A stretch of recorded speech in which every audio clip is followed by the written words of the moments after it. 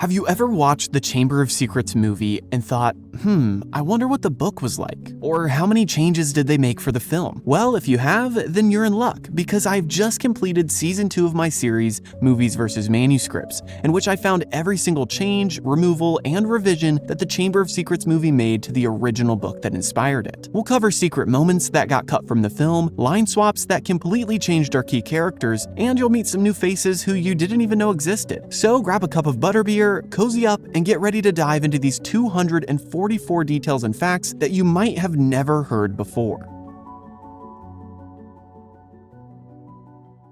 Kicking off with the opening title screen, we see a shot of a village that pans down to the Dursleys' home and Harry's bedroom window. We see Harry looking at the photo album that Hagrid gave him at the end of the previous movie and hear Hedwig screeching in her cage. Harry tries to tell her to be quiet, but it's already too late as Vernon calls for Harry to come down to the living room. He tells Harry to keep his bird quiet, and then the Dursleys review the schedule for the night as Vernon is about to have one of the biggest meetings of his life. After Petunia and Dudley share their parts to play, they all look at Harry, who says that he'll be keeping quiet in his room and pretending that he doesn't exist. Then, as Vernon's guests arrive, Harry goes upstairs to his room but is shocked to see a creature jumping on his bed. The creature sees Harry and says that it's an honor to meet him, but Harry quickly gets to the point and asks, "Who are you?" The creature then introduces himself as Dobby the house elf, and Harry tells him that this isn't a great time for a house elf to visit, but Dobby continues and tells him that he had to come visit, but he's having trouble saying why. Harry tells him to have a seat, but Dobby breaks down at this, as no wizard has ever shown him such kindness before.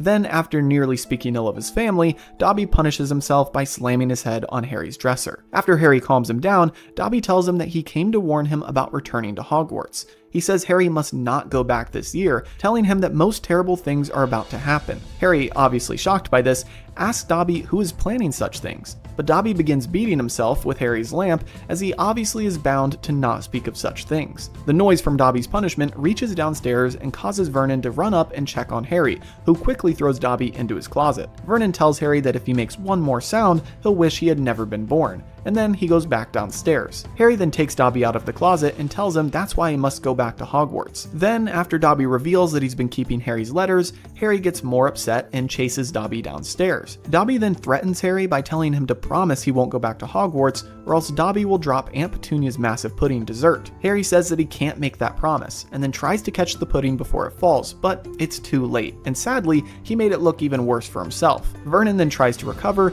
telling the guests that his nephew is disturbed, and Harry sees Dobby vanish into thin air. We then cut to seeing Vernon put bars and locks on Harry's room, and that is where we'll end off for this week. Next week, we'll get into Ron's rescue of Harry and his time at the Weasleys. But this week, we've already got our hands full. To start, let's unpack our first 3 categories of characters, timeline, and location. For characters, we have just a couple differences. First, I know I mentioned this in the Philosopher's Stone series, but I feel like I need to bring it up again since it's been a while. But Petunia and Dudley are blondes. I'm still not sure why this was changed for the film, and my only theory is that perhaps they couldn't find good actors that fit the right description. Second, we're missing one character, Mafalda Hopkirk, who actually gets brought up a number of times later in this series, but we'll get to the details of her involvement in the plot changes. Next, as for timeline, there's just a couple shifts. Of course, per usual, they condense the events of multiple days into essentially one night. Plus, Harry's birthday happens the day of Vernon's big dinner party.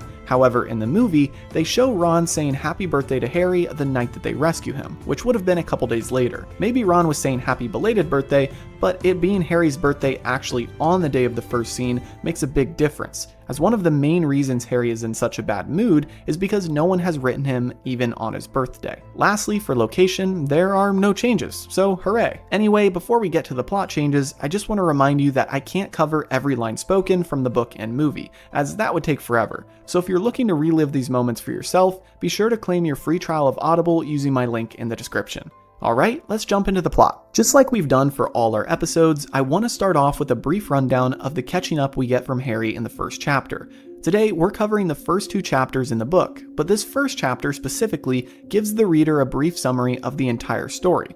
Like most good authors, J.K. Rowling refreshes us on several characters, bits of context, and lore to help get us back up to speed on the story we're reading. In a movie format, this is unnecessary as this film medium doesn't require such detailed summary to start the movie.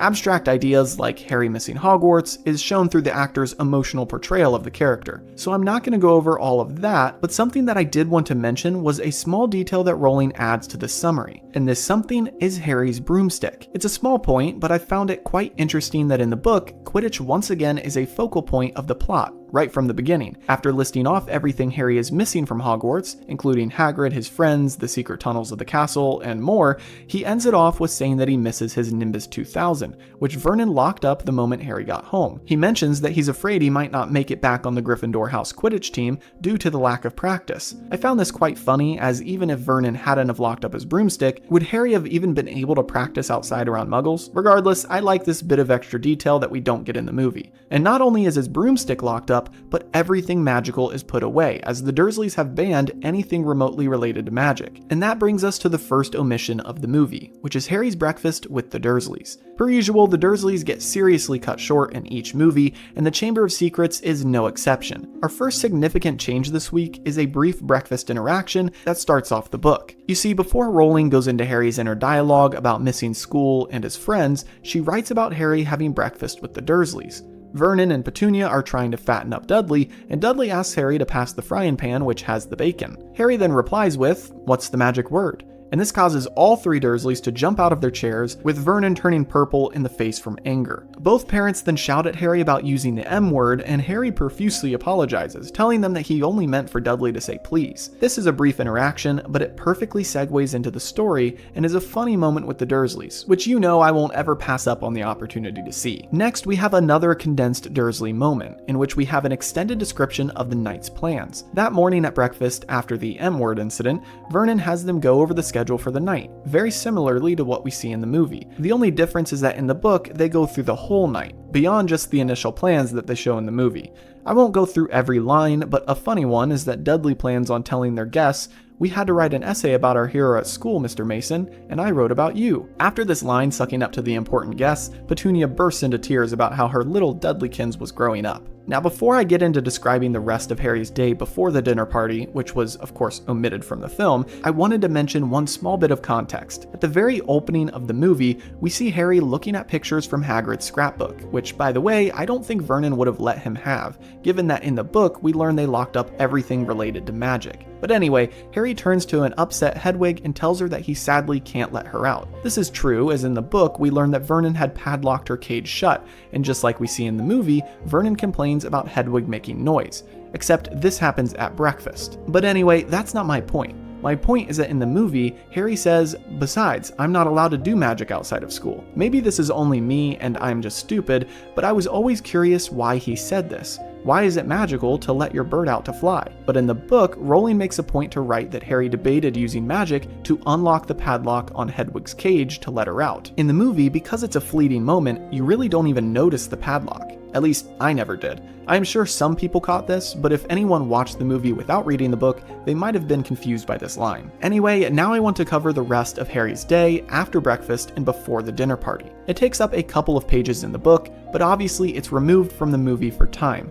Before I go into this, I actually want to clarify that this opening scene in the movie is completely okay in my opinion. I think it properly condenses these chapters, and I really can't complain about this part of the adaptation. Of course, like I said, I'd love to see more of the Dursleys, but I understand they can't spend 15 minutes at the Dursleys' house. If you're like me and you nerd out about this stuff, then you'll enjoy this extra bit of context, which may or may not include a cameo from Dobby. So, picking up from breakfast time, Vernon tells Harry to stay out of Petunia's way as she cleans. Vernon tells him that he's going into town to pick up suits for him and Dudley, and Harry then heads outside as he sings happy birthday to himself and recounts what a sad day it is. His friends haven't been writing, he misses Hogwarts like crazy, and he has been having nightmares about Voldemort. As he lays on the garden bench thinking about this horrible day, he suddenly sees big green eyes staring at him from the bushes, and bolts upright. Of course, we know now that these big eyes are Dobby's, but we won't meet Dobby for a little while longer. First, Dudley needs to do some taunting. Dudley walks up to Harry and tells him that he knows what day it is, taunting him that no one cares it's his birthday. He then asks Harry why he's staring at the bush,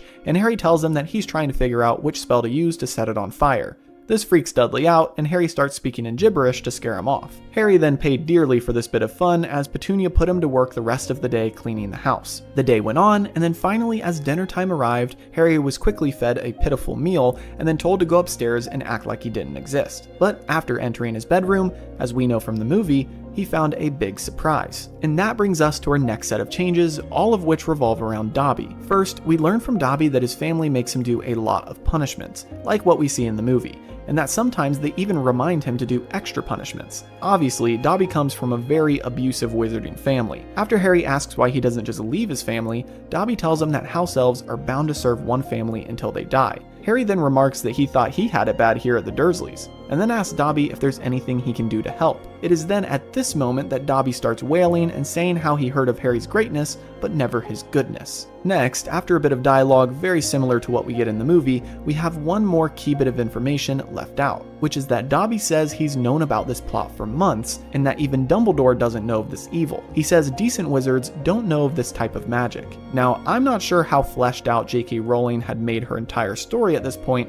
but that sounds an awful lot like foreshadowing for a Horcrux. As we learn later on in the series, Dumbledore took a while to figure out that this was what Tom Riddle was using to cement his power as Voldemort. I find it very interesting that we get foreshadowing of this in just the second chapter of only book 2 in the series, as Dobby tells Harry outright that this evil type of magic is beyond even Dumbledore. Of course, this is left out of the movie as it's a little too much foreshadowing at this point in the story. After Dobby lets this information slip, that's when he gets up and starts beating himself with the lamp. Another small difference is that in the movie, the Dursleys blame a cat for the noise, but in the book, Vernon blames Dudley for leaving the TV on. Then, just like in the movie, he rushes upstairs and confronts Harry, who shoves Dobby in a closet. Next, Harry actually asks Dobby if he took the letters, unlike the movie in which Dobby freely reveals that he took them. Then, once they head downstairs, Dobby crouches on top of a cupboard out of Harry's reach, whereas the movie shows him just on the ground a few feet in front of Harry. Plus, an even bigger change is that Dobby simply makes the pudding fall to the floor, not on top of Mrs. Mason. It made a massive mess still, but obviously for dramatic purposes, they show Harry trying to get the pudding, which makes it look like he's doing the magic himself. Plus, they show it going on the Dursleys' guests, not the floor. Now, before I get to the biggest detail they left out, which is the letter Harry receives, there's one last small detail that the movie changes. In the movie, they show Dobby vanishing quietly and like pixie dust in the wind. In the book, however, J.K. Rowling had a clear idea of what apparition was. She clearly writes that Dobby vanished with a loud crack like a whip, which as we know is what true apparition is like in the books and in the later movies. I think they made it quiet for the movie just to further condemn Harry as the supposed culprit for the pudding fiasco. If there was a loud crack in the movie, that would have been way more noticeable for the Muggles. Okay, so now we have the final and perhaps the most important moment from this chapter, which was completely left out of the movie, and that is Harry receiving a letter from the Ministry of Magic. After the loud crash of the pudding and the crack of Dobby apparating, Vernon and Petunia burst into the kitchen to see what is happening. A small detail to point out is that unlike the movie, the house layout must have had a closed-off kitchen that wasn't visible from the dining room. Still though, Vernon explains, just like in the movie, that his nephew is disturbed, but they continue on with their dinner party, as Petunia simply grabs some ice cream for dessert. They hand Harry a mop to clean up, and Vernon promises to flay Harry within an inch of his life once the Masons leave. But what happens next is the massive change. You see, pudding doesn't land on Mrs. Mason's head, but something else does. A letter from the Ministry of Magic. As Harry is cleaning up, an owl swooped into the house and dropped a letter onto Mrs. Mason, who then runs from the home shouting that they're all lunatics. Mr. Mason then angrily informed the Dursleys that his wife is deathly afraid of birds, and asked if this was some kind of joke. After both the Masons had stormed out, Vernon came into Harry and demanded that he open the letter. The letter, which was from Mafalda Hopkirk at the Ministry of Magic, explained that they detected a hover charm being used at Harry's residence, and that any further spell work would result in his expulsion from Hogwarts. Plus, she reminded Harry that underage magic is illegal. If Harry thought he had it bad, he had it much worse now, as the Dursleys finally knew that Harry wasn't allowed to do magic outside of school. At this, Vernon began to lock up Harry's room, telling him that he would never go back to school ever again. He even fitted a cat flap to Harry's door so that they could give him food 3 times a day. As mentioned in the timeline changes, Harry suffered through this for 3 days before being rescued, but thankfully, Ron and the twins did eventually come to save the day. But that's a story for next week. Picking up from where we left off last week, Uncle Vernon has just sealed off Harry in his room, and Ron and the twins have come to rescue him in their flying car. After Harry wakes up and sees them, they attach a rope to the bars on the window and pull them off, which causes a loud crash that wakes up the Dursleys. Harry then rushes to throw his luggage in the car, but after getting Hedwig inside, he is slightly too late to jump in himself, and Vernon grabs onto his ankle. Thankfully, the Weasley boys have a good hold of him, and they drive the car away, causing Mr. Dursley to get pulled through the broken window and fall into the bushes below. Harry and the boys then fly away, and we cut to them landing at the Weasleys' house, which we know as the Burrow. The four boys then slowly creep inside, try not to wake up their mother, and Harry takes in this odd home as it's the first wizarding house that he's ever been to. Suddenly, Mrs. Weasley comes down the stairs and shouts at the boys, but tells Harry that she knows it isn't his fault.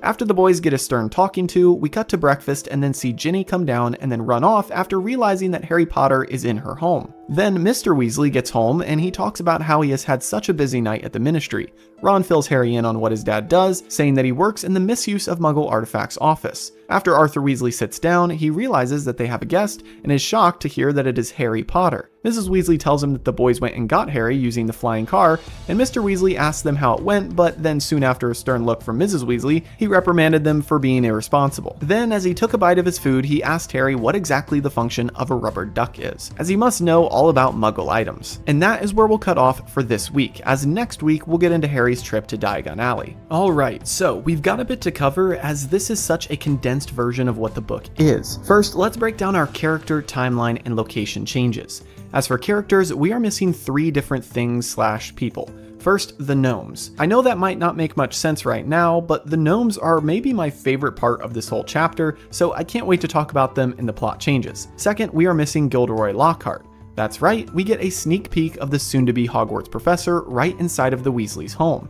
And lastly, our third missing character is Mundungus Fletcher. Although he isn't physically in the chapter, he is mentioned by name, and obviously if you're a Harry Potter fan, you know that name will come up quite a few more times in the coming years. Next, let's talk about timeline. Once again, we need to address Harry's birth date. In the movies, they shift it to be a lot closer to when the school year starts. My guess is August 31st. However, in the books, Harry's birthday is July 31st, which means that since Ron and the twins rescue him on August 3rd, he stays at the Weasleys for nearly a month. In the plot changes, we'll talk more about the events that transpire during these weeks before the Hogwarts Express departs on September 1st. But in the movie, Harry gets rescued, eats breakfast, and then that same day goes to Diagon Alley for school supplies. This rapid pacing makes us think that when they cut to King's Cross, it's only a day or two after. So just like in the first movie, that makes me believe that they place Harry's birthday right before September 1st for the films. Lastly, in the case of location, there's not a major change. However, the Weasley's Burrow is a central location for this chapter,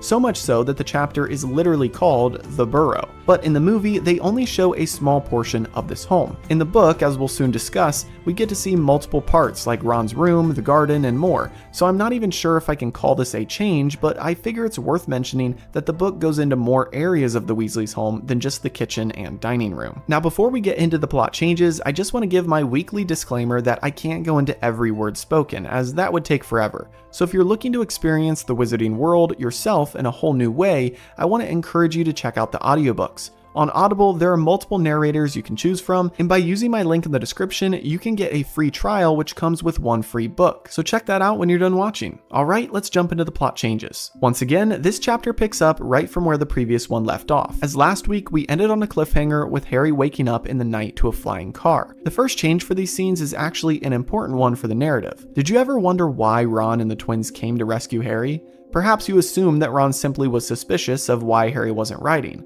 Well, although that is the movie's take on things, the book actually gives a more believable reason for this, which is that Mr. Weasley heard of Harry's warning from the Ministry about his misuse of magic in front of Muggles. Here's what happens in the book. As Ron and the twins pull up to the window, Ron talks to Harry and asks what's going on. He tells Harry that he's written at least a dozen times asking for Harry to come stay with them, and then suddenly his dad came home saying that Harry got an official warning from the Ministry.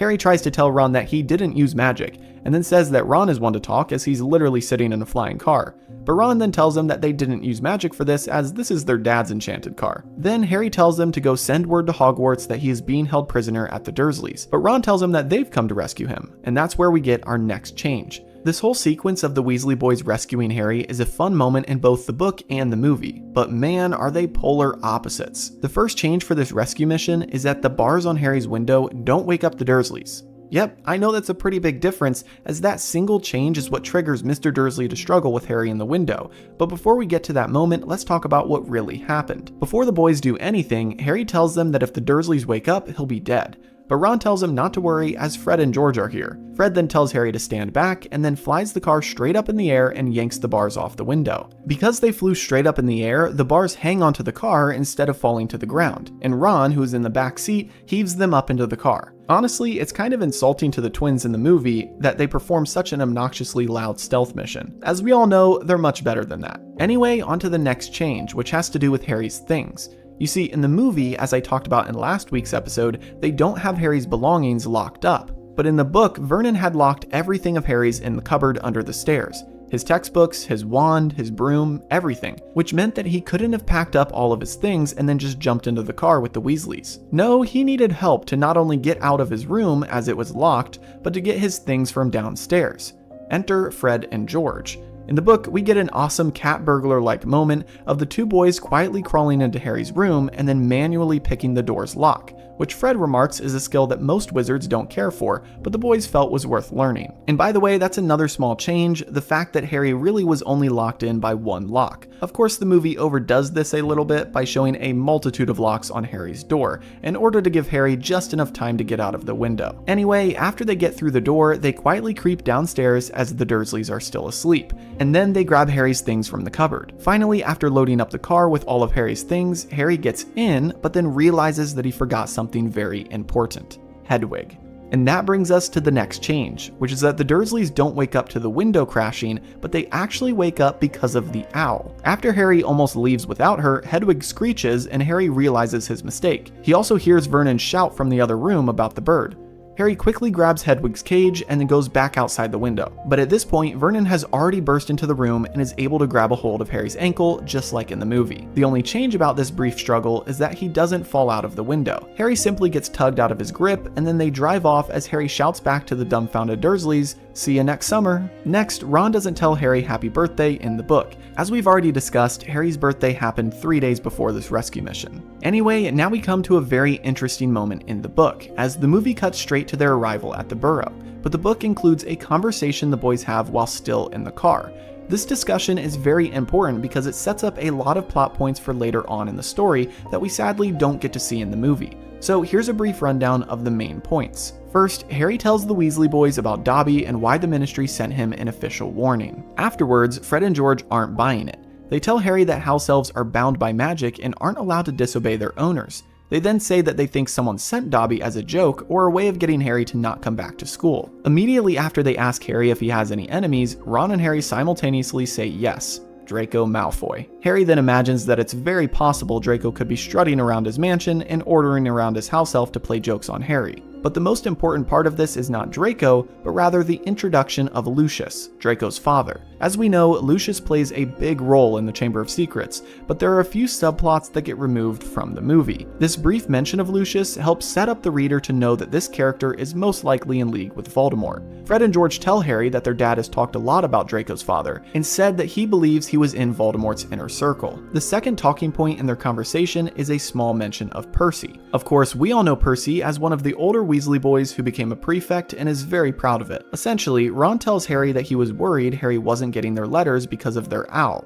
Errol. So he borrowed Hermes, the owl that Percy got as a gift from his parents. That's when George says Percy has been sending an awful lot of letters recently and staying shut up in his room. Later on in this book, we'll learn more about Percy and his role in the story, but just know for now that this mention of Percy being shut up in his room is no mistake. Third, we also learn that the Weasleys have a ghoul in their attic, which if you're a Harry Potter fan, you'll know plays a role later on in the series. Fourth and finally, Ron tells Harry about what Mr. Weasley does for a living. Harry learns about how Arthur Weasley works at the Ministry of Magic and is one of 2 people in the Misuse of Muggle Artifacts office.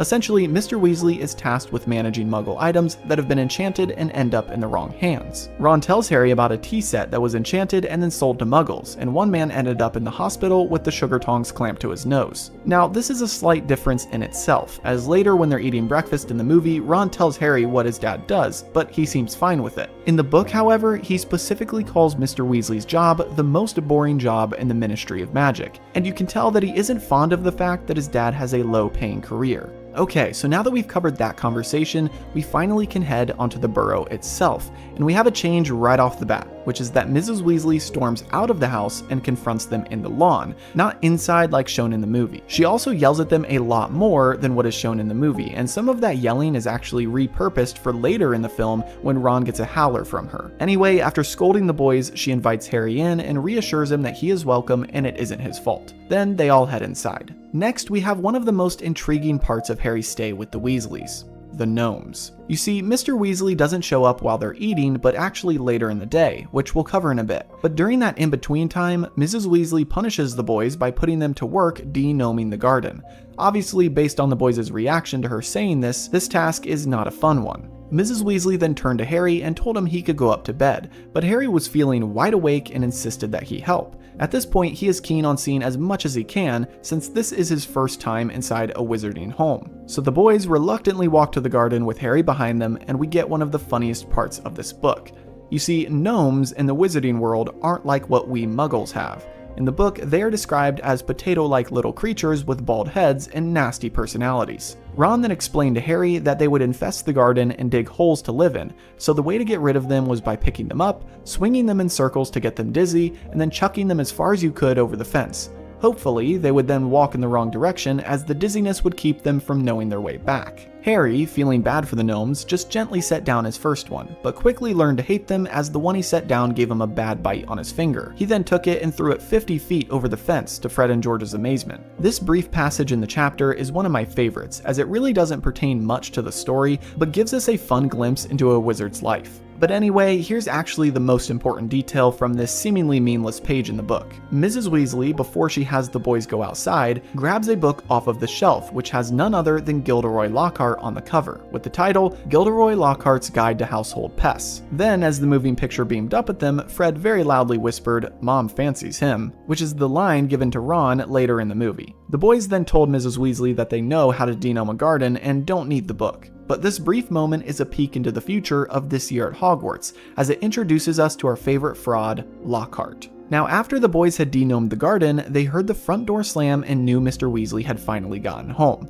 Obviously, as I mentioned, Mr. Weasley doesn't come home during breakfast, so that's the first change. Next, the conversation before he meets Harry is quite different, as he sat down in the living room and was talking about the crazy night he had as the boys walked inside. This is when we hear our second missing character, Mundungus Fletcher. Yep, already in book 2, we are meeting this iconic scoundrel. Mr. Weasley talks about how he had 9 raids and how Mundungus tried to put a hex on him when he had his back turned. Fred then perked up and asked him if he found anything, and sadly Mr. Weasley said he only got a few shrinking keys and a biting kettle. Also, since Harry has already learned of Arthur Weasley and his job, he doesn't ask about what a raid is like they show in the movie. But now we come to the main difference in this conversation, which is Mrs. Weasley confronting her husband. As he continued to talk about all the Muggle items that wizards had enchanted, Mrs. Weasley spoke up and remarked, "Like a car, for instance?" Then Mr. Weasley went silent, and Mrs. Weasley continued about how ridiculous it would be for someone to buy a car and lie to their wife while they were enchanting it the whole time. Mr. Weasley then, well aware of what was happening, said that he should have told her about the enchanted car, but it isn't against the law as long as the wizard doesn't have intentions of driving it. Mrs. Weasley then said, "You made sure there was a loophole when you wrote that law." I found that line very funny, as I wasn't aware, based on the movie, that Mr. Weasley actually made the laws in regard to misuse of Muggle artifacts. Anyway, after this remark, she then told Mr. Weasley what happened, and we have a similar moment like in the movie of Arthur wanting to know how it went, but then reprimanding the boys after getting a glare from his wife. Finally, the last change in this chapter is the omission of Ron's room. After all, Harry would be staying with them for weeks, so Ron took Harry to his room and showed him around. Not much happens other than J.K. Rowling describing the things inside of the room. We learn that it was covered in orange, as Ron's favorite team was the Chudley Cannons, and that was their team color. We then hear about what Harry saw in the room, like comics called The Adventures of Martin Miggs, the Mad Muggle, self-shuffling playing cards, and a tank of frog spawn. Then, after Ron nervously said that his room wasn't as big as Harry's at the Dursleys, Harry told him that this was the best house he'd ever been to, and Ron went pink. This is continuing to build out a crucial theme in Ron's life, which is his embarrassment about his family's wealth. Things like this seem small in the book, which is why they were cut, but they really do help build the character, especially when that specific character trait plays such an integral part later on, even all the way through the Deathly Hallows. And speaking of building characters, that wraps up our changes for this week. Picking up from where we left off last week, we see Errol the Owl delivering Hogwarts letters to the Weasleys and Harry. After reading that they'll need new books, Mrs. Weasley says they'll have to go to Diagon Alley, and we cut to them standing around their fire as they show Harry how to use the Floo network. After Harry incorrectly says Diagon Alley, he is transported to a random shop that doesn't look too nice. He walks around for a bit, and after nearly getting trapped in a gross-looking hand, he escapes the dark shop into an alleyway that he's never seen before. Obviously lost, he tries to make his way out, but is surrounded by evil-looking wizards and witches, and then thankfully, he is saved by Hagrid. After Hagrid gets Harry out of what we learn is Knockturn Alley, Harry explains that he got lost, and then they run into Hermione. She fixes Harry's glasses, and then she takes Harry from Hagrid and leads him to Flourish and Blotts, a bookstore where the Weasleys are waiting. They're thankful to see Harry, but they quickly get distracted again as Gilderoy Lockhart makes his first appearance for his book signing. But before he starts signing anything, he spots Harry Potter in the audience and brings him forward for a photo shoot, and then gives him his entire collection of books for free. Harry awkwardly walks off, and as he and the Weasley kids are trying to walk out of the shop, Draco Malfoy stops them and takes some verbal jabs at Harry. But Ginny to the rescue as she stands up for Harry and then quickly gets a rude comment from Malfoy as well. Before things can escalate further, however, Draco's father, Lucius, shows up and calms him down. But that doesn't mean the rude comments are done, as Lucius has his own way of handling these situations, and he isn't that nice. After Lucius picks up one of the books in Ginny's cauldron and guesses correctly that the kids around him are the Weasleys, Arthur Weasley walks up and handles him, telling him that they have very different ideas of what disgraces the name of wizard. Lucius then sets Ginny's book back in her cauldron, and he and Draco take their leave. And that is where our scenes end for this week. Pretty short, right? Well, the book is quite different as we visit other locations, talk to other characters, and just get way more context for the events than what gets shown here. So let's go ahead and dive into our first three categories of characters, timeline, and location changes. First, for characters, we're missing one key character, Mr. Borgin of Borgin and Burkes. He's actually involved quite a bit, and I'll address that later once we get to the plot changes, as it further involves Lucius Malfoy and his sinister secrets that the movie doesn't show. Also, a small character description change is the fact that in the book, it's said that Lockhart is wearing a pointy wizard's hat. Obviously, that's not the case in the movie, probably so his beautiful hair isn't covered. Next, for timeline, we have our usual change of the story being ultra condensed. In a moment, we'll talk about some of Harry's time at the Burrow and how the movie skips straight from their breakfast to Diagon Alley, when that isn't the case in the book. And lastly, as for location, we're only missing Gringotts, as J.K. Rowling makes a point of having Harry and the Weasleys go there to get money before they're shopping. This makes sense, and I think the movies just removed it because it can be assumed by the viewer that they went there. However, as we'll get to in a minute, the reason for including this in the book is actually to build out some key character narratives and themes. Before I jump into the plot changes, I just want to remind you that I can't cover each word spoken since that would take forever, but I'll try my best to fill in the dialogue gaps that the movie omits. However, if you're wanting to relive these moments for yourself, check out my link in the description and claim your free trial of Audible. This gets you one free audiobook so you can follow along with me as I cover the Chamber of Secrets. Anyway, let's get into the plot changes. After a few weeks of having cliffhanger chapters, we finally have a chapter in the book which skips over a couple weeks of activities. Namely, Harry's month at the Burrow is not described in full because, well, there's no need to do that. However, at the beginning of chapter 3 in the Chamber of Secrets, Harry does take note of a couple things about his time at the Weasleys. First, Harry notices how different the Burrow is from Privet Drive. Specifically, he realizes how neat and orderly the Dursleys kept things at their home, as everything in the Weasleys' house was quite random and strange. A couple of these strange things were the ghoul in the attic, which would bang on the pipes and randomly howl, and a mirror in the kitchen which shouted at Harry to tuck in his shirt whenever he looked into it. Also, Harry would randomly hear explosions from Fred and George's room, but nobody seemed to notice, as evidently that was a normal activity for them. The second thing Harry notes is that he wasn't used to how much attention he was getting. Mrs. Weasley would fuss over his clothing and force him to eat more food than normal because of how skinny she thought he was. Plus, Mr. Weasley took a liking to Harry and constantly asked him about how Muggle inventions and services worked, like the post office. But after we get this brief summary of Harry's time in between the chapters, we finally catch up to the present and have our next change. This change is more of an omission than a direct alteration of the story, as technically in the movie, they do make note of how their school books won't come cheap. The omission is the key detail of why the books won't come cheap. Here's what happens in the book. After the letters arrive one morning, they all take some time to read through their textbook requirements, and are shocked to see that they'll need the Standard Book of Spells by Miranda Goshawk, and 7 books by Gilderoy Lockhart. Typically, they probably would have only needed the Standard Book of Spells, but having to buy 7 extra textbooks is what makes this lot so expensive.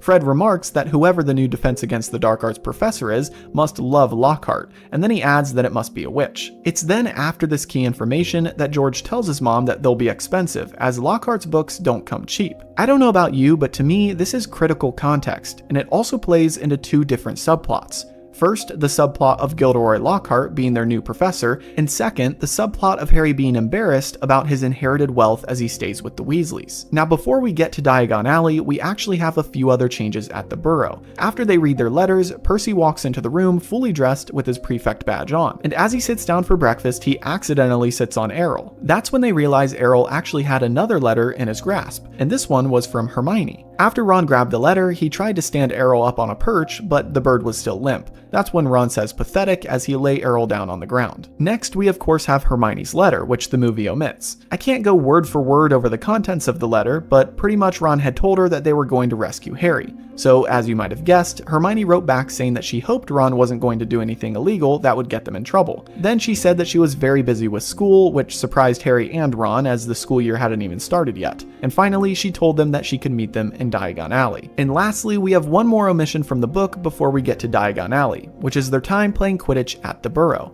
As Harry Potter fans know well, the game of Quidditch is seriously cut short in the movies, and that includes a fun moment in this chapter which has Harry playing in the Weasleys' backyard. After receiving their letters, we learn that they all went up to a paddock surrounded by trees to play the game. Everyone took turn flying on Harry's broom, as his was far faster than everyone else's. And because they had Muggle neighbors, they had to use apples as the balls because the bludgers or the snitch might fly off into a Muggle's yard. It's during this playtime that Fred and George further discuss how they can't afford anything new or this massive list of books, and Harry thinks to himself about his own small fortune, and how he's kept that a secret from even the Dursleys for fear of them trying to claim it all. And it's on this guilty note that the book heads into the second half of the chapter, which is all about their time in Diagon Alley. And as you know, this is where some of our biggest changes come into view. So hang on tight as we dive into this next section. The first few changes are super small, but of course you know the deal, I still gotta mention them. First, it is actually Fred who demonstrates how to use flute powder, not Ron.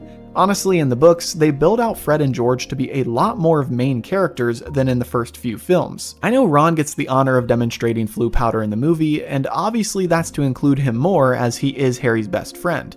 But in the books, especially during this chapter, Fred and George do way more talking than Ron. Anyway, the second small change is that flute powder works slightly different. The movie does it in a cool way, so I'm not complaining, but in the book they throw the powder into the fire, it lights up, and then they step inside the flames and announce where they're going. In the movie, it shows them throwing the powder at their feet as they say the name of where they're going, so slightly different, but not that big of a deal. The third smaller change is that the movie omits the detail of Harry getting out at the right grate. In the movie, we do get a line from the Weasleys about how they hoped Harry had only gone one grate too far, but that's it. In the book, before Harry takes the flute powder, Mrs. Weasley tells him to get out at the right grate. Essentially, once you say the name of where you're going, the network will show you all the different grates in that location, and it's your job to select the right one. Well, an unexperienced wizard can easily miss their exit, so to speak, and that's what they're saying in the book. Obviously, this is again a small change, and it doesn't massively affect anything else in the movie, but it's just a little extra detail about the wizarding world, which I know we all love. Lastly, the fourth change regarding Harry's flute powder experience is the fact that he has a reason for messing up his first time. You see, in the book, as he is about about to go, Mr. and Mrs. Weasley and Ron are all giving him advice like keep your mouth shut, don't fidget, don't get out too early, and so on. All of this info overwhelms Harry as they're all talking at the same time, and then right before he could say Diagon Alley, he got a mouthful of soot from the previous travelers. All of this together caused him to stutter when saying Diagon Alley, resulting in him going to the wrong location. And speaking of the wrong location, now that we've covered a few smaller changes that don't really affect anything, how about we address one of the largest omissions of the whole movie? Of course, I'm talking about Harry's time in Borgin and Burke's. That's right, the shop in Nocturne Alley that Harry gets lost in is none other than the iconic Borgin and Burke's, which is later used by Draco in the Half-Blood Prince. But that's a story for later. Now let's focus on the missing moment, which is Lucius and Draco's visit to the shop while Harry is there. This is a key moment in the plot and foreshadows a lot of what's to come, but sadly it got removed from the film. In the movie, they simply show Harry walking around and then walking out of the store and getting saved by Hagrid. But the book tells a completely different story. To try and summarize it in the best way possible, I'm just going to list off the main order of events from the chapter. First, Harry tries to exit, but as he goes towards the door, he sees Draco and someone who looks like his father walking up to the storefront. Knowing that Draco is the last person he'd want to see right now, Harry quickly hid in a large black cabinet nearby. Real quick, I can't remember if it is, but perhaps this is the same cabinet Draco uses later in the series. Let me know in the comments if you think it is. Next, Harry left a crack in the cabinet door and watched and listened as Draco complained to his father about how he wanted a present, and Lucius said that he'd buy Draco a racing broom. The mention of a broom triggers Draco to start whining about Harry and how everyone likes him and how he got a Nimbus 2000 to be on the Gryffindor team last year. Then we get an interesting remark from Lucius as he tells Draco that it isn't prudent to seem less than fond of Harry when most wizards regard him as the hero who took down the Dark Lord. I know Harry had already heard from the Weasleys that Lucius was in league with Voldemort, but this further confirms it as no one calls Voldemort the Dark Lord like that unless they're on his side. Anyway, the next thing we read is that Mr. Borgin came in and spoke with Lucius. Mr. Malfoy goes on to tell him that he'd be selling today, not buying, much to the disappointment of the shop owner, and then Harry overheard that Lucius thought some of his items at home might be embarrassing if the Ministry were to raid his house. We then get more context that the Ministry might be passing a new Muggle Protection Act, and that they're conducting more raids on wizarding homes. Suddenly, Draco spoke up saying that he wanted the withered hand in the shop, the same hand that we see Harry get trapped in the movie. Then Mr. Borgin, eager to sell something, rushed over to Draco and told him that if you put a candle in the hand, it would only give light to the person holding it, and it is the best friend of thieves and plunderers. Lucius then takes offense to this, stating that he hopes his son will become more than a thief, but then added that if his grades continue to be poor, then perhaps his son will be a plunderer. Draco then whined and remarked about how the professors all favored Hermione Granger, and it wasn't his fault. This did not make his dad happy, as Lucius then said that he thought Draco would be more ashamed of himself about a Muggleborn beating him in every exam. And finally, after a bit of haggling and a close call with Draco nearly opening the cabinet that Harry was hiding in, the Malfoys left and Harry was able to make his escape.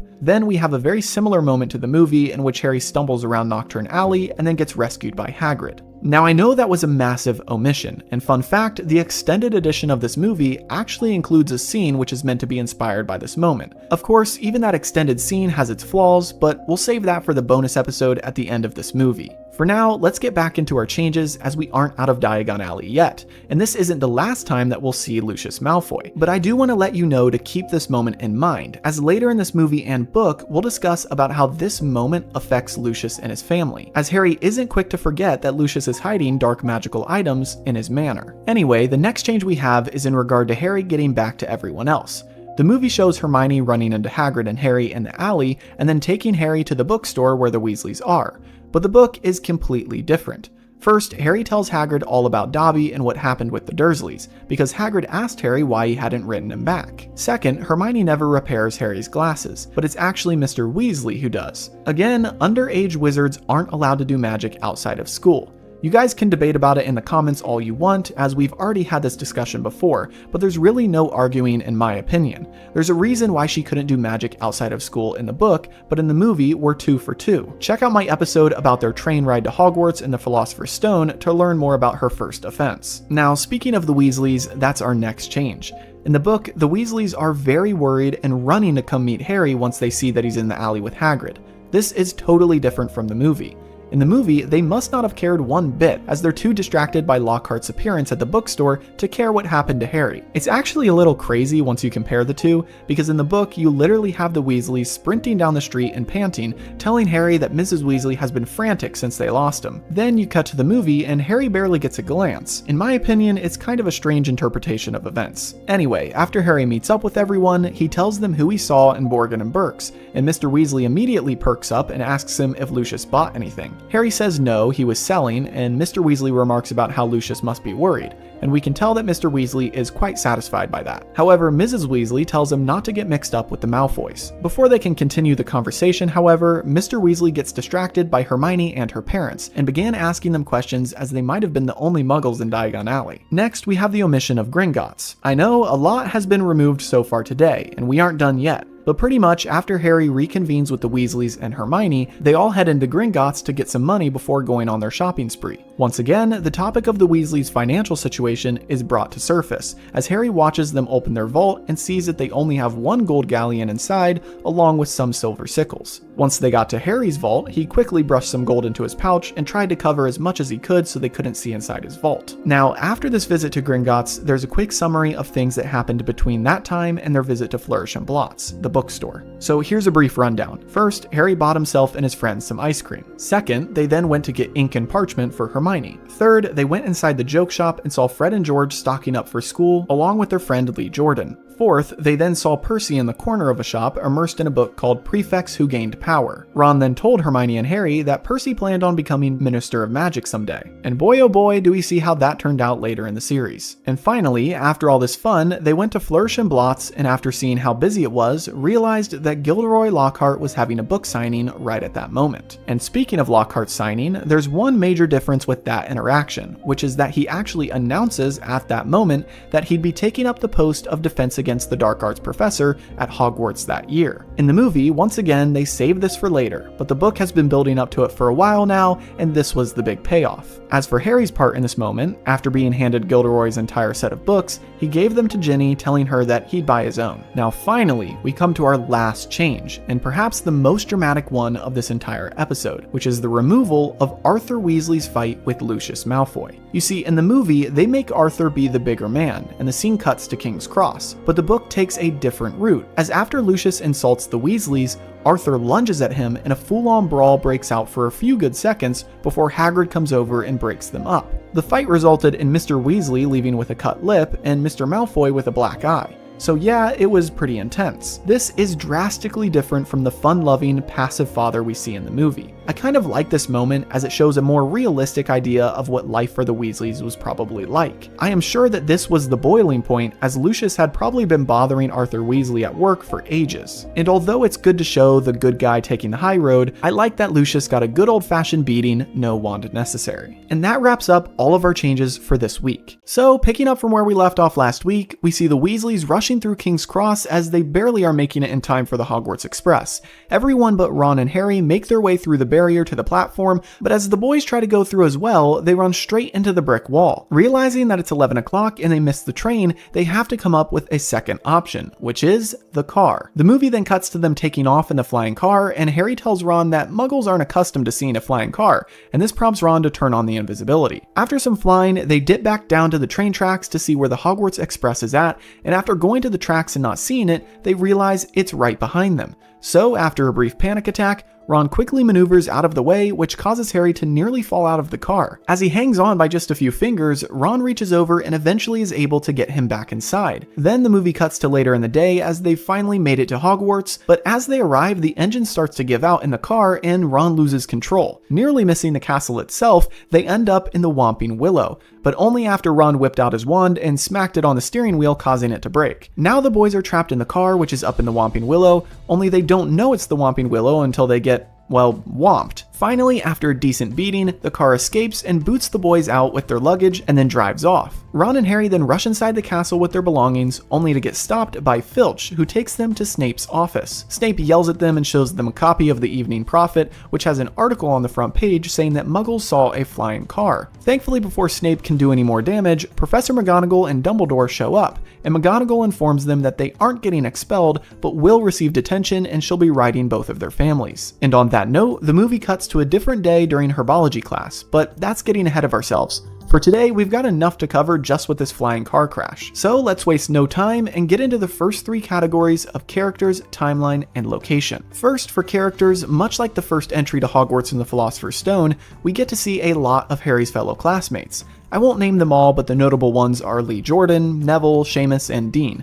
On top of the classmates, the Weasley siblings and Hermione show up as well, which we'll get into their involvement later in the video. Next, when it comes to timeline, we can pretty much give this week a pass. Besides the typical condensing of time, there's no major changes to the timeline. And finally, for location, we're missing the Burrow and Gryffindor Tower. The Burrow plays into our first changes for this week, as that's where our chapter in the book starts, and Gryffindor Tower comes in at the end, as that's how the chapter ends. This scene in the film seems to focus more on the in-between events and leaves out these moments that bookend the chapter. Now, before I go any further, I just want to remind you that I can't cover every line spoken, so if that's what you're looking for, then I'd encourage you to claim your free trial of Audible using my link in the description. You get one free audiobook and you can follow along with me each week. And on that note, let's jump into the plot changes. As you might have guessed, our first change is actually an omission from the beginning of this chapter. You see, before we ever get to King's Cross, we learn about the night before and the morning of at the Weasleys. This is filled with fun bits of context and little details which don't massively impact the story,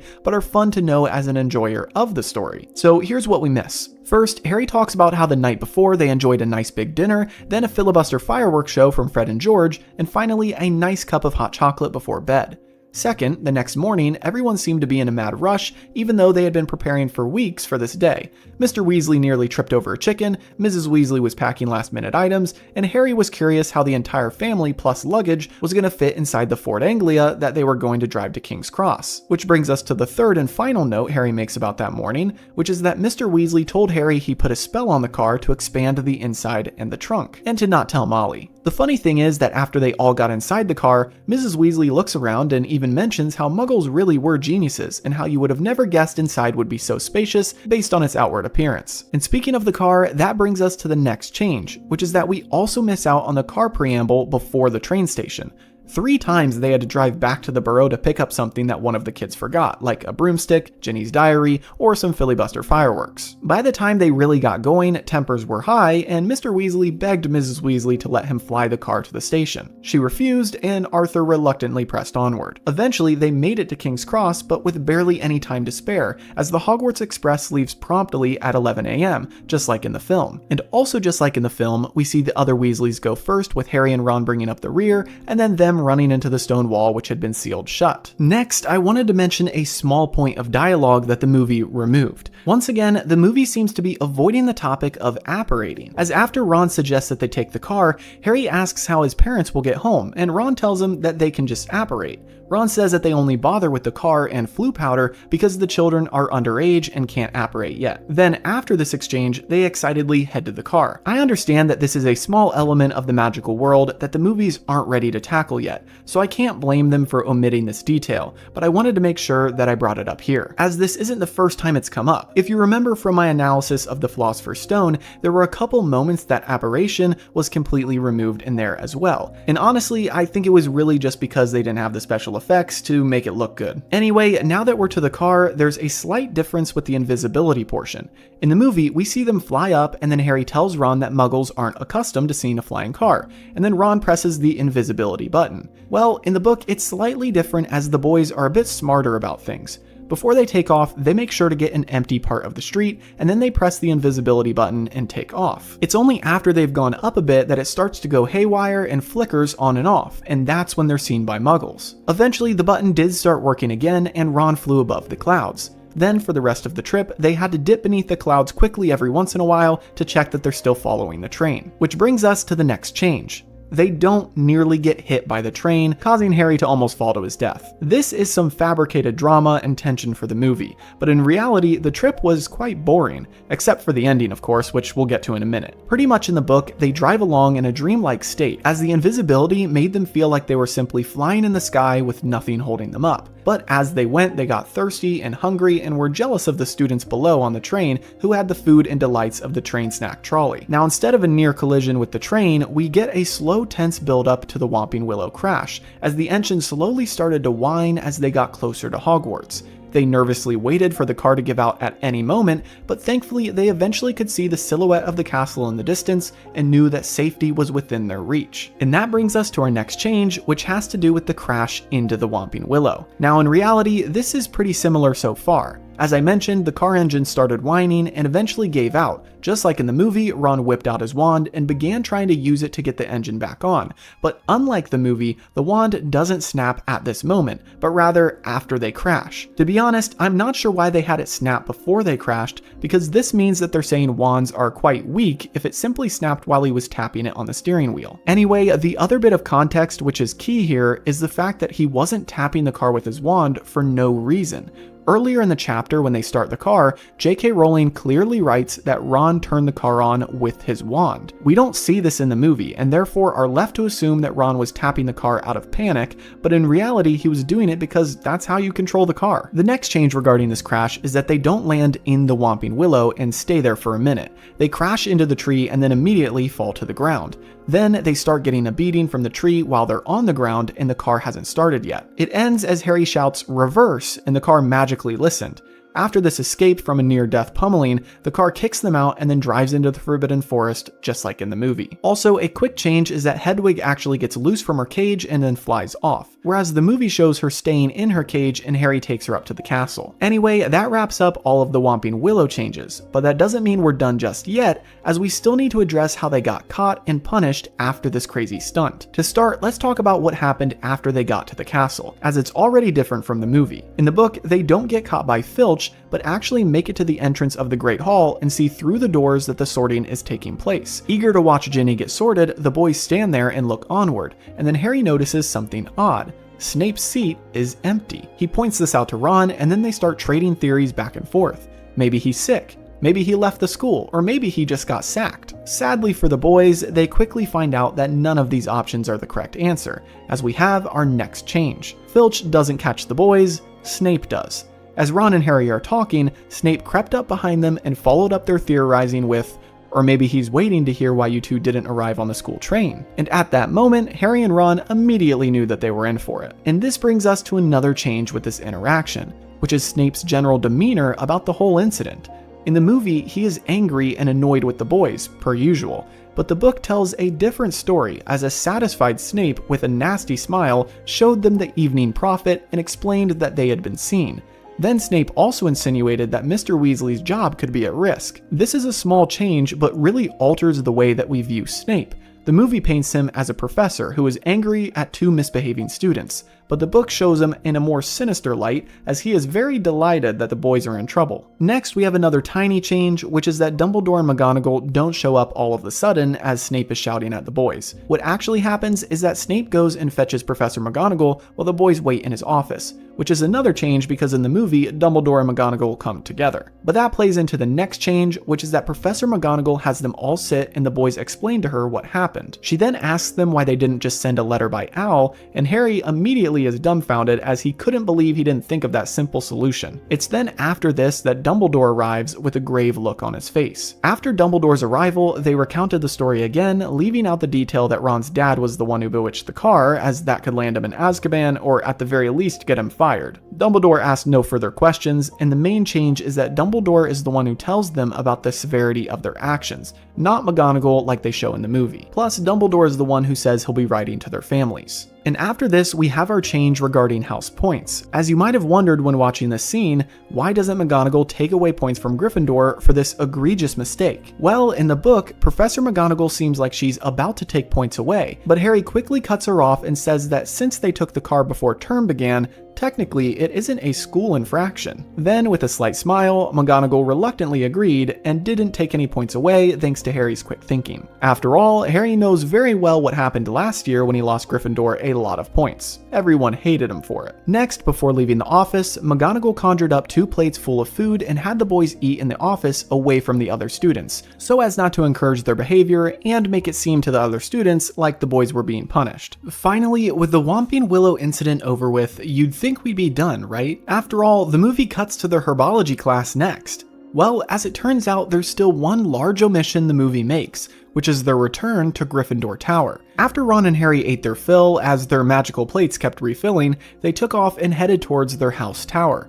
Once they got to the fat lady painting, she asked them for the password, and they realized that they never got it since they didn't go to the feast with the other students. Thankfully, Hermione was there to save the day. As the boys stood there, Hermione came up behind them and was relieved to see them, but also started going off about how she had been hearing the craziest rumors. To her dismay, the boys confirmed that they did indeed fly a car into the Whomping Willow. However, before she could go off on a rant, they entered the common room and were met with a loud round of applause as all the students cheered them on for their epic stunt. Lee Jordan and the twins specifically were amazed and jealous all at the same time, and told Harry and Ron that people at Hogwarts would be talking about this one for years. Then, after noticing Percy heading their way to reprimand them, the boys quickly told everybody that they were tired and headed off to bed, where they met their other classmates, Dean, Seamus, and Neville, who all congratulated them as well on their successful crash. This final moment is an awesome way to end the chapter, and a great way to kick off the year. Sometimes in the Harry Potter books and movies, it's just tense moment after tense moment, but J.K. Rowling always did a good job of keeping things light in the first few years before the real dark stuff kicks in. After all, it's a couple of 12-year-olds at school with their buddies. Why wouldn't they be celebrating this incredible stunt which resulted in no house points being taken away?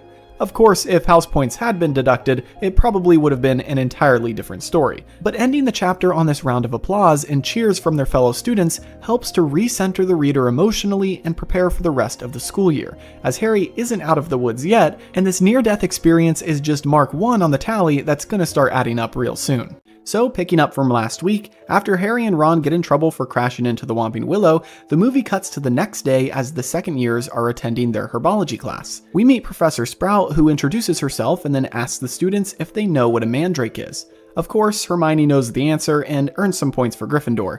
Then they go through the process of repotting some baby mandrakes. Sadly, Neville faints, not at the fault of neglecting his earmuffs, but they press on anyway. We then cut to one of their meals in the Great Hall and see Sir Nicholas floating along and greeting Percy and Miss Clearwater, and then the movie pans to inside as we witness Ron trying to fix his wand. After Harry confirms that he's doomed, there's a bright flash and we meet Colin Creevey, a first year with a Harry Potter obsession. Then mail comes and Errol delivers a howler to Ron, which he opens and has to sit there embarrassed as the letter shouts at him in front of all of his classmates. Finally, after this, the movie cuts to their Defense Against the Dark Arts class, and we once again meet Gilderoy Lockhart.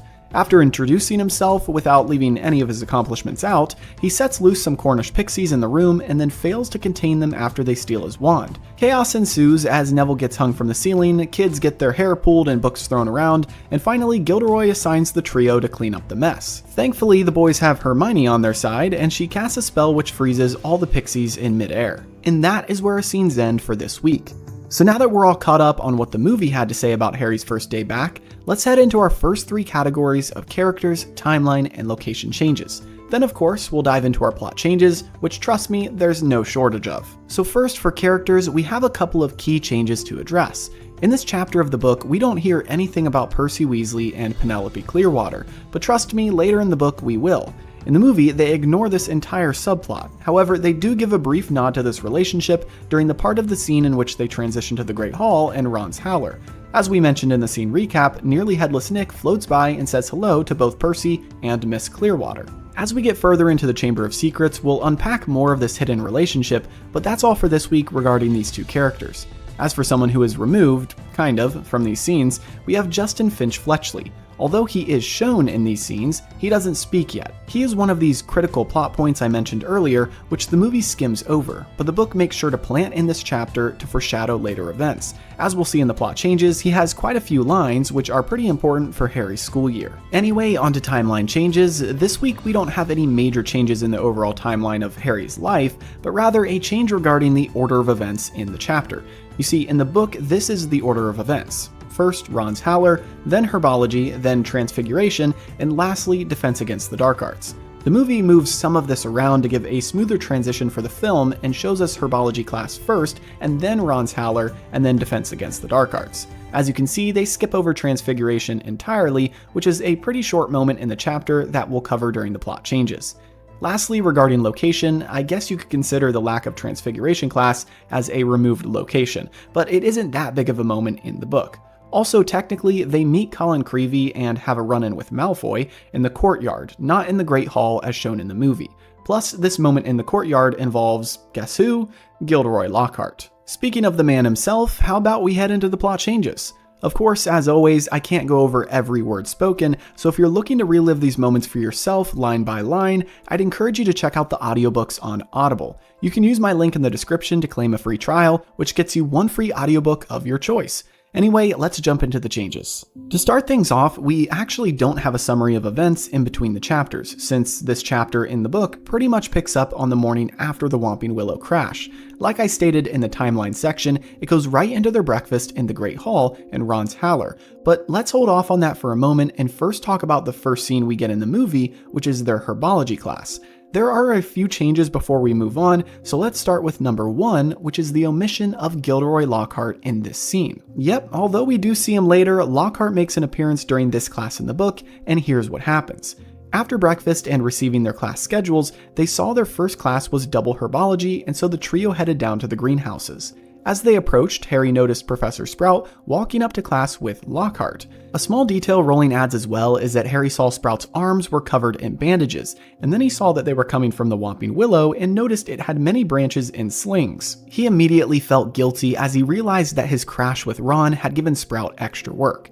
But anyway, as he approached, Lockhart saw him and pulled him aside as the other students went into class.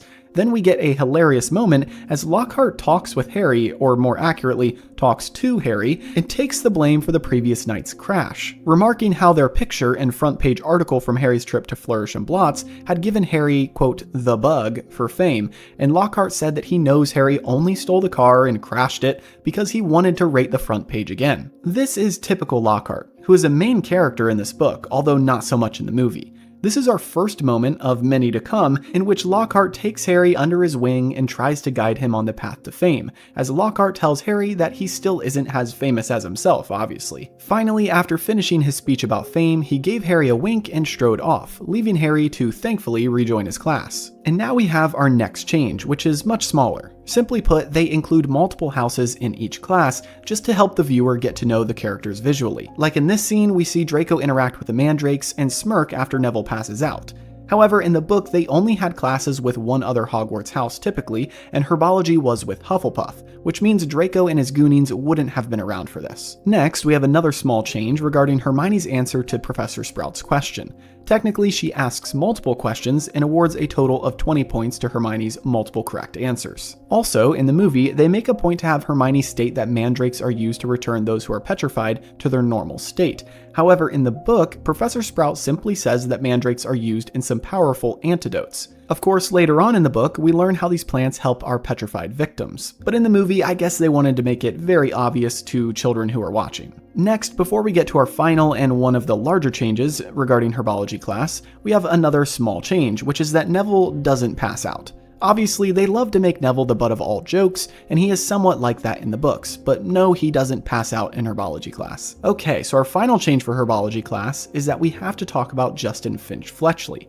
Justin is integral to the plot in Chamber of Secrets, and in this chapter we get introduced to him and learn about his family, which is very important because Justin is Muggle-born. When working on the mandrakes, Sprout has them team up 4 people per table, and Justin joins our golden trio. He immediately starts talking and notes Harry as famous, Hermione as the smartest person in their grade, and Ron as the one who crashed the flying car. He then goes on to talk about Lockhart and how amazing he is, and we can tell that Justin has an affinity for the famous. Probably why he joined Harry's table. But the key thing to note here is that he tells them that his mom wasn't so sure about sending him to Hogwarts until she read Lockhart's books. Then she came around to the idea of having a wizard in the family. If you know the rest of the story, you'll know this moment is key later on in the book, as Justin has just let it slip to Harry that he's Muggle-born, which then later makes Harry seem even more like he's the heir of Slytherin, as not many people knew what Justin was. And in a minute, we'll see that this isn't the last person to do so. Anyway, now let's move on to the next part of these scenes in the movie, which is their meal in the Great Hall in Ron's Howler. But the first change actually has to do with an omission, which is Transfiguration class. It only takes up a couple of paragraphs in the book, but it corresponds to this scene because of Ron's wand. In this scene, we see Ron taping up his broken wand, which we learn about in these forgotten paragraphs of this chapter. You see, after herbology class, the Gryffindors had Transfiguration. We learn that for the first class, Professor McGonagall had given them the task of turning a beetle into a button. Sadly, Harry was struggling to accomplish this, but Ron had it even worse. Harry mentions that Ron had taped his wand with something called spellotape, and during class it would randomly make a popping noise or spark, and eventually it caused a cloud of stinky smoke to surround Ron, which led to him accidentally squishing his beetle. Then after this disastrous class, the lunch bell rang and they went to lunch, which is the scene we see in the movie. Evidently they just combined their breakfast and lunch into one, as after lunch we meet Colin Creevey. But before we get to Colin, we need to address the breakfast portion of this scene, which is Ron's howler. Honestly, there's not much of a difference other than the words being slightly different.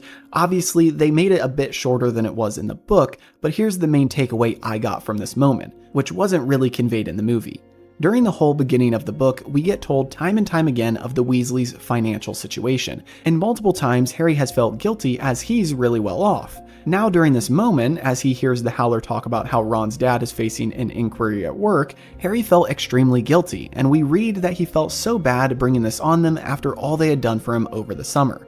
This is one of those subtle things that the movie removes for simplicity. After all, it's a children's movie, so why incorporate complicated emotional subplots that develop our characters more than necessary? Oh well. But now let's talk about Colin Creevey. First, this moment with Colin doesn't actually happen in the Great Hall, but rather out in the courtyard. Second, he doesn't snap a photo of Harry without consent, but actually asks Harry if he can take a picture and get it signed, so he can prove to people that he's met the famous Harry Potter. He also goes on rambling about how he knows all about Harry and how he's Muggle-born. Yet again, in the book, we are being introduced to a key character who is Muggle-born and will later get used in the ensuing drama. But anyway, the next change is actually another moment that gets removed from the film, which is Draco Malfoy's involvement. Obviously, Harry is put off by Colin's interaction and doesn't want the attention, but unfortunately, it's too late as Draco has already noticed what's happening. Draco then pipes up and shouts for everyone to hear that the famous Harry Potter is taking pictures and signing autographs, so people should go line up. Harry simply tells Draco to shut up, but Colin steps forward and tells Draco outright that he's just jealous of Harry. This is quite brave for someone who, as the book says, is as thick as Crabbe's neck. Draco then retorts by saying he isn't jealous and wouldn't want a giant scar on his face, but now Ron tries to get involved and says eat slugs. Sound familiar? Well, this time Ron said it without his wand, but as we'll see in next week's episode, he tries the spell with his wand and it doesn't go so well. But again, that's a conversation for next week. Now, after this remark from Ron, Draco makes fun of him for the howler he received, and Ron goes to grab his wand but is stopped by Hermione as she warns him of a professor who's coming near. Want to guess who it is? Yep, once again, it's Professor Lockhart. This is our next change, as the movie completely omits this as well, but pretty much Lockhart has smelled a camera nearby and comes running, as he then forces Harry to take a picture with him to satisfy Colin. Then afterward, he whispers to Harry saying that he won't always be around to save him in these moments, and that he wouldn't advise taking pictures and doing autographs so publicly or else people will get the wrong idea about him. He continued to advise Harry on the fickle nature of fame as he dragged him to his classroom, which thankfully Harry was meant to be in for the next period. After arriving in class with Lockhart, the rest of his house and classmates trickled in and Lockhart stood there smiling. Finally, after everyone got seated, the class began, but it was quite different from the movie. So now, let's move on to the last changes for this week, all of which have to do with Lockhart and his crazy class. First, the movie removes a key element to his class, which is his pop quiz at the very beginning. He introduces himself just like in the movie, but instead of going straight to the Pixies, he has them take a brief test.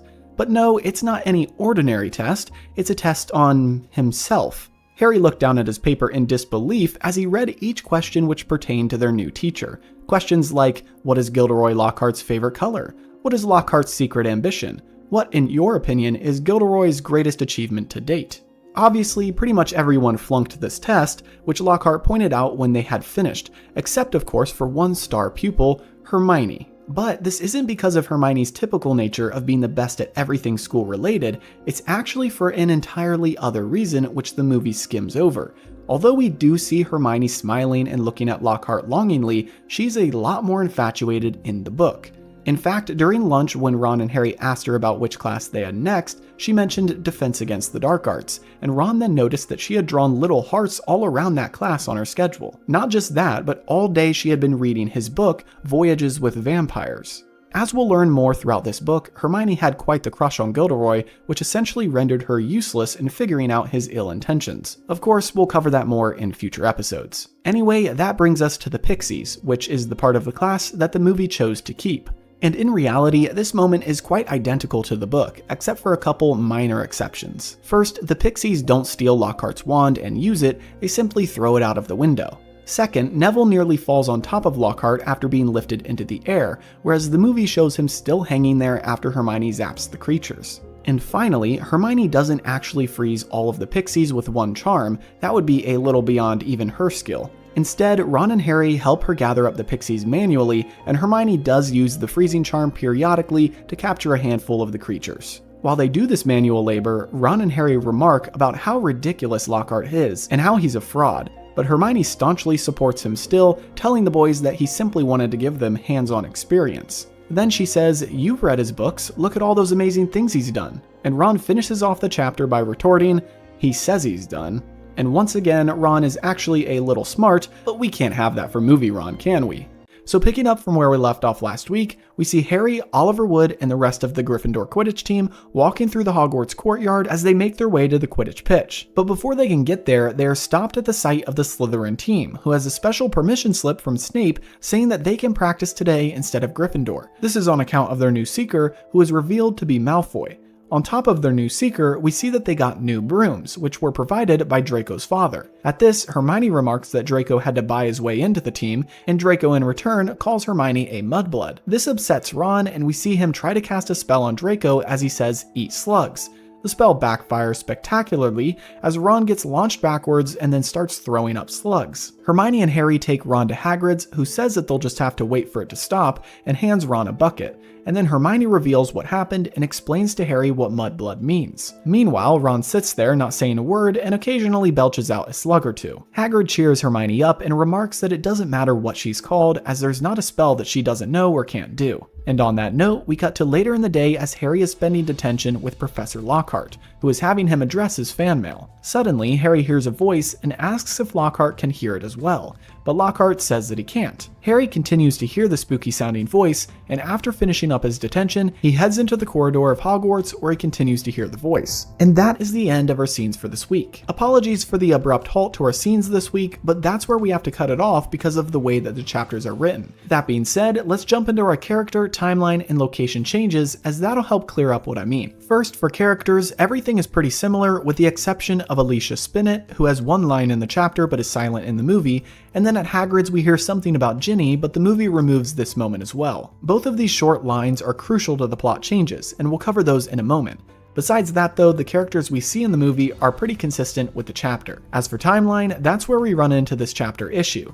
In the movie, they cut straight from Harry's detention to the trio finding the writing on the wall. But in the book, these happen on separate days, and therefore we'll save the events of the writing on the wall for next week's episode. I'm specifically doing this because, as some of you book fans know, the movie cuts out one of the most popular events in the Chamber of Secrets story, which is Sir Nicholas's Death Day party. But again, we'll save that story for next week. Lastly, for location, we're missing the Quidditch pitch, which is the actual location of their practice, Hagrid's garden, which I specify because something happens in the garden which is removed from the movie, and lastly, Gryffindor Tower. Throughout a lot of the book, the Gryffindor common room and dorms are the start and end of the chapters, since obviously Harry starts and ends his days there. But the movie cuts down these moments to only include the most necessary scenes in that tower, which makes total sense from a film perspective. However, you know the deal, we gotta cover every single change, and as you'll soon see, we've got a plot change regarding Gryffindor Tower. Now before we head into the plot changes, I just wanted to remind you that if you're looking to relive these moments for yourself in a whole new way, you can claim your free trial of Audible using my link in the description. This helps to support the channel, plus you get one free audiobook of your choice, so it's a win-win. Anyway, let's jump into the changes. To start things off this week, we actually have a couple of things of note at the beginning of this chapter in the book. There's not a massive amount of time in between the events of the previous chapter and this one, but in the movie, we cut straight to seeing Harry walking with Wood and the other Gryffindor Quidditch players as they head to practice. The chapter, however, has a couple of paragraphs describing Harry's week at school, and then we pick up during the morning as Harry is awoken by Wood. We'll get to Wood's part here in a second for the Quidditch-related changes, but for now, here are a couple key things that J.K. Rowling writes at the beginning of the chapter, which adds some key context and development for the story. First, we learn that Harry was desperately trying to avoid two people, Gilderoy Lockhart and Colin Creevey. Lockhart seemed to always be lurking around every corner, waiting to pounce on Harry, and Colin Creevey seemed to have a Potter obsession that would put Ginny Weasley to shame. Second, Harry notes that Hedwig was still mad at him regarding the car crash, and that Ron's wand was also still causing him issues. One time during Charms class, it shot out of Ron's hand and hit Professor Flitwick squarely between the eyes, causing a throbbing green boil to appear where it had hit him. Finally, the last thing we hear before diving into the true contents of the chapter is that the trio had planned on seeing Hagrid that Saturday, and Harry was looking forward to it as he desperately needed a break from the week's craziness. However, after going to sleep on Friday night, he found himself being woken up quite early the following morning, and that is where our next change comes in. You see, in the book, we don't just see the Gryffindor team walking to practice and then stopping at the side of the Slytherins, but rather a good portion of their practice actually takes place. Then, after a bit of practice, the Slytherin team approaches and we have the ensuing argument. But before we get to Ron's iconic slug charm, here's what happens during Harry's first Quidditch practice of the year. On Saturday morning, Harry was woken up by Oliver Wood, who told him that early morning training was a part of their new program. Groggily, Harry got up and got dressed, leaving a note with Ron that he would be late getting to Hagrid's because of the practice. Then, as he was about to head out the portrait hole to go to the Quidditch pitch, he heard Colin Creevey shouting after him. Colin said he heard someone say Harry's name, and then he rushed over and showed Harry a photo that he had gotten developed, which was none other than the previous photo with Lockhart from the chapter before this one. Because it's a magical photo, it moved, and Harry was at least happy to see that his picture version was also resisting Lockhart's grasp as he tried to force him into the frame. Eventually, Picture Lockhart gave up and posed as Picture Harry remained out of sight. J.K. Rowling then implements a smart technique to reintroduce us readers to the game of Quidditch, as she has Colin follow Harry all the way to practice, and Harry reluctantly explains all the rules of the game to the Muggle-born first year. This way, Colin is involved, which is essential to the plot, and we relearn the rules. Finally, Harry made it to the pitch, and Colin took a seat in the stands where he started snapping photos of the practice. Oliver Wood then took an hour to explain, through pictures and diagrams, their new moves and plays for this year's Quidditch season. This caused Fred and George to pretty much fall asleep, and as Hermione and Ron arrived at the pitch inquiring after Harry, he had to tell them that they only just finished the talking portion and now were going to actually practice. Right after a bit of throwing the quaffle around, the Slytherins showed up on the pitch and Oliver Wood was outraged, believing that they might be spying on the Gryffindor team's new moves. And that is where we head into the corresponding portion to the movie, which shows Wood and Marcus Flint, the Slytherin captain, exchanging some words before Malfoy is revealed. This moment is actually pretty similar to the movie, with the exception of two things. First, it happens on the Quidditch pitch, not in the courtyard, and second, Flint suggests that the pitch has room enough for both teams to practice, whereas in the movie, we get the feeling that the Slytherins are taking away the Gryffindor's opportunity on the field. But besides Flint and Wood's interaction, we have a few, albeit small, changes to Draco's involvement. Honestly, the scene in the movie almost takes the dialogue word for word, except it removes a couple jabs at the Weasleys for having clean sweep 5s, which are very old brooms that pale in comparison to the Nimbus 2000s and 2001s. Once again, the Weasleys continually are getting picked on for their lack of money. Next, after Draco calls Hermione a mudblood, there's a larger outcry from the Gryffindor team, as Fred and George go to dive at Malfoy but are held back, and Alicia Spinnet exclaims, "How dare you?" This seems way more accurate to me, as even in the movie, they make such a big deal out of this word. But after Malfoy says mudblood in the movie, everyone stays silent. They barely even flinch, so if it's such a big deal, why not make more of a scene? Instead, we just get Ron standing up for Hermione, which brings us to the next change. Although quite small, it should be noted that in the book, Ron doesn't say anything as he points his wand at Draco. In the movie, they have him shout, "Eat slugs," which is an insult he hurled at Malfoy in the previous chapter, as we discussed last week. That same thought must have crossed Ron's mind, and he unintentionally cast a nonverbal slug-related spell, which obviously backfired on him. And on that note, we come to our key changes regarding Ron's character and lines. But in order to get there, we need to head into the next portion of these scenes, which brings us to Hagrid's hut, as Harry and Hermione search for some help regarding Ron's current condition. The movie cuts straight to inside the hut, but our first change is actually a small omission from outside the home as the trio approached. Right before getting there, they saw the front door open and none other than Lockhart was leaving as they overheard him speaking to Hagrid. Lockhart was telling Hagrid how it's a simple matter really if you know what you're doing, and then he informed Hagrid that he would sign a copy of his book and send it over that night so that Hagrid could read it and learn up on whatever issue they were discussing. After watching Lockhart leave, the trio then came out of hiding and went into the hut. Our next few changes all revolve around their conversation with Hagrid, as the movie keeps it quite short and simple. However, the book version of this conversation includes more than just a discussion of what mudblood means. The first change is the omission of a small start to the conversation in which Hagrid explains why Lockhart was with him, and Hermione of course defends the professor. Hagrid explained that he was getting Kelpies out of the well, and Lockhart was trying to tell him how to do it, even though Hagrid already knows how. He went on to say that Lockhart kept going on about some banshee, and then remarks that if one word of it is true, he'll eat his kettle. Hermione, put off by this remark, stood up for Lockhart, saying that Professor Dumbledore must have thought Lockhart was the best man for the job, but Hagrid retorted by saying that he was the only man for the job, seeing as everyone thinks the position is cursed given how last year went. After this brief back and forth about their new professor, Hagrid finally asked about Ron and what happened. And this is where we have our largest Ron change, which is that Hermione doesn't really do much talking, but rather Ron does. Of course, in between belching out slugs. It's another one of those times where movie Ron is seriously cut down on account of propping up Hermione as more than her book counterpart really is. In the movie, Harry says he doesn't really know what Draco called Hermione, and then Hermione explains what mudblood means. But in the book, Hermione is the one who says she doesn't know what it means, but it must have been bad given everyone's reaction. This makes way more sense, as J.K. Rowling was much better in the book about making Hermione smart, but still Muggle-born. Just because she's a genius doesn't mean that she understands all the ins and outs of the wizarding world and culture. The movie throws this to the side, as even though she is Muggle-born, they pretty much make her smarter than everyone, except for maybe Dumbledore. Anyway, back to what really happens in the book. Hermione mentions that she doesn't know what mudblood means, and then Ron speaks up in between slugs and explains the term.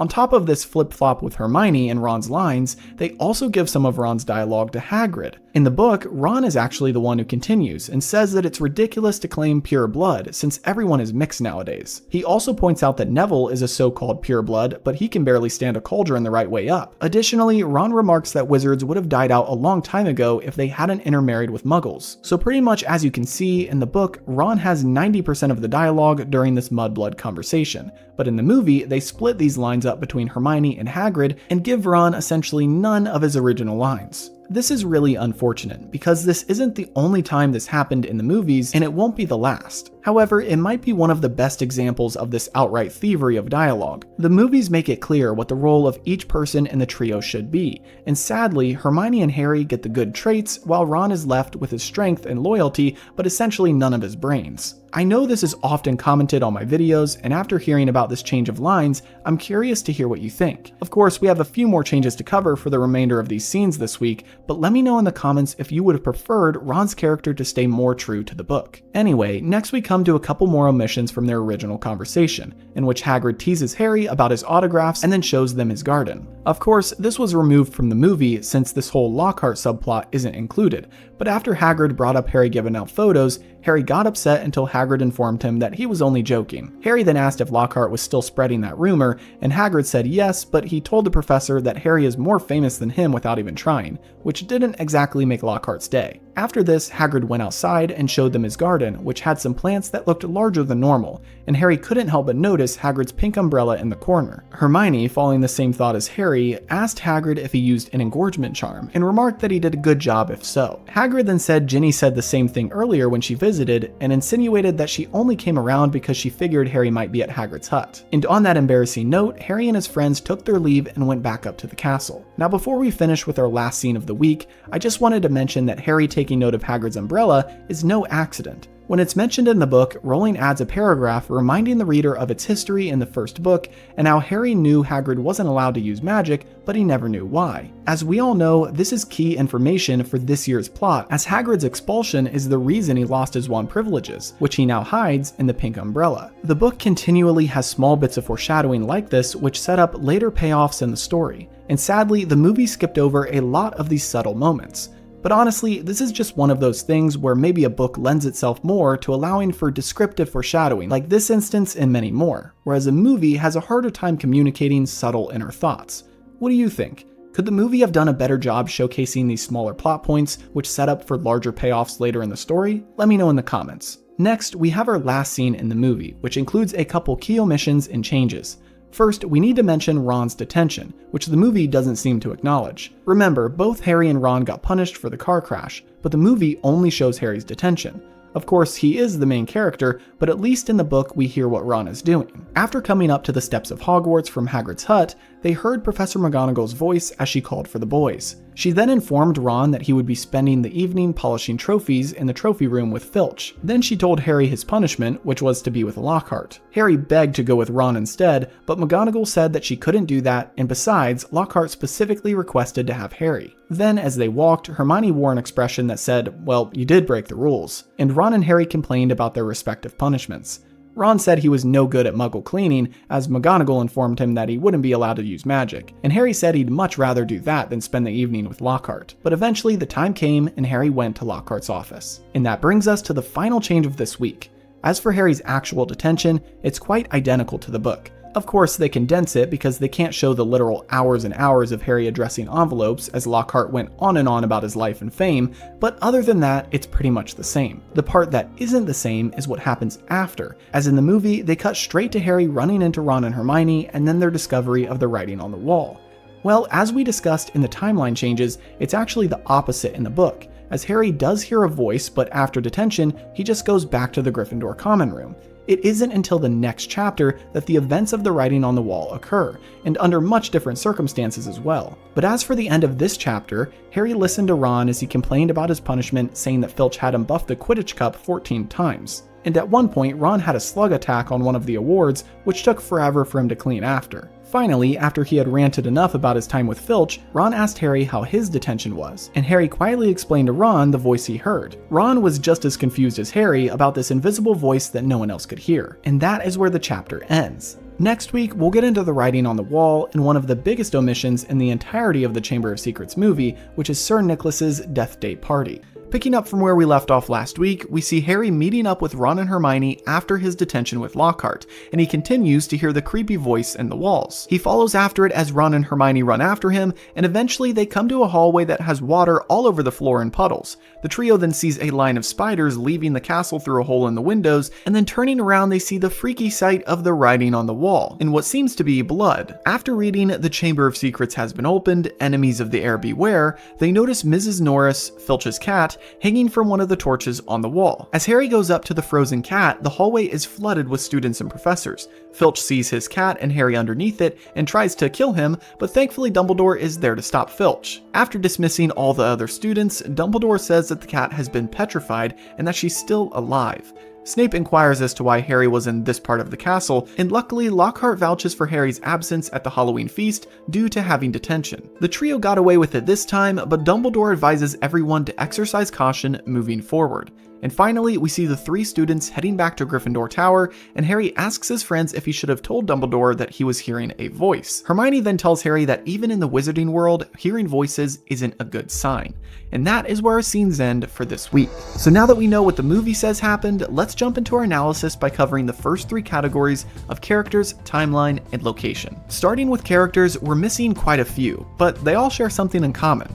They're dead. Because Sir Nicholas's Death Day party is removed, we miss out on Peeves, Sir Patrick Delaney Podmore, random other ghosts and ghouls, and finally, Moaning Myrtle. That's right, we meet Moaning Myrtle at the Death Day party first, but in the movie, we won't see her until later on. Anyway, as for timeline, they remove a massive portion of the school year because they skip over Halloween, which is the same day as the Death Day party. So we're missing a couple months of Quidditch, classes, and more. And finally, for location, we're missing Lockhart's office, Filch's office, and the dungeon where the Death Day party is held. The most important omission out of these three is definitely Filch's office, which we'll be getting into here in a minute as the first part of our plot changes has to do with Filch's big secret. But before we get there, I just wanted to remind you that if you're looking to experience the story of Harry Potter for the first time or the millionth time, you can check out the link in the description for a free trial of Audible, which gets you one free audiobook. This supports the channel and lets you dive into the wizarding world in a whole new way. Anyway, let's jump into the plot changes. As always, let's kick things off by going over the beginning of this chapter and all the little tidbits of details that J.K. Rowling adds at the start of each chapter to summarize what's been going on in Harry's life in between events. First, we learn that October had arrived and everyone was coming down with some type of cold. Madame Pomfrey, the school nurse, had concocted a potion to remedy the sickness, but it caused steam to pour out of your ears for a little while after you took it. We read that Ginny Weasley had been looking extra pale recently, and Percy forced her to take some of this medication. Of course, we know that Ginny wasn't sick but pale for an entirely different reason. Second, although rain had been coming down hard, Oliver Wood hadn't let that stop the Gryffindor Quidditch team from practicing. The chapter picks up as Harry is coming in from a long practice, completely soaked and covered in mud. However, before we learn more about what happens after Harry comes back inside, we get a quick sentence about the Slytherin team, as the Weasley twins had been spying on their practice and informed Wood that their new Nimbus 2001s were faster than any broom they'd ever seen before. And on this depressing, wet, and muddy note, we pick up with Harry trotting through the halls as he headed back to Gryffindor Tower. And now that brings us to the first real omission, which is part one of two major removals that the movie made to these scenes. As I've already mentioned a few times, this week's scenes are extremely abrupt because they skip straight from Harry's detention with Lockhart to the writing on the wall. But in our book version, we need to address two massive omissions. First is Harry's visit to Filch's office and his discovery of a very important detail about that character, and second is Nearly Headless Nick's involvement in his death day party. So that being said, let's jump into the first omission, which is Harry's close call with Filch. However, this doesn't start with Filch himself, but actually Sir Nicholas, because in the book, these two interactions are heavily intertwined. So as Harry walked through the halls of Hogwarts, he ran into Sir Nicholas, who seemed to be mumbling to himself. After saying hello, Nick inquired about Harry's down attitude, as Harry definitely was not feeling great after the news about the Slytherin team, on top of a muddy practice. But instead of giving a straight answer, Harry replied, "Well, so do you," as the ghost was clearly preoccupied himself. And oh boy, Harry opened a can of worms that he wasn't expecting, because this simple line launched Nick into a massive explanation of why he was feeling down, and he showed Harry his rejection letter from the Headless Hunt. If you recall, this ghost group gets a name drop earlier in the films, but other than that, it's pretty much excluded. Essentially, the Headless Hunt is a special ghost club of sorts which only admits those who are completely headless. Well, as we know, Nearly Headless Nick gets his nickname for good reason, as he has less than an inch of skin holding his head to his ghostly body. And we also learn why this is the case, as Nick tells Harry how he died, which was getting hit 45 times with a blunt axe during his execution. Anyway, we can tell that this exclusive club is one that Nick was trying to get into for quite a while, and he's upset that they won't let him in. After explaining all of this and showing the rejection letter to Harry, Nick finally turned the question back on the student and asked why Harry was looking depressed. Harry explained that it's because of Quidditch, but before he could continue, he got cut off by a meowing sound beneath him, and looked down to see Mrs. Norris staring back at him. Sir Nicholas then told Harry that he should get a move on, because Filch has been in a bad mood as some third years accidentally plastered frog brains all over the ceiling in Dungeon 5, and Filch has been cleaning it all day. Unfortunately, it was too late as Filch was already on his way to his cat, who seemed to have a telepathic connection with him. After seeing Harry dripping with rain and mud all over the castle floor, Filch was furious and took Harry with him to his office. Now I know we've covered a lot so far and we're just now getting to Filch's office, which is the main part of this omission we discussed, but trust me, knowing the part about Sir Nicholas will be crucial for our next omission, which is the Death Day party. But anyway, back to Filch's office, Harry sat down as Filch got a form out of one of his drawers and began filling it out. Before he could continue with the form, he heard a loud bang above his office and immediately knew the culprit. Peeves. Our beloved Peeves is back once again as Filch ran off to catch the poltergeist who was wreaking havoc above his office. After Filch left, Harry figured he should probably stay put and wait, and after looking around Filch's old dirty office, he noticed something out of place. A large, glossy purple envelope with silver lettering on it. After checking that Filch wasn't coming back anytime soon, Harry took the letter and read it. At the top it said, "Quick Spell, a correspondence course in beginner magic." Now, I don't have time to read word for word the rest of the letter, but that title sort of explains what you need to know, and we'll learn more about this later on. Anyway, Filch returned as Harry was still reading the letter and was so shocked to see Harry snooping through this item that he let Harry go without even giving him detention. The last words Filch said were pretty much just rambling, as he obviously was very embarrassed that Harry had seen this specific letter. But Harry left and then ran into Sir Nicholas again in the hall. Now, before I go into the next omission, which is the Death Day party, I wanted to share a fun little Easter egg, which is that the loud bang which drew Filch's attention was the sound of Peeves knocking over a large vanishing cabinet and breaking it. And yes, this vanishing cabinet is the same one that is later used by Draco in the Room of Requirement, and if you recall, Draco has to mend it. Well, now you know why. It's funny to think that J.K. Rowling had foreshadowed this so early on, as earlier in this book we also learn of the sister vanishing cabinet in Borgin and Burke's, which is the same cabinet Harry hides in when he accidentally arrives in that shop. Anyway, that's not really a change, but rather a little fun fact that I wanted to share. Now let's move on to our second massive omission, and talk about the all-important Death Day party. After exiting Filch's office, Harry ran into Nick once again, and we learn that Nick was the one who encouraged Peeves to knock over the cabinet. After learning that Sir Nicholas was his hero who saved him from getting detention or worse, Harry thanked him profusely and said, "I wish there was a way I could help you get into the Headless Hunt." After hearing this, Nick mentioned that Harry couldn't help in that way, but there's something else he could do, which would be to attend Nick's 500th Death Day party on Halloween. Now, this is a big deal for two reasons. First, humans don't go to Death Day parties. Second, this would be at the same time as the Hogwarts Halloween Feast, which is one of the most anticipated events of the year for students, so Harry would be sacrificing his time there if he attended the Death Day party. But seeing as Nick just saved him from Filch, and Harry also wasn't aware of all that a Death Day party would entail, he agreed to attend, and Sir Nicholas left much happier than before. The book then cuts to a later time as Harry is filling Ron and Hermione in on what just happened with Sir Nicholas, and the fact that he agreed, for all three of them, to go to the Death Day party.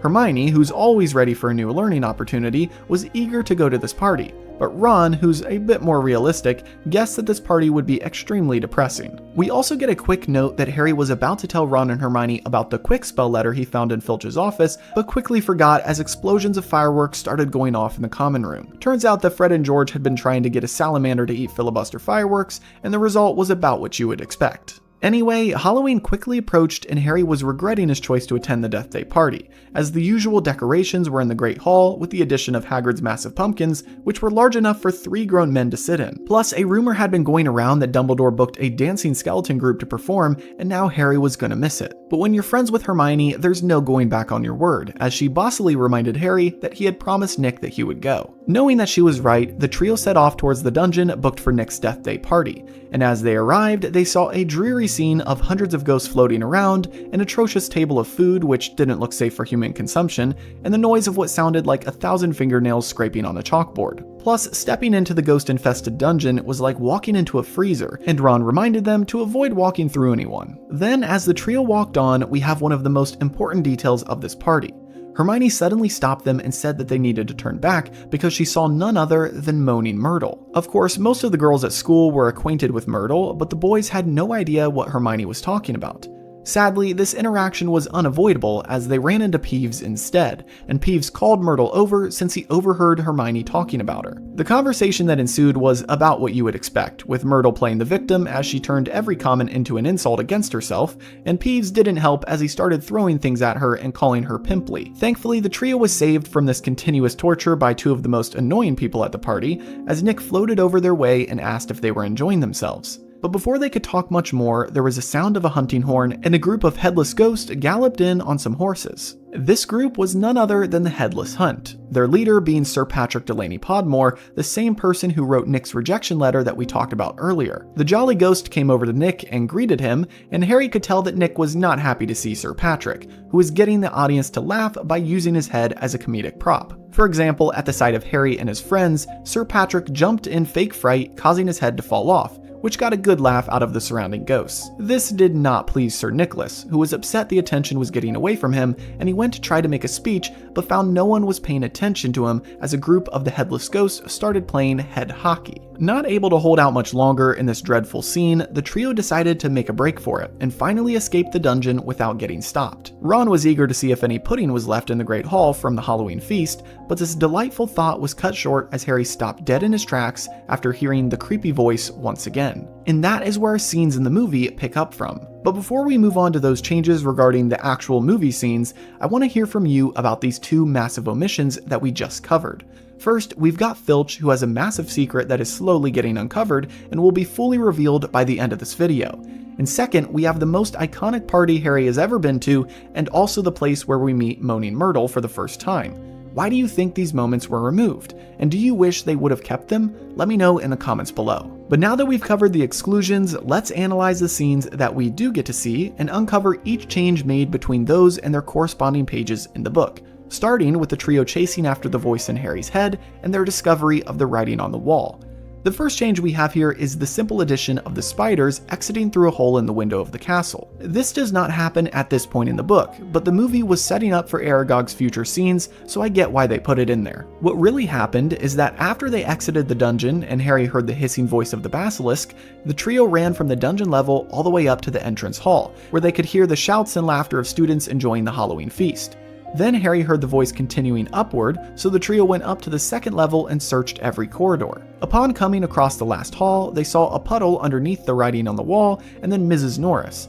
Unfortunately for them, the Halloween feast had let out just moments before this, and so herds of students were heading in their direction. And that's how we get the scene we see in the movie. The next change we have is that the exchange between the trio, Dumbledore, the professors, and Filch does not happen in the corridor, but rather in Lockhart's office. Instead of sending all the students away, Dumbledore simply took the affected parties to the nearest office, which was Lockhart's. It is then in this location that Dumbledore set down Mrs. Norris, who he had plucked off the torch bracket she was hanging from, and began to examine her. Similarly to the movie, Lockhart kept blabbing about how he could have saved the cat as Dumbledore continued his examination. Then, after Lockhart deemed the cat dead, to Filch's agony, Dumbledore said that Mrs. Norris was simply petrified, and that no second year would have the abilities to do that type of dark magic. And this is where we have a very key omission, which continues our previous Filch narrative. You see, Filch was still adamant that Harry had done this because of what was written on the wall, and as Filch continued to blame Harry, he slowly got out, "He knows I'm a squib." Harry then denied ever touching Mrs. Norris, and then added onto this that he doesn't even know what a squib is. Now, to skip ahead a bit, because the book doesn't share the details of what a squib is until later on in the chapter, a squib is a child born of wizarding parents who then ends up having no magical ability. And what in the wizarding world is worse than a muggle-born wizard? Well, a wizard-born muggle. The quickspell letter Harry read earlier in Filch's office is a letter mainly for squibs, as sort of a way to teach magic to those who have no magic ability, although I'm not sure if quickspell is a scam or not. Regardless, to piece it all together now, Filch believes that Harry wrote that on the wall because a squib is just as bad as a mudblood in the eyes of the heir of Slytherin, so Filch feels that he is being directly attacked. This detail of Filch being a squib helps to flesh out his character even more, and makes you realize that he's the grumpy caretaker of Hogwarts for a reason. Why else do you think he hates all of the younger students flaunting their magic around him? It's because he himself was born into the wizarding world but cannot use magic. I don't know about you, but that would make me pretty frustrated as well. This detail of Filch's background will be something that carries on throughout the entire Harry Potter series, and the omission of it in the movies makes me think that this is one of those details that the producers just said, well, you should have read the books. There's lots of things about the wizarding world like this where the creators of the movie just assume that the viewer knows the wizarding world, but I feel like this detail should have been kept in. But anyway, to move on to our next change, we come to Snape and his comments during this interaction. Just like in the movie, Snape says that Harry must have been in the wrong place at the wrong time, but still, it's odd that they were up there and not at the Halloween feast. There are two changes with Snape's comments here. The first being that Lockhart doesn't vouch for Harry since Harry didn't come from detention, but rather the Death Day party. In the book, the trio launched into the explanation that they were at the Death Day party, and there are hundreds of ghosts who can corroborate this alibi. But then Snape asked why they didn't return to the feast, since he didn't think Death Day parties had food fit for human consumption. Ron then remarked that they weren't hungry, as his stomach growled, and Snape saw this as his opportunity to pounce. Which brings us to the second change regarding Snape's involvement, as Snape suggested that Harry should be kept off the Quidditch team until he is ready to tell the truth. McGonagall then stepped in and said that that would be ridiculous since Mrs. Norris wasn't hit over the head with Harry's broomstick. After this, Dumbledore assured Filch that they could create a potion which would cure Mrs. Norris's condition, and Lockhart said that he would make it since he's done it 100 times, and Snape coldly replied with, "I believe I am the potions master at this school." And after an awkward pause, Dumbledore dismissed the trio. And now we have the final change, which is yet another line swap between Ron and Hermione. You know, I don't think I can keep up with all of these line changes, and I usually try to avoid going through the dialogue in detail. But this seems to be such a common theme and impacts character development so much that I feel like I should bring up the times that Ron's lines are stolen from him. As the trio headed back to Gryffindor Tower, we have almost an identical conversation to the one in the movie, in which Ron and Hermione tell Harry that hearing voices isn't normal even for wizards. But the thing is, in the book, Ron is the one who has this exact line, not Hermione. Again, in the book, Hermione is very smart, but she's still Muggle-born. She wasn't raised in a wizarding family, so it makes sense that Ron would be the one to fill Harry in on what is normal or not in the wizarding world. Whereas the movie completely disregards this and gives all types of lines to Hermione, even though she really shouldn't be knowledgeable about the wizarding world like that. Plus, Ron is the one who tells Harry what a squib is, but we already covered that earlier. In the book, after Ron filled Harry and Hermione in on what a squib is and the fact that hearing voices isn't normal even for wizards, they heard the clock chime midnight and rushed back to Gryffindor Tower so as not to get in trouble for being out late. Picking up with where we left off last week, the movie cuts to Transfiguration class as Professor McGonagall is showing the students how to turn an animal into a water goblet. She has Ron give it a try, but because of Ron's broken wand, he fails and ends up creating a furry goblet with a tail out of his pet rat. Hermione then raises her hand and gets the courage to ask McGonagall about the Chamber of Secrets, which is fresh on everyone's mind since the writing on the wall incident. And McGonagall reluctantly tells them the supposed myth about Salazar Slytherin and his secret chamber. After this, the movie cuts to the trio walking through the halls after class, and Ron and Harry guess that the heir of Slytherin is Draco, but they don't know how to get a confession out of him. Hermione then has an idea, and they head to the library where she pulls down a potions book and shows them a specific concoction named Polyjuice Potion. This potion turns you into the physical form of another, and so the trio then plans to use this potion to assume the form of Crabbe and Goyle. The only catch, it will take a month to create. And on that note, the scene ends. Next week, we'll get into the Rogue Bludger incident and the Quidditch match, but as for this week, we've got plenty to cover already in just this short scene. Typically, I would cover the first 3 categories in the order of characters, timeline, and then location. But for today, before we get to the plot changes, I'm going to save characters for last so we can spend time talking about Professor Binns before diving into his specific role in this week's scenes. So to start things off this week, let's take a look at timeline, which has a couple significant changes. First, it is in this chapter that the trio meets Moaning Myrtle in the girls' bathroom. In the movie, however, they move this moment to after the Quidditch match and Harry's Rogue Bludger fiasco. Plus, they've technically already met Myrtle at Sir Nicholas's Death Day party. Second, another moment that gets moved around is their time in the library. This is only a few seconds in the movie, but technically the book that contains the Polyjuice Potion recipe isn't as easy to obtain as the movie makes it seem. How they obtain this recipe is a whole funny tangent in itself, and it's a shame that the movie cuts it down to a quick moment. So anyway, when you combine those 2 timeline shifts, here's what we've got to do for this episode. This week, we're going to bleed a little into the following chapter, that way we can get to the part of them obtaining the book from the library like what we see in the movie.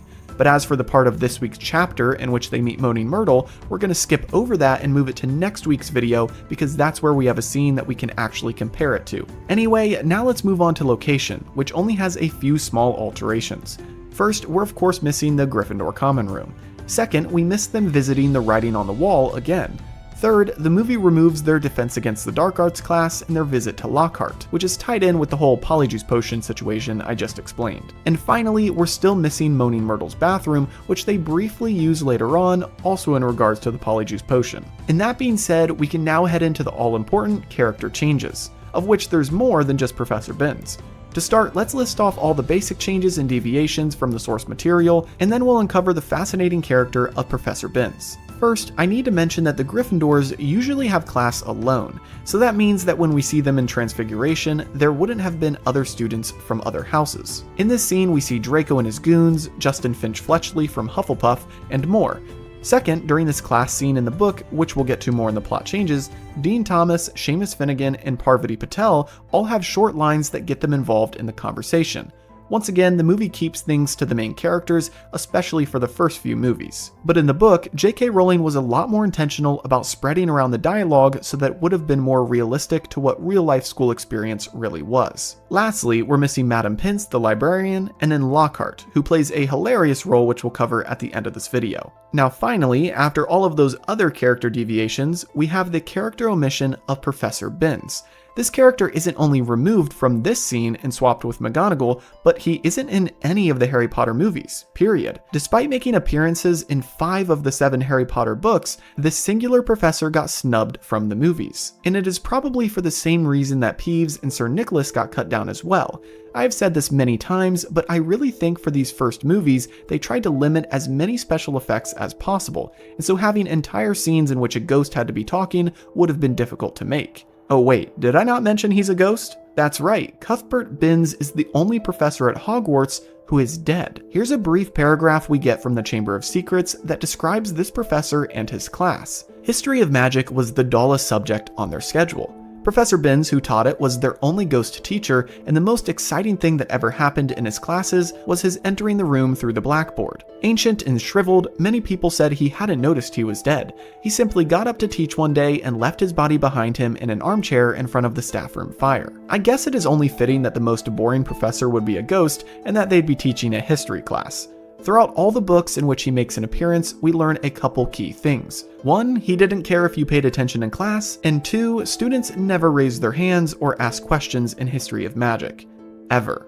But that brings us to our plot changes, because as you'll see, what really happens in the book version of the story snaps Professor Binns out of his usual routine in the most unexpected way. Per usual, I just want to remind you that I can't go word for word through the dialogue in the book and correct every little detail, so if you're looking to experience the Wizarding World for yourself again or for the first time, you can check out the link in the description to claim your free trial of Audible, which comes with one free audiobook of your choice. That being said, let's jump into the plot changes. As most of you know, each week when I cover the scenes from the movie, they typically correspond to a single chapter from the book. Well, between last week and this week, we're going to be doing some jumping around because of the timeline changes that I mentioned earlier. And that means that this week, we actually start halfway through chapter 9. Where we pick up from directly follows the events of the writing on the wall. And similarly to a chapter intro, J.K. Rowling takes this time to give us a few seemingly irrelevant details before jumping into the key plot points. But I like to mention these because 1, they're omitted from the movie, so I kinda have to,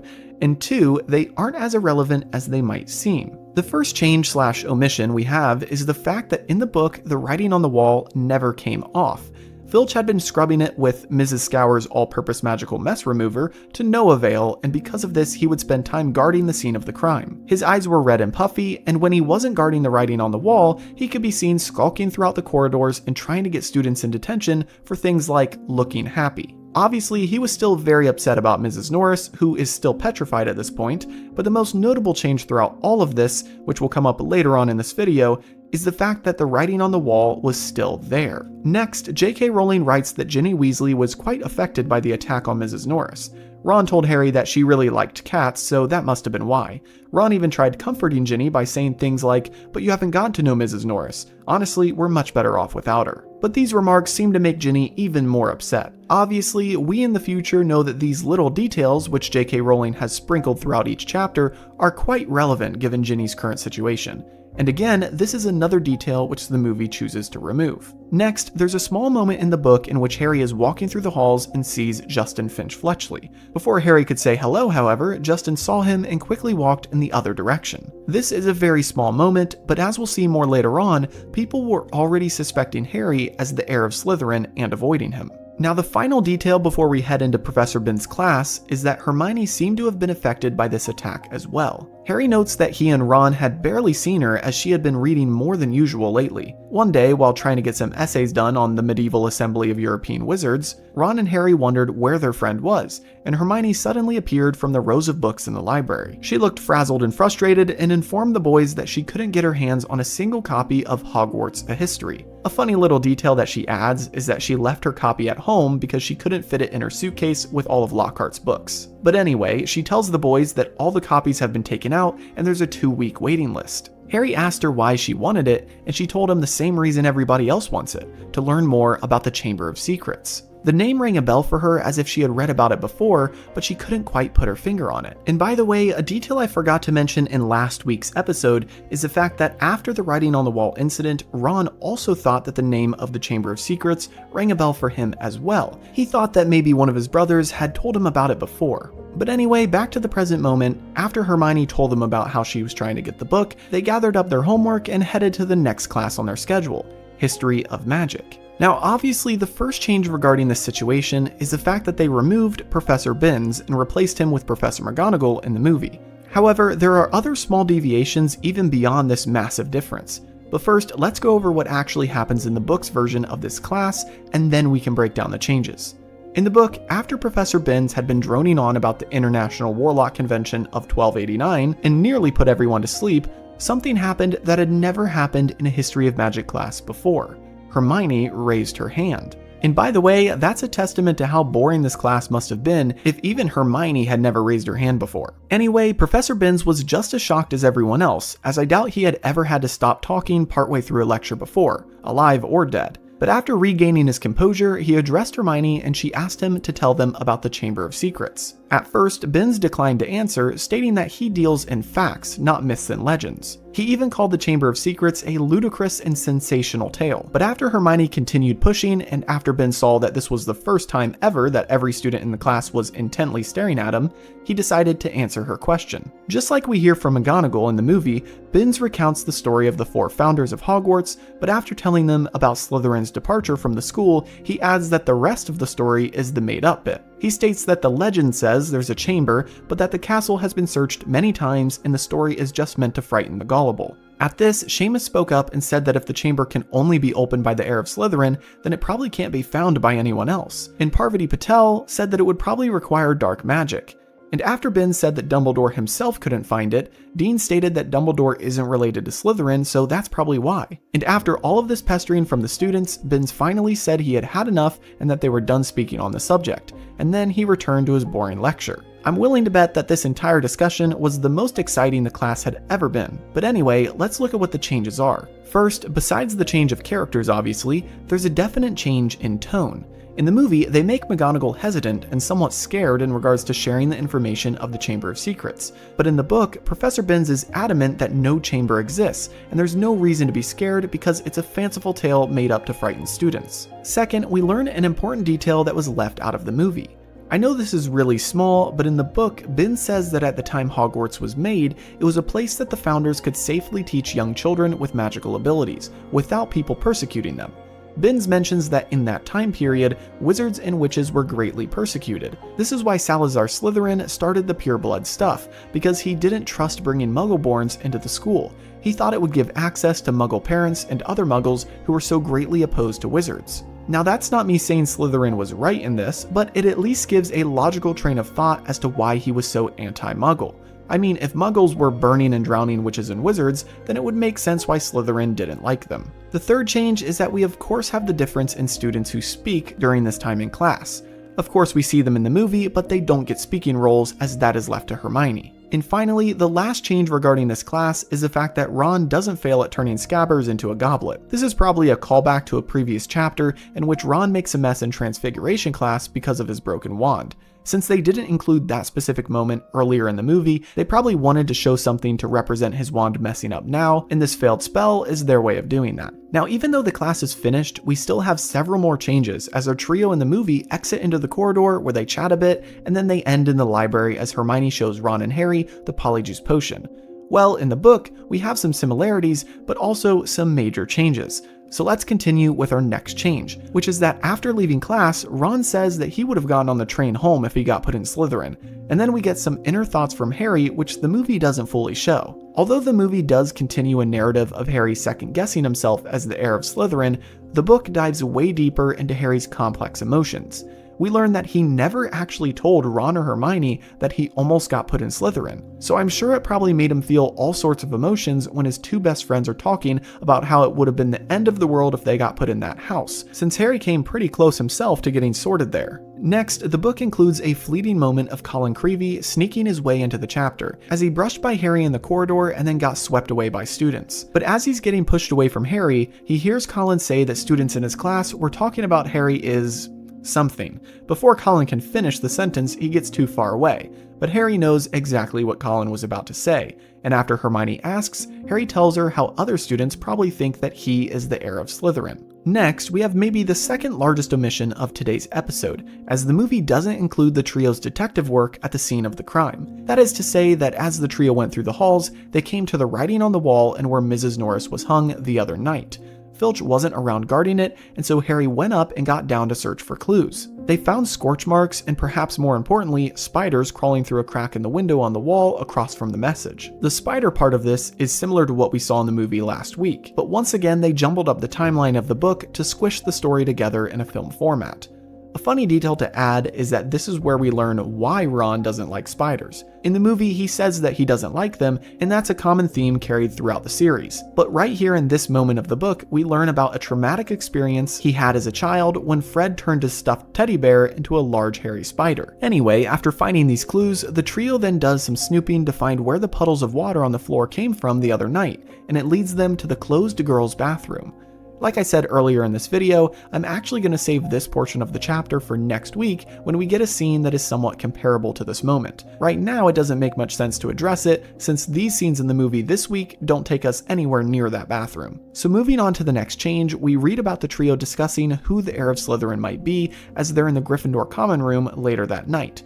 In the movie, we see them discussing this out loud as they walk through the halls, and even as Draco walks by Hermione, she loudly says that she doesn't believe he could be the heir of Slytherin. I get it, in the movie they use this as a powerful moment of Hermione standing up as a Muggleborn and not being afraid, but in the book they're a bit more subtle than that. She is passionate about this issue in the book, but come on, they wouldn't want to talk about this out loud in front of Malfoy himself. They're literally discussing their plans in front of a bunch of students, whereas in the book, they're way more secretive. And now finally, we have come to the last change this week, which is by no means a small one. The simple version, this scene of them in the library is completely and utterly opposite to what's in the book. Yes, Hermione concocts the idea to use the Polyjuice potion to spy on Draco, but she tells the boys that the recipe is in a book that's only in the restricted section of the library. However, Hermione suggests that perhaps they could get a teacher to sign a permission slip to get the book if they told the teacher that they'd only want to read it for theory. Ron then remarks that in order for a teacher to fall for that, they'd have to be really thick. And on that note, the chapter ends and we pick up the following chapter with the trio in none other than Lockhart's classroom. I think you can see where this is going. The start of this next chapter has to be one of the funniest bits of the entire book. Honestly, you guys have no idea how much I wish I could just read the first couple pages to you here, because it cracked me up rereading it for this video. So if you've got a copy lying around, turn to chapter 10 and check it out. To summarize what happens, the trio are in defense against the dark arts, and since Lockhart's first class disaster with the Pixies, he had been taking a liking to simply reenacting parts of his books. And he always chose Harry to be a part of the act with him. Harry had been a vampire, a Transylvanian villager, a Yeti, and on this specific day, a werewolf. The whole thing is hilarious. But anyway, after the class, the trio waited for all the other students to leave, and then they took a permission slip up to Lockhart. Without even reading it, Lockhart signed it as he went on about how amazing he is, per usual, and at one point he even told Harry that he himself was a seeker, so if Harry ever wanted some one-on-one coaching, he'd be more than happy to help him, as he is always willing to help the less able-bodied. After suffering through more of Lockhart's charm, the trio left to take the permission slip to Madame Pince the librarian. Madame Pince was highly skeptical of this permission slip to access the book, Most Potent Potions, but seeing that it was a legitimate signature from a teacher, she couldn't refuse the students. A funny detail is that Hermione wanted to keep Lockhart's signature, but Madame Pince had to take it per usual protocol. And then Ron told Hermione that they could get a signature anytime they wanted, since Lockhart will sign anything if it stands still long enough. Anyway, after grabbing the book from the restricted section, the trio went to Moaning Myrtle's bathroom to read it in private and learn how to make the potion. After the boys realized that the potion required a piece of crab and goyle, Ron said he refused to drink it. But after some encouragement from Hermione, he agreed that it was for a good cause, and then added on that as long as it's not a toenail, he'll be fine. Also, a detail that is added in here but neglected in the movie is Harry's hesitancy to steal potion ingredients. Some of the Polyjuice ingredients are normal and found in the student supply cupboard, but there were a few which they'd have to get from Snape's personal supply, and Harry tells Hermione that he doesn't feel right about stealing. Only after Hermione guilt trips them both does he agree, and they say they've got to do what they've got to do to save the school. Then, after realizing that it would take a month to make, Ron is the one who complains by saying Draco could have attacked half the school by then. And then as Hermione left, Ron leaned over to Harry and told him it'd be much easier if he just knocked Draco off his broom tomorrow during the Quidditch match. So to briefly recap that, we've got a few changes.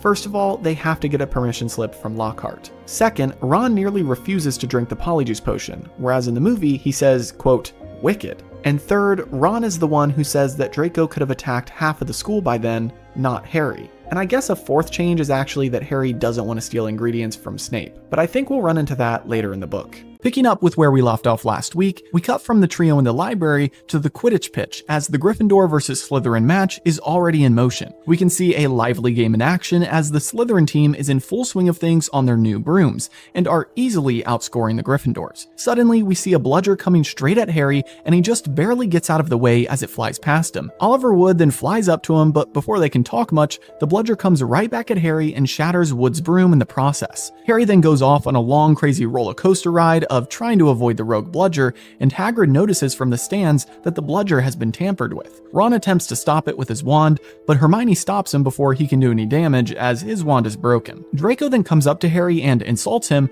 but Harry spots the snitch right next to Draco's head, and he quickly dives after it. Draco and Harry then have a brief chase in which they do some fancy flying before Draco gets knocked off of his broom, and then Harry tries to reach out for the snitch, but the bludger hits his outstretched arm, breaking it. Although in a lot of pain, Harry reaches out again with his other arm, and for the second year in a row, catches the snitch while falling off of his broom. After landing on the ground, Harry is unable to celebrate the win because the bludger keeps coming after him, and he barely survives it before Hermione runs on the field and casts a spell at the ball, causing it to explode. Lockhart then comes up to Harry as everyone gathers around, and he tries to perform a spell to heal Harry's arm, but ends up just removing all of the bones instead. We then cut to the hospital wing as Harry is surrounded by the Gryffindor team and his friends, and Madame Pomfrey comes over with some Skelegro, which he says will be very painful, and he's in for a rough night. We then cut to nighttime as Harry wakes up and hears the voice in the walls once again, but before he can go chase after it, he looks down and sees Dobby standing on his bed. He and Dobby then talk, and Harry learns that Dobby is the one causing all of these strange things to happen to him. He threatens Dobby, but Dobby says that he receives death threats all the time, so he's pretty used to it. After some more talking, they hear a noise in the hallway, and Dobby leaves. Right after the house elf vanishes, Harry gets in bed quickly as Dumbledore, McGonagall, Madame Pomfrey, and some other wizards bring Colin Creevey's body, which has been petrified, into the hospital wing. Harry overhears their conversation and Dumbledore's remark that the Chamber of Secrets has been opened once again. And then the movie cuts to the next scene. And that is where we're stopping for our analysis this week. As you can see, we'll be covering some of Harry's time in the hospital wing after his Quidditch-related injury, but for the most part, our changes in analysis this week will be focused on the game we see in the movie.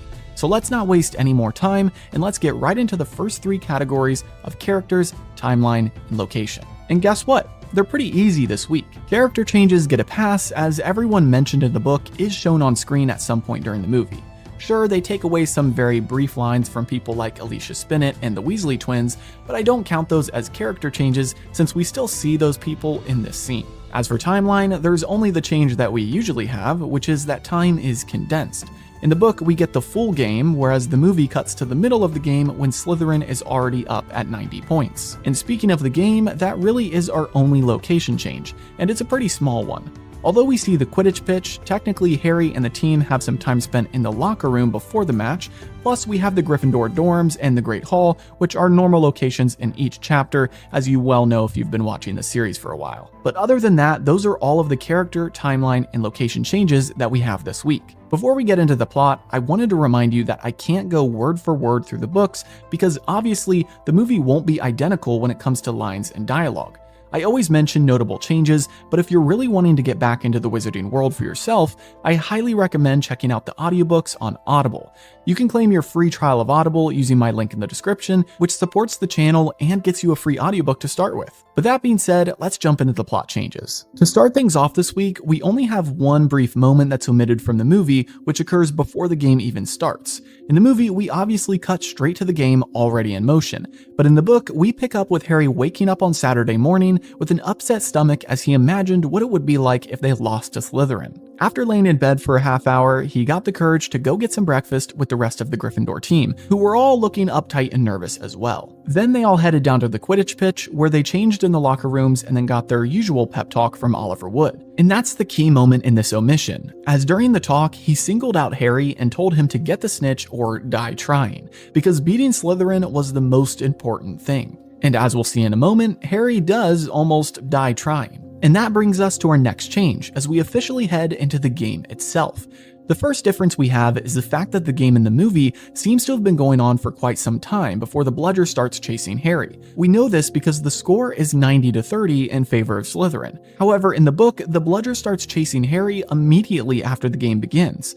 We read that after Madam Hooch blew her whistle, Harry flew up higher than all of the other players so he could get a good view of the pitch and search for the snitch. Just like in the movie, Malfoy comes up and throws some insults his way, but right afterwards, the bludger comes straight for Harry. Harry nearly dodges it, and George zooms past him to hit the bludger towards a Slytherin. However, after George smacks it, the bludger corrects its course and goes right back at Harry. This happens a couple times until Fred and George realize that the bludger has been tampered with. It is then after a bit of chasing that we have a small change, which is the fact that it started raining. And this isn't random, by the way, because Oliver Wood had his team practicing all year up to that point in rainy conditions to prep for a moment just like this. Even in his pep talk, he told them that although the Slytherins have faster brooms, they aren't as used to this type of weather as the Gryffindor team is. So anyway, that's something that we don't get in the movie, and probably for good reason, as it would have been hard for them to do the normal flying special effects as well as the rain. As we know, by the next movie, they've got a huge jump with some better effects and can do rainy Quidditch matches, but for this movie, I guess they just weren't ready for it. Anyway, getting back to the game itself, you might have realized another change already, which is the inclusion of Fred and George. In the book, Fred and George essentially have to be Harry's bodyguards and fly on either side of him, whacking the bludger away again and again.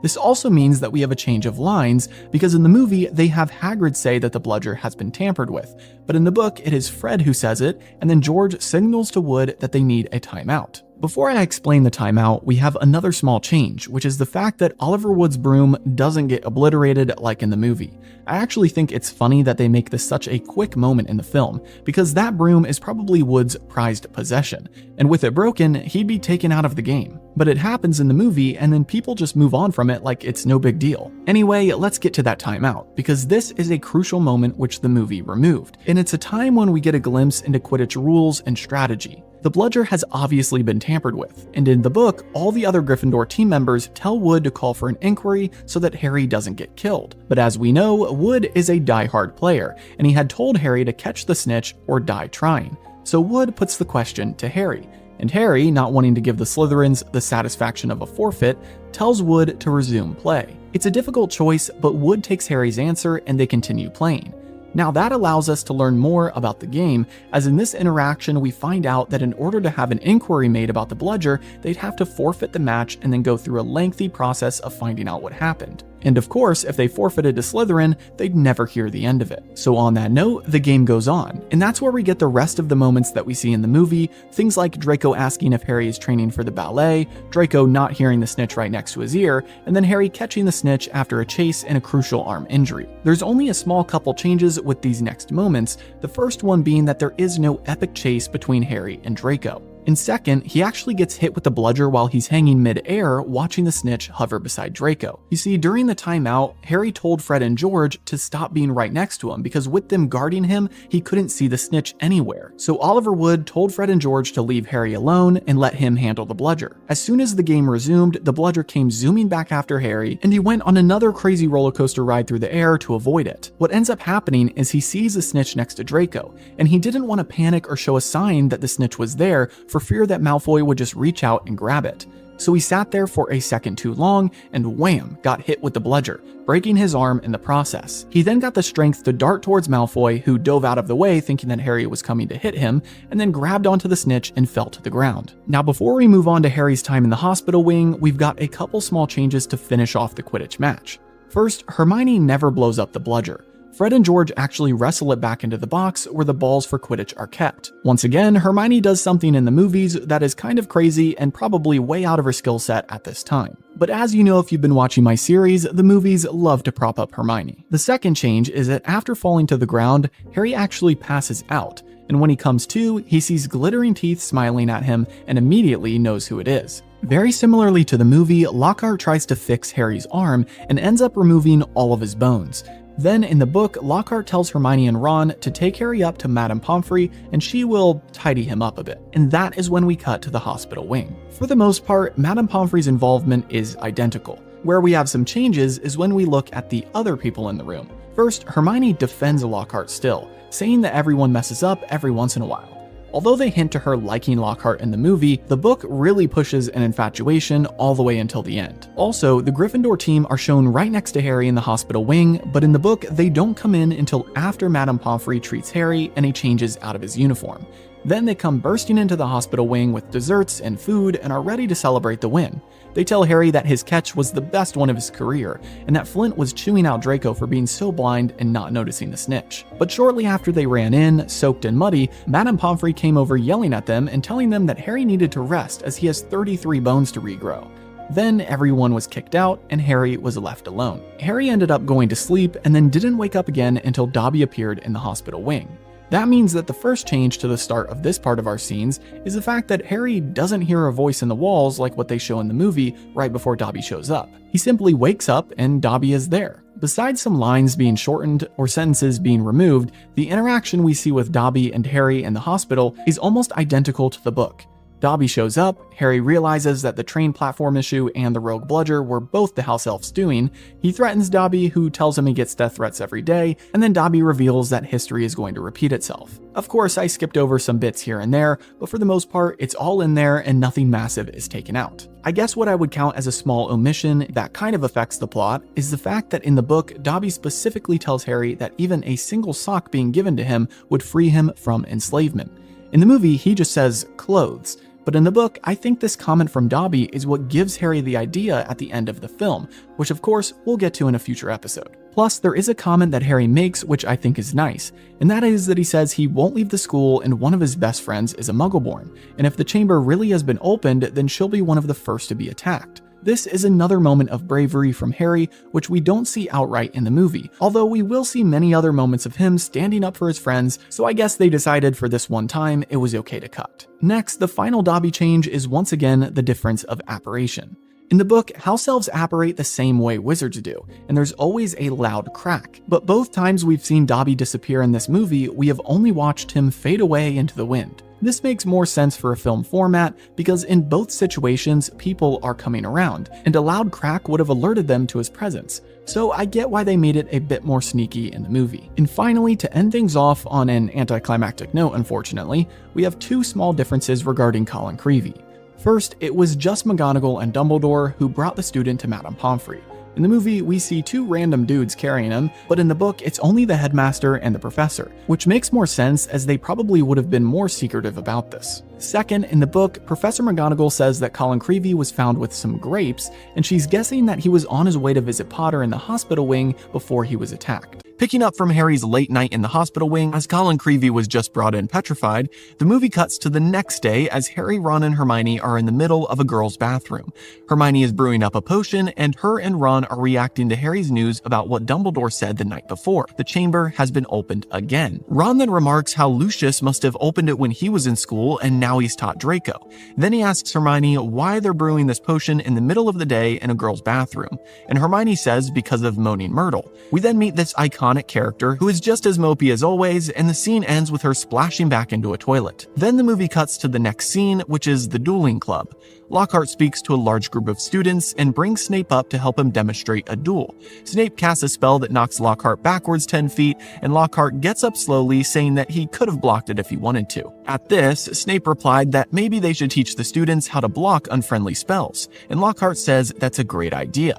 They then have Harry and Draco come up on the tables to demonstrate, but Draco, being the cheater that he is, casts his spell at Harry before Lockhart starts the duel. This knocks Harry backwards, but he quickly gets up and casts a spell right back at Draco, who also gets flung backwards. Snape then grabs Draco and pulls him up, and Draco casts a final spell which causes a snake to come out of the end of his wand. Everyone is freaked out by this, and Lockhart attempts to get rid of the snake, but ends up just launching it into the air, making it angry. Snape then says he'll take care of it and steps forward, but before he can, Harry begins speaking to the snake in a hissing sort of language. The snake then backs off from Justin Finch-Fletchley, who it had been looking at just a moment ago, and then Snape shot a spell at it, killing it. Everyone was staring at Harry, obviously frightened by what they just saw, but Harry doesn't learn what happened until Ron and Hermione take him back to the Gryffindor common room and inform him that he was speaking Parseltongue. Hermione then tells Harry that Parseltongue was Salazar Slytherin's defining trait, and the scene ends on an ominous note as the trio thinks Harry could possibly be a long-lost descendant of the Hogwarts co-founder. And that is where we're stopping for this week. Now let's waste no time and get right into the first three categories of characters, timeline, and location. First, for characters, we have our usual people missing: the Weasley twins, Ginny, and of course Percy. On top of the Weasleys though, we have a specific mention about Millicent Bulstrode, which will be crucial later in the plot changes. And lastly, there is chatter and small dialogue from multiple other Gryffindor students. Of course, they're shown in the movie, but their lines are cut down tremendously since the movie has to save the screen time for our main three. As for timeline, things are pretty accurate. Of course, the chapter starts with Harry waking up, as most of J.K. Rowling's chapters do, but you can't expect the movie to show Harry's entire day. Lastly, before our plot changes, we have location. The only thing missing to my knowledge is potions class, as there's a whole scene in there that the movie decided to take out, and it directly relates to our missing Polyjuice potion ingredients, so stay tuned for that. First though, I wanted to remind you that I can't go word for word through the books, because obviously the movie can't follow that exactly. I try my best to point out line changes that are impactful to the plot or character development, but for everything else, I encourage you to read or listen to the book for yourself. And if that's what you want to do, then definitely check out Audible and claim your free trial using my link in the description.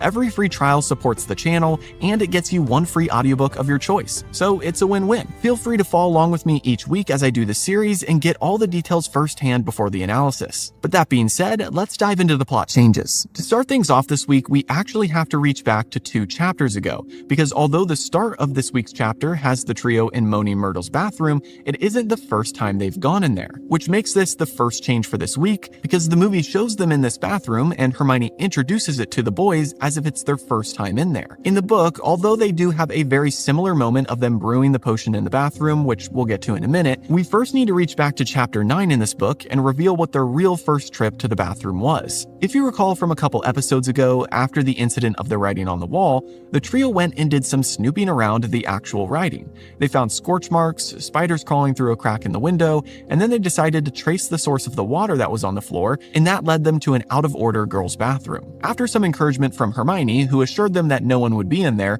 the boys went in with her and looked around. We then get our first description of the bathroom in the book, and then they run into Moaning Myrtle. Now, the second key change here is the fact that the boys have already met Moaning Myrtle at Sir Nicholas's death day party.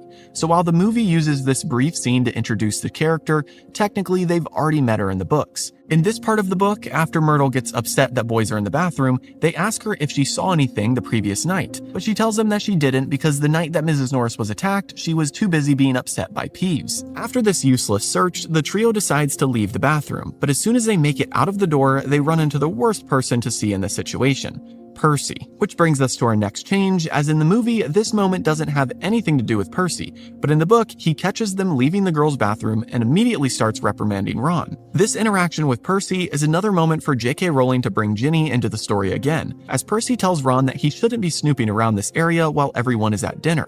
After all, people already think the trio is at fault for what happened to Mrs. Norris. He then tells Ron that Ginny is still extremely upset by everything and thinks Ron and Harry are going to get expelled. Then, after Ron talks back to Percy deducted 5 points from Gryffindor and stormed off. So now that we've covered that bathroom moment from chapter 9, and you have context for the trio's true first meeting in there, we can skip back to chapter 11, which is the focus of this week's episode. Other than the fact that Ron accuses Lucius of opening the chamber before, everything else in this moment is also changed. Per usual, we pick up the chapter with Harry starting his day, whereas the movie cuts straight to the bathroom.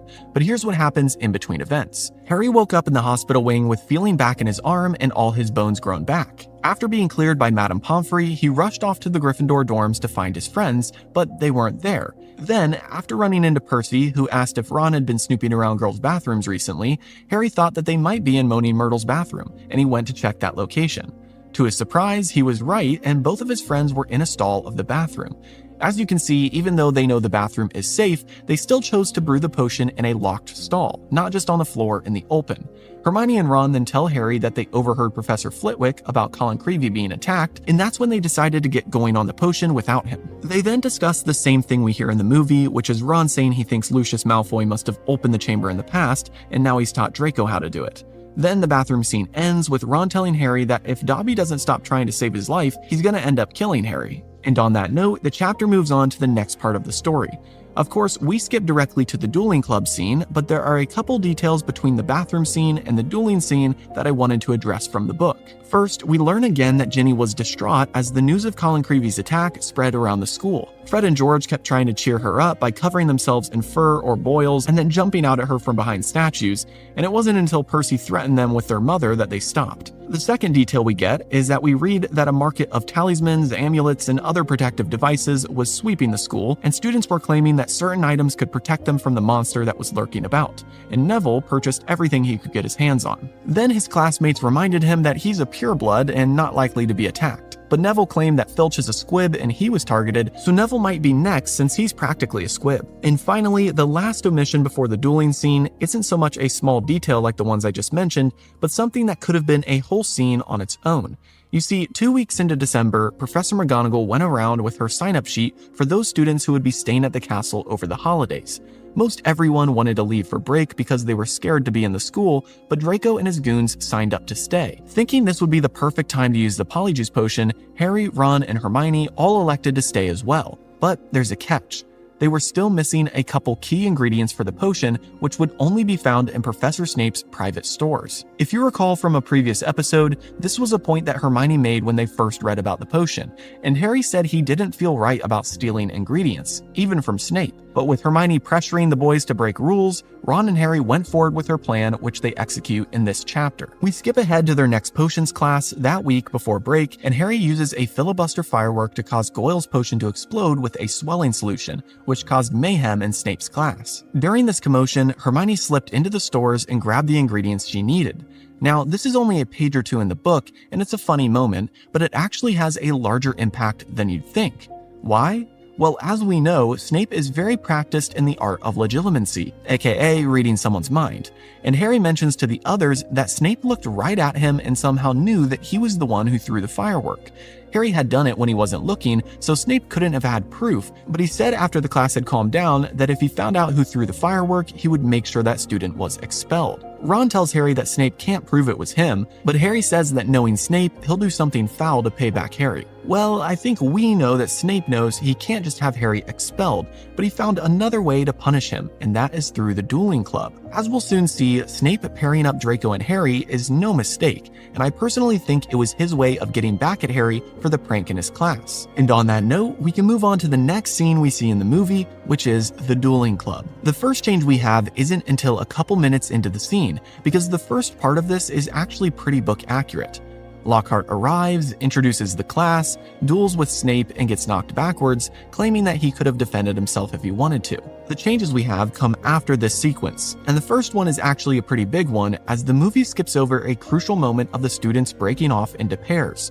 In the movie, we just see Draco and Harry duel while everyone watches. But before Lockhart and Snape teach them how to block spells, the book version has Lockhart telling everyone to pair up and practice disarming. Of course, Ron and Harry try to partner, but Snape reaches them before they can do so and tells them that they need to split up. He then grabs Malfoy and pairs him with Harry, Ron with Seamus, and Hermione with Millicent Bulstrode. Then a number of things happen all at once as the students begin to practice. First, let's talk about Draco and Harry. Just like in the movie, Draco casts his spell on the count of 2, catching Harry off guard. But unlike the movie, the spell that Harry puts on Draco in return is a tickling spell. I'm pretty sure it's actually the same words we hear Harry say in the movie, but I guess they thought tickling wouldn't have been a good fit for the mood on screen. In the book, as Lockhart realizes that things are getting out of hand, he starts yelling at the students saying that he only wanted them to disarm. But it's too late now as Draco casts another spell on Harry, causing Harry's legs to dance around uncontrollably. So far, I think you can tell a theme. We have a tickling spell and then a dancing spell. You have to remember that in the book, this is only their second year. So if they're dueling, it's not like they're going to be doing killing curses on each other or anything really damaging. The spells J.K. Rowling has them do to each other here, even when Draco and Harry are trying to hurt each other, are obviously second-year level spells. But anyway, to look at our other pairs who are dueling, the second thing of note is that after everyone stopped, Ron was apologizing to Seamus for whatever his wand had done to him, as there was a big cloud of green smoke around them.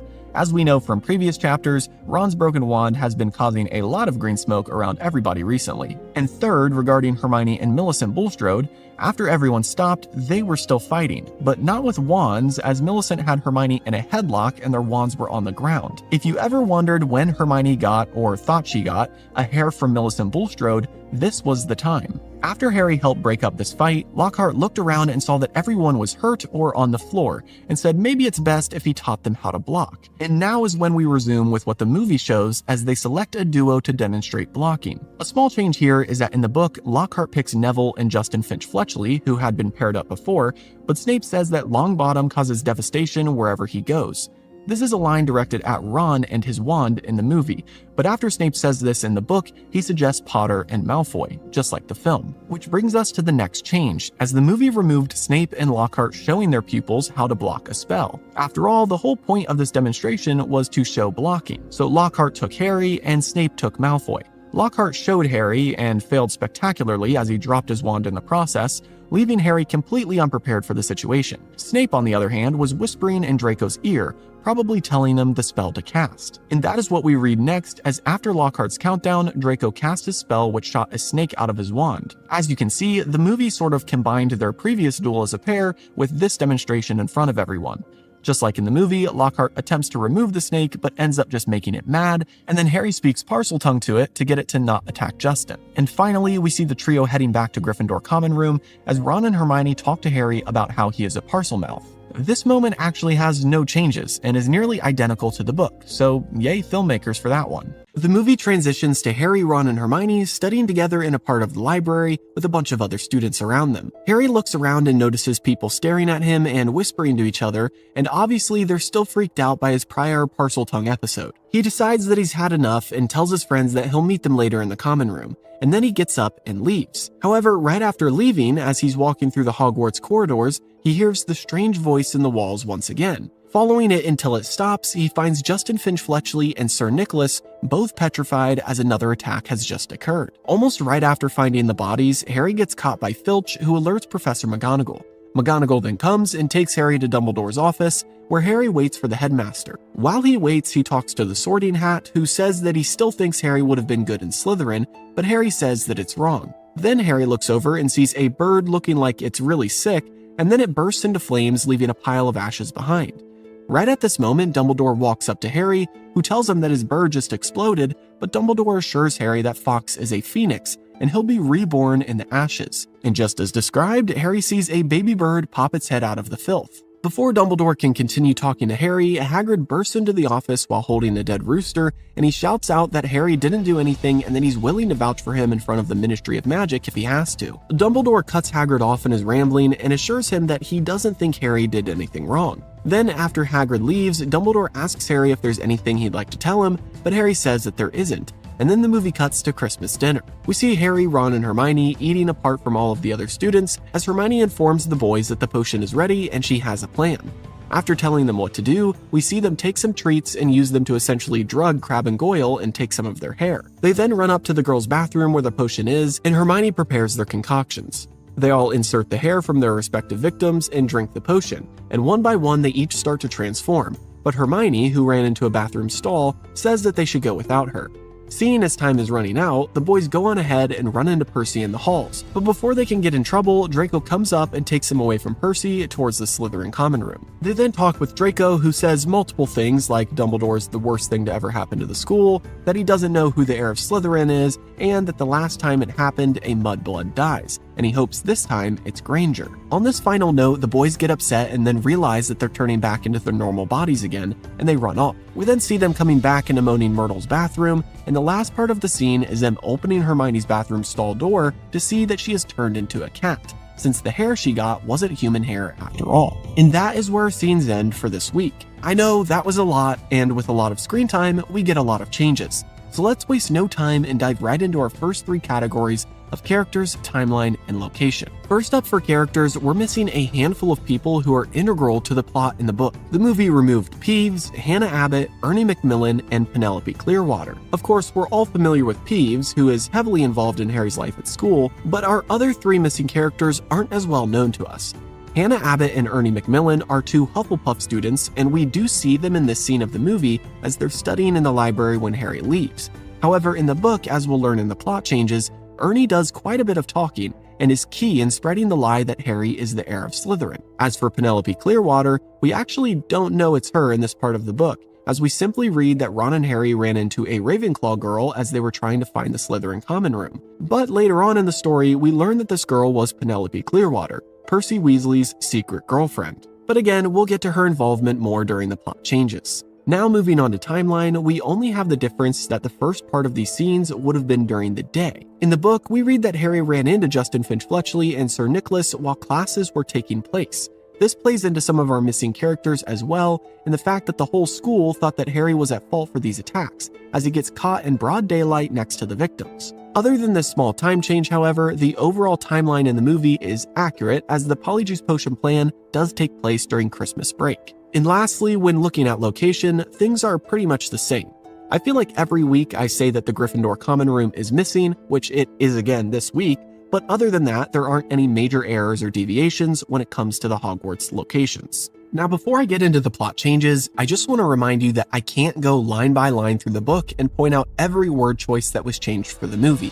If I did that, we'd all be here for hours. So I'll do my best to point out line swaps that impact the plot or character development, but if you're wanting to relive the story for yourself, I'd highly encourage you to check out the audiobooks. You can claim your free trial of Audible using my link in the description, which comes with one free audiobook of your choice, so you can claim the Chamber of Secrets and follow along with me each week as I do this series.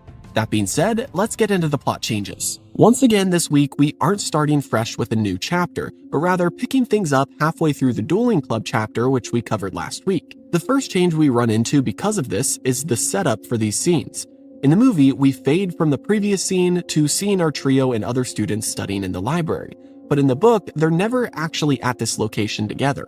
In fact, they aren't even studying when this happens. Here's what really happens in the book.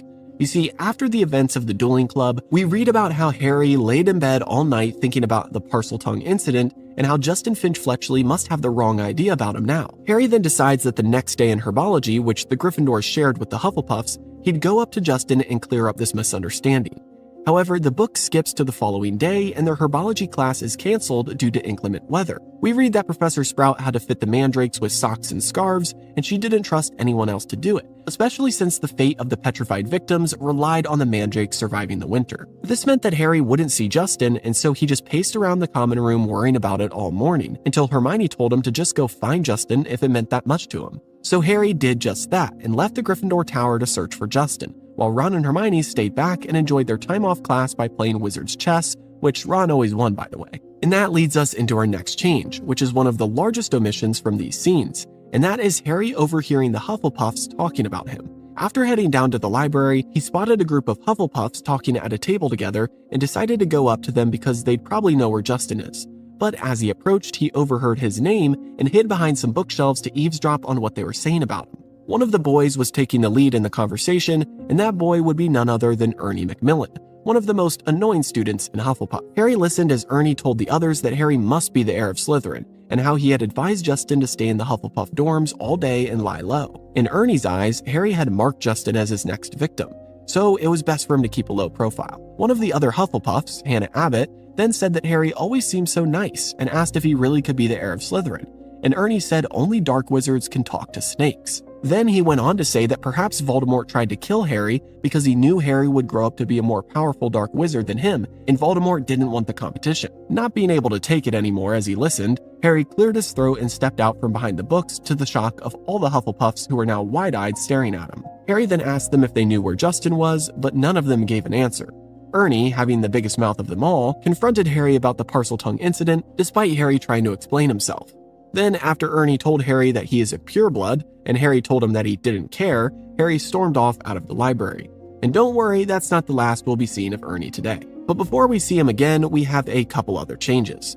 Although we do see Hagrid in the movie later on when Harry goes to Dumbledore's office, we're missing the moment with him in the halls as Harry exits the library. We read that Harry bumped into him as he stormed off, angry at what he had overheard Ernie saying to the other students. Hagrid was holding a dead rooster, just like what we see in the movie, but in the book, we learn why. He tells Harry that he was going to see Dumbledore about an issue with his roosters being killed, so he could get permission to put a charm around the chicken coop. And then after asking Harry what's wrong, Harry told him it's nothing and that he needed to get to Transfiguration class next. And after that brief interaction, Harry walked off to get his books for his next class. Now, before moving on, I want to point out that a lot of these seemingly unimportant moments are actually crucial details to the plot. The roosters dying is no accident, and it's not just some fox or bugbear doing it as Hagrid suggests. I won't get into all of it now because we'll cover it later in the story, but this detail is something that the movie glosses over as we simply see Hagrid holding a rooster when he bursts into Dumbledore's office. And we're just left thinking, oh, it's just Hagrid doing Hagrid things. But in the end, these dead roosters hold a lot more meaning than the movie lets on. But anyway, to get back to our changes, we now come to the moment of Harry running into the next petrified victims, Justin Finn Fletchley and Nearly Headless Nick. This is another moment which is changed completely from the original book version. Pretty much the only similarity is the fact that Harry finds the victims. But here's what really happens in the book. After Harry left Hagrid, he continued down the halls, still upset by what he had heard Ernie saying about him, and because he was so distracted by this, he actually tripped over Justin's body, which was laying in the middle of the hall. Then, as he got up, he looked and saw Sir Nicholas floating there as well. Another change is that Harry never saw spiders crawling out of the castle. I get why they showed this again in the movie to reaffirm this narrative of the spiders, but so far in the book, they've only seen the spiders once. The next change regarding this moment is the fact that Filch isn't the one who finds Harry. After Harry found the bodies, he struggled to decide what to do. He didn't want to just leave the bodies there, but if he got caught there, then people would blame him for the attack. However, before he could decide, a door swung open with a loud bang, and out came probably the worst person to catch you doing something wrong: Peeves. The poltergeist, seeing Harry next to the bodies, shouted, "Attack! Attack!" as loud as he could, and quickly the surrounding classrooms emptied with students. Remember, this happened during daytime in the book, and classes were taking place still. McGonagall, who was teaching one of the classes, came running and saw Harry in this precarious position, and after setting off a loud bang with her wand, she instructed all of the students to return to their classrooms. But no sooner had everyone cleared out of the hall than Ernie Macmillan came sprinting into view, panting, and then pointed at Harry and declared, "Caught in the act." McGonagall then told Ernie to stop talking and gave him the task of wafting Sir Nicholas out of the hallway with a large fan. After Justin's body was taken to the hospital wing, McGonagall took Harry with her to Dumbledore's office. And now we're back to what we see in the movie. To wrap up the first half of our scenes, we only have one change regarding Harry's time in Dumbledore's office. In contrast to the moment we just discussed, this scene is actually pretty accurate and got nearly everything right regarding Harry and Dumbledore's interaction. The only change actually comes before Dumbledore appears. Although a small detail, the movie changes the way that the sorting hat works. In the book, Harry puts on the hat and talks to it, whereas in the movie, he just talks to it while it sits high up on its stand. The conversation he has with the hat is pretty much the same, but it's just the fact of how he has the conversation that's different. And on that note, we can move on to the second half of today's analysis as we witness Ron, Harry, and Hermione attempt to put into action their Polyjuice Potion plan.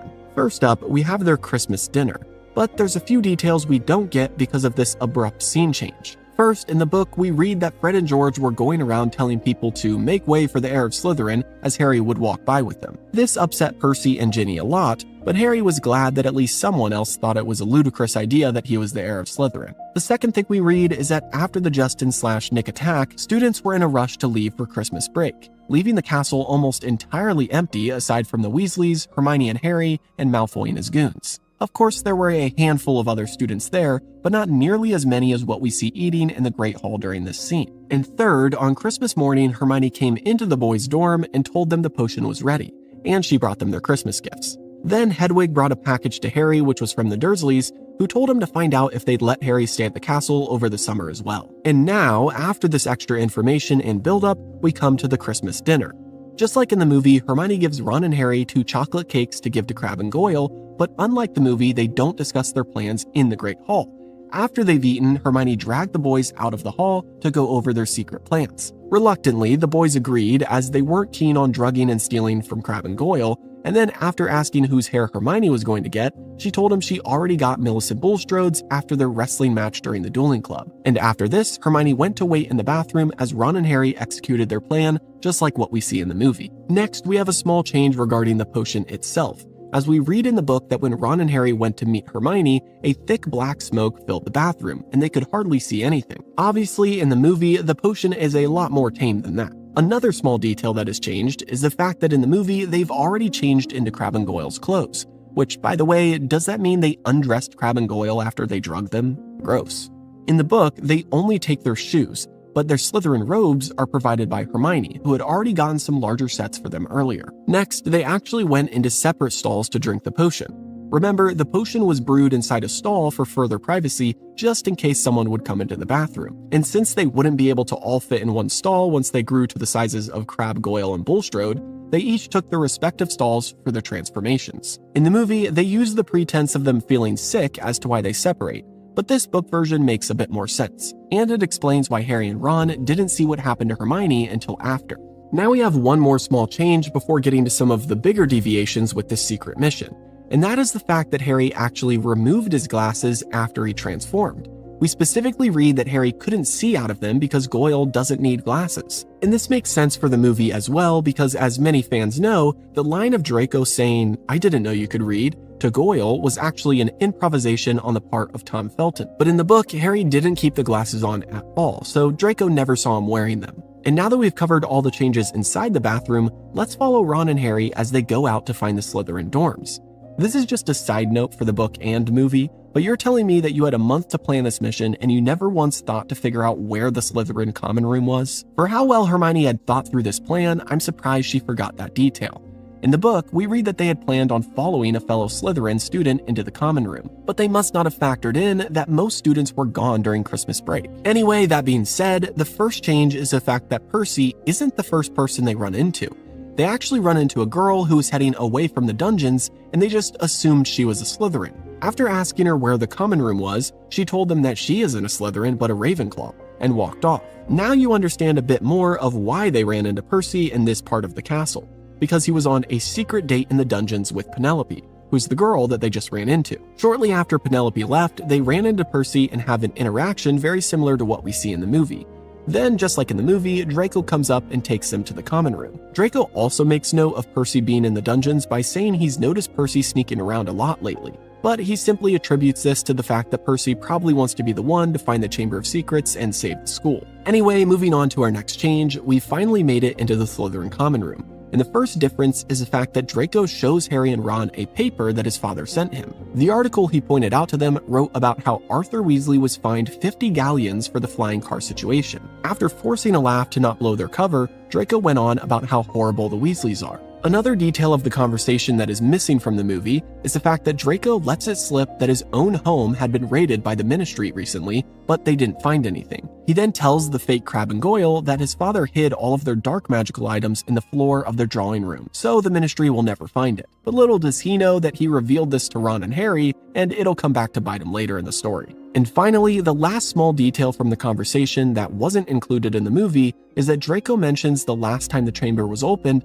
the culprit was expelled and probably put in Azkaban. This is the first mention of Azkaban we have in the entire series, and even Harry asks what it is. Thankfully, Goyle is pretty stupid, and so Draco doesn't think much of it, but he reminds the fake Goyle that Azkaban is a wizard prison. Then, after this, Harry and Ron begin transforming back to their normal selves, and they run out of the common room. The remainder of this scene in the movie with the boys finding Hermione as a cat is the same as the book, so no changes there. Picking up from where we left off last week, we see Ron and Harry walking up some stairs in Hogwarts as they talk about how Hermione should be getting out of the hospital soon. They then see a ton of water all over the floor and run towards it to find out what happened. After realizing that the water is coming from Moaning Myrtle's bathroom, they run in and ask her what happened.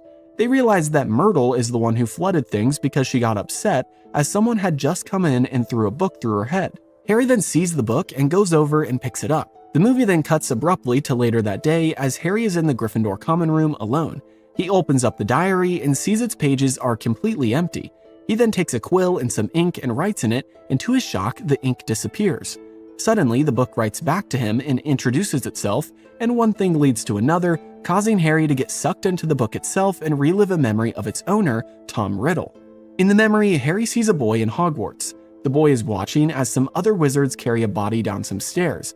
Suddenly, Dumbledore calls for the boy, and Harry realizes that this student is Tom Riddle, the owner of the diary and the one showing him the memory. Dumbledore and Riddle talk about how Hogwarts will be closed if the person responsible for the attacks isn't caught, and Dumbledore seems suspicious of the boy, but Riddle denies knowing anything about the attacks. Harry then follows Riddle after he leaves Dumbledore and heads into the dungeons to eventually find a younger Hagrid in one of the rooms.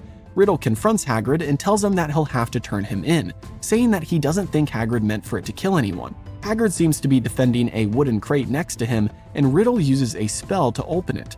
Suddenly, a spider comes crawling out and scurries away before Riddle can catch it, but he turns around and keeps Hagrid from leaving, saying that Hagrid will be expelled and they'll take his wand for this. And at that, the memory finishes and Harry gets launched back into the Gryffindor common room. And that is where we're stopping for this week, as this diary packs a punch and there's plenty to cover just in those short scenes. To start, let's take a look at our character, timeline, and location changes. First, for characters, there's a whole bunch of people missing. Let's start with Harry's fellow students. We're missing Ginny, Percy, Draco and his goons, and Hermione. As for Hogwarts faculty, we don't get to see Filch, Lockhart, or Headmaster Dippet. Dippet gets a mention by Dumbledore in the movie memory, but in the book, he actually has a conversation with Riddle, which we'll cover in the plot changes. Now moving on to timeline, the book is drastically different from the film, as the movie skips straight from their Polyjuice Potion mission, with Hermione turning into a cat, to Harry and Ron finding the diary in Moaning Myrtle's bathroom. The book, however, explains events that take place over the course of weeks, with Christmas Day being the Polyjuice Potion mishap, and the ending of the chapter being Valentine's Day, which is February 14th. So nearly 2 months elapses over the course of this single chapter in the book. One could argue the same thing happens in the movie, but we miss out on a lot of critical moments during these weeks, which I personally wish were included in the film. And lastly, before we get to our plot changes, we have location. This week, there's a handful of places missing from these scenes. We've got Harry's dorm room, the trophy room, the Great Hall, which is decorated for a very special holiday occasion, and lastly, the headmaster's office. Each of these locations plays a key role in this chapter of the book, so tuck these away as we head into the plot changes. Of course, before we do though, I just want to remind you that I can't go word for word through the dialogue in the book, so if you're wanting to relive these moments for yourself, I'd highly encourage you to check out the audiobooks on Audible. You can claim your free trial using my link in the description, which supports the channel and gets you one free audiobook of your choice. So if you want, you can sign up and follow along with me each week as I do this series. Now that being said, let's dive into the plot changes. To start things off, the first change for this week plays into our timeline issue of the movie skipping straight to Harry's discovery of the diary. But here in the book, the first thing we read about is Hermione. After all, the previous chapter and scene in the movie just ended with her being turned into a cat. Although in the movie we do hear the boys briefly recite a couple of lines about Hermione getting out of the hospital wing soon, the book dives way more into her condition as we learn that other students thought she had been attacked since she disappeared for several weeks. After all, she is a Muggle-born. Once they found out that she was in the hospital wing though, Madame Pomfrey had to put curtains around her bed because so many students were walking by hoping to catch a glimpse of her as a cat. We then read that Harry and Ron went to visit her every evening, and once school started again, they brought her each day's homework and assignments. One day during a visit, Harry saw something golden underneath Hermione's pillow, and Ron snatched it. The boys then read it aloud as they realized it was a get well soon card from Lockhart, and Ron was disgusted that Hermione slept with it under her pillow. Like I've said in many previous episodes for this movie, Hermione is really quite obsessed with Lockhart in the book. Anyway, moving on to our second change, we now come to what we actually see in the movie, and the discovery of the diary. Our first change regarding what we see in the movie is actually the means by which the boys find out that Myrtle's bathroom has been flooded. You see, as they exited the hospital wing after visiting with Hermione, they heard Filch yelling from the floor above them. They could hear him talking about mopping something up, and then after he marched off in a disgruntled manner, the boys ran to the corridor where he was, which is the same corridor he had been guarding and where Mrs. Norris had been attacked many months ago. This is when they see the water on the ground and follow it into Moaning Myrtle's bathroom. As for Harry and Ron's interaction with Myrtle, that part is pretty much the same, and our next change actually has to do with the diary. In the movie, Harry picks it up as Ron watches, and then we immediately cut to the next scene. But in the book, Ron actually shouts out at Harry not to take the diary and jumps in the way. He then explains how his father has warned him about random objects being cursed, and he lists off a few examples of books that the Ministry has confiscated, including one that burns your eyes out if you read it. This is yet another example of Ron not necessarily being smart, but just being way more aware as he's been raised in the wizarding world. He knows better than to take random objects you find lying around a magical school, especially one that's been thrown at a ghost. Who knows what magical properties or curses it could contain? Of course, there's no way for Ron to know its true contents, but still, it's nice to see that in the book, he's way more aware than he is in the movie. Anyway, after Ron's warnings, Harry slips past him and picks up the book anyway. And that brings us to our next change for this scene, which is that they removed or changed essentially all the markings on the diary. In the book, we read that the diary had the year it must have been used printed on the front. We don't learn what the year was exactly, but J.K. Rowling writes that it was 50 years old, so based on our own math, it would have had 1943 written on the cover. On top of this year being on the front, Harry opens it up and the first page has T.M. Riddle written on it. In the movie, the book does have Tom Marvolo Riddle written on the back, which somehow the boys completely missed when they found it in the bathroom, but in the book, it is just T.M. Riddle, and it's on the first page of the book, not on the back cover. Which brings up another change, because after Harry reads this name aloud, Ron says he recognizes it and that someone with that name won an award for services to the school. How would he know this? Well, if you recall from an early episode I did on the Chamber of Secrets, Ron got detention along with Harry. Although Harry was tasked with helping Lockhart with his fan mail, Ron got the fun job of polishing all the awards in the trophy room with Filch. At the time, he was sick with slugs and barfed up on Tom Riddle's award multiple times, which meant that he spent a while polishing just that one award, so it stuck in his mind. But other than the fact that a T.M. Riddle won the award, he couldn't recall any other information about it. The movie, of course, removes this entire plot point. Another small detail the movie removes about the diary is that when Harry flips through the pages, he also sees the address of the publisher and recognizes it as a Muggle address. This means that the diary isn't from a wizarding store, but a Muggle shop, and therefore the owner must have been part Muggle or at least been familiar with that area. Again, this is just another hint that the author drops about the identity of Tom Riddle, who we of course know by another name. And although we do see a small print on the first page in the movie that shows the shop name and the address, Harry doesn't say anything about it. Now, moving on past this scene in Myrtle's bathroom, the movie skips right to Harry in the Gryffindor common room, but the book contains a lot of information in between these two events, and probably most importantly, we learn how exactly Harry discovers the magical capabilities of the diary. But that's getting a little ahead of ourselves. So let's turn back the pages and take a look at what occurs after the boys left the bathroom with the diary. Can you guess what happens next? They take it to Hermione, of course. After all, they've been visiting her every day, so why not include her on this strange discovery? Now, technically, she wasn't still in the hospital wing, because the next thing we read is that she was released a couple days later, completely healed from her cat condition. But regardless, the change here is that the movie removes the discussion the trio has about the diary. Hermione immediately takes interest in the artifact, and guesses that it might have magical properties. She tries a spell on it to no avail, and then also uses a revealer on it, which is a magical item she picked up from Diagon Alley. But another key moment from this time with our trio is that Hermione pieces together the clues and realizes that the date on the diary, 1943, is the exact date of the first time the chamber was opened, because Draco had said that his father told him it was about 50 years ago that it happened last. That is part of why she's so curious about the book, because whoever owned it definitely would have written about the events that year at school. After all, who has a diary but doesn't write down the craziest thing to happen to Hogwarts in centuries? Now, this next change is kind of a half change, but I'm still gonna count it. The movie removes a funny line that Ron has in the book, because it has to do with the award that T.M. Riddle won. Like we already established, the award subplot isn't in the movie, so it wouldn't have made sense to include it. But anyway, in the book, Ron is trying to figure out what Riddle could have done to win an award for services to the school, and he names off a few possibilities like getting 30 OWLs, saving a teacher from the giant squid in the lake, or quote, maybe he murdered Moaning Myrtle. That would have done everyone a favor. Maybe it's a little on the nose, but I couldn't help but laugh a little bit when I read that part. Next, there's a small note in the book about Harry's relationship with the diary in the following days. We read that he couldn't explain it to himself, but he just couldn't bring himself to get rid of the diary, even though it was blank. He kept picking it up and absent-mindedly flipping through the pages, almost as if he was called to the book. Again, this is a glimpse into the diary's true nature, not only because it's a piece of Voldemort, but because it's connected to Harry specifically.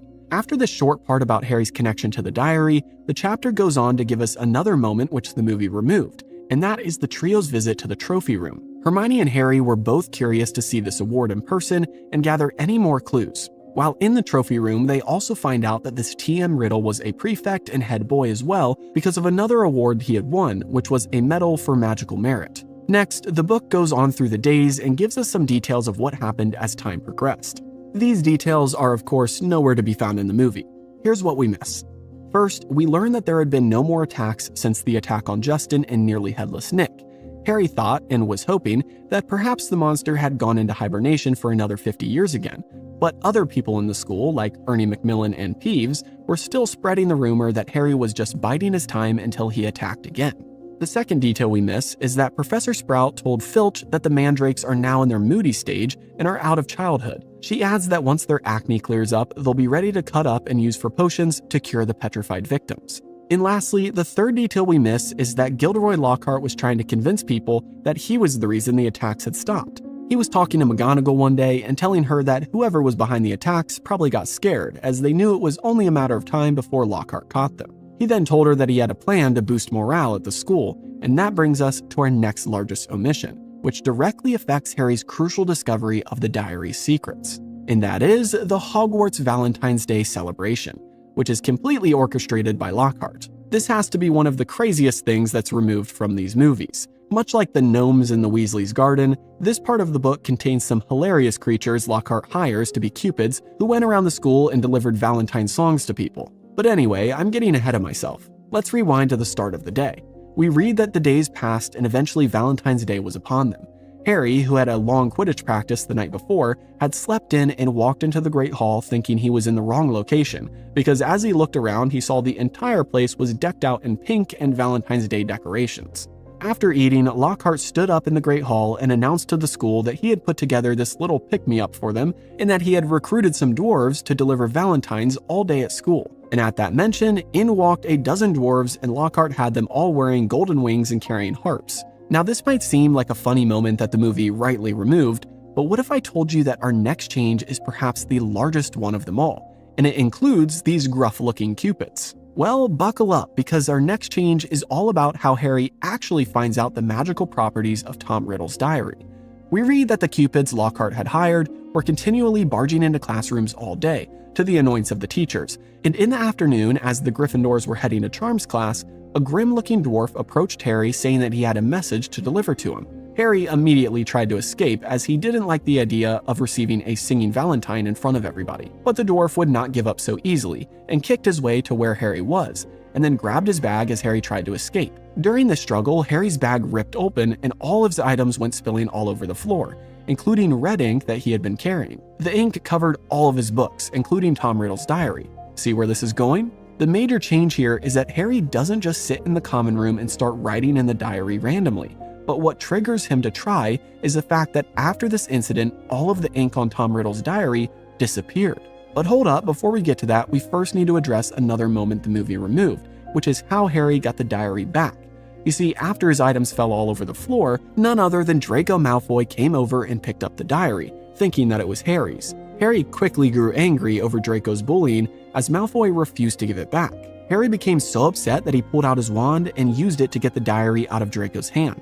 This, of course, is against Hogwarts rules, as students can't use magic in the hallways, and Percy, who was standing right there, was quick to remind Harry of this. But Harry didn't care as he had the diary back. On one hand, I would be upset too if Draco took something of mine that didn't belong to him, but another part of me would like to read into this moment a bit more and guess that Harry got so mad so quickly because of the effect that a Horcrux has on a person. But maybe that's just a little far-reaching. Anyway, it was only after this moment and once they got to Charms class that Harry took a look at the diary and noticed it was perfectly clean. But now we need to rewind here for a moment for the next change because we missed out on the Valentine that Ginny Weasley sent to Harry. You see, after Draco gets embarrassed by Harry, he strikes back by pointing out Ginny in the crowd as the person who sent the Cupid to Harry. Ginny then ran away embarrassed as Harry had obviously not appreciated her poem, which the dwarf Cupid had recited in front of everybody after ripping his bag open and spilling its contents everywhere. And speaking of the poem, it is quite hilarious, so I figured I would recite it here. Sorry, I won't be singing it, but it's still funny. Anyway, here it is. His eyes are as green as a fresh pickled toad. His hair is dark as a blackboard. I wish he was mine, he's really divine, the hero who conquered the Dark Lord. After this, Ginny's embarrassment wouldn't stop because Fred and George kept going around the castle singing his eyes are as green as a fresh pickled toad, which really might be the most iconic Valentine's Day line. But now we can move on to our next change as we finally are to the next scene we see here in the movie. I know we just covered a lot of omitted moments, but here we are with Harry actually getting into Tom Riddle's diary, just like what we see in this scene. Except, it wasn't just like what we see in the scene. The first change is a small one, but a change nonetheless, as Harry went to his bed earlier than everyone else so he could take a private look at the diary and test his new ink theory. In the movie, we just see him sitting in the common room where anybody could see him. Next, the movie removes a bit of dialogue between Tom Riddle and Harry as Harry writes in the diary. The movie is pretty quick in zapping Harry into the memory, but in the book we read that they spoke for a little bit, with Tom Riddle even sharing a decent amount of info, including the fact that he caught the person responsible last time, but the old headmaster made him stay quiet about the whole thing. And on that note, we can move into the memory itself, as Harry does eventually go inside the diary just like what we see in the movie. But there are 3 crucial changes regarding this memory.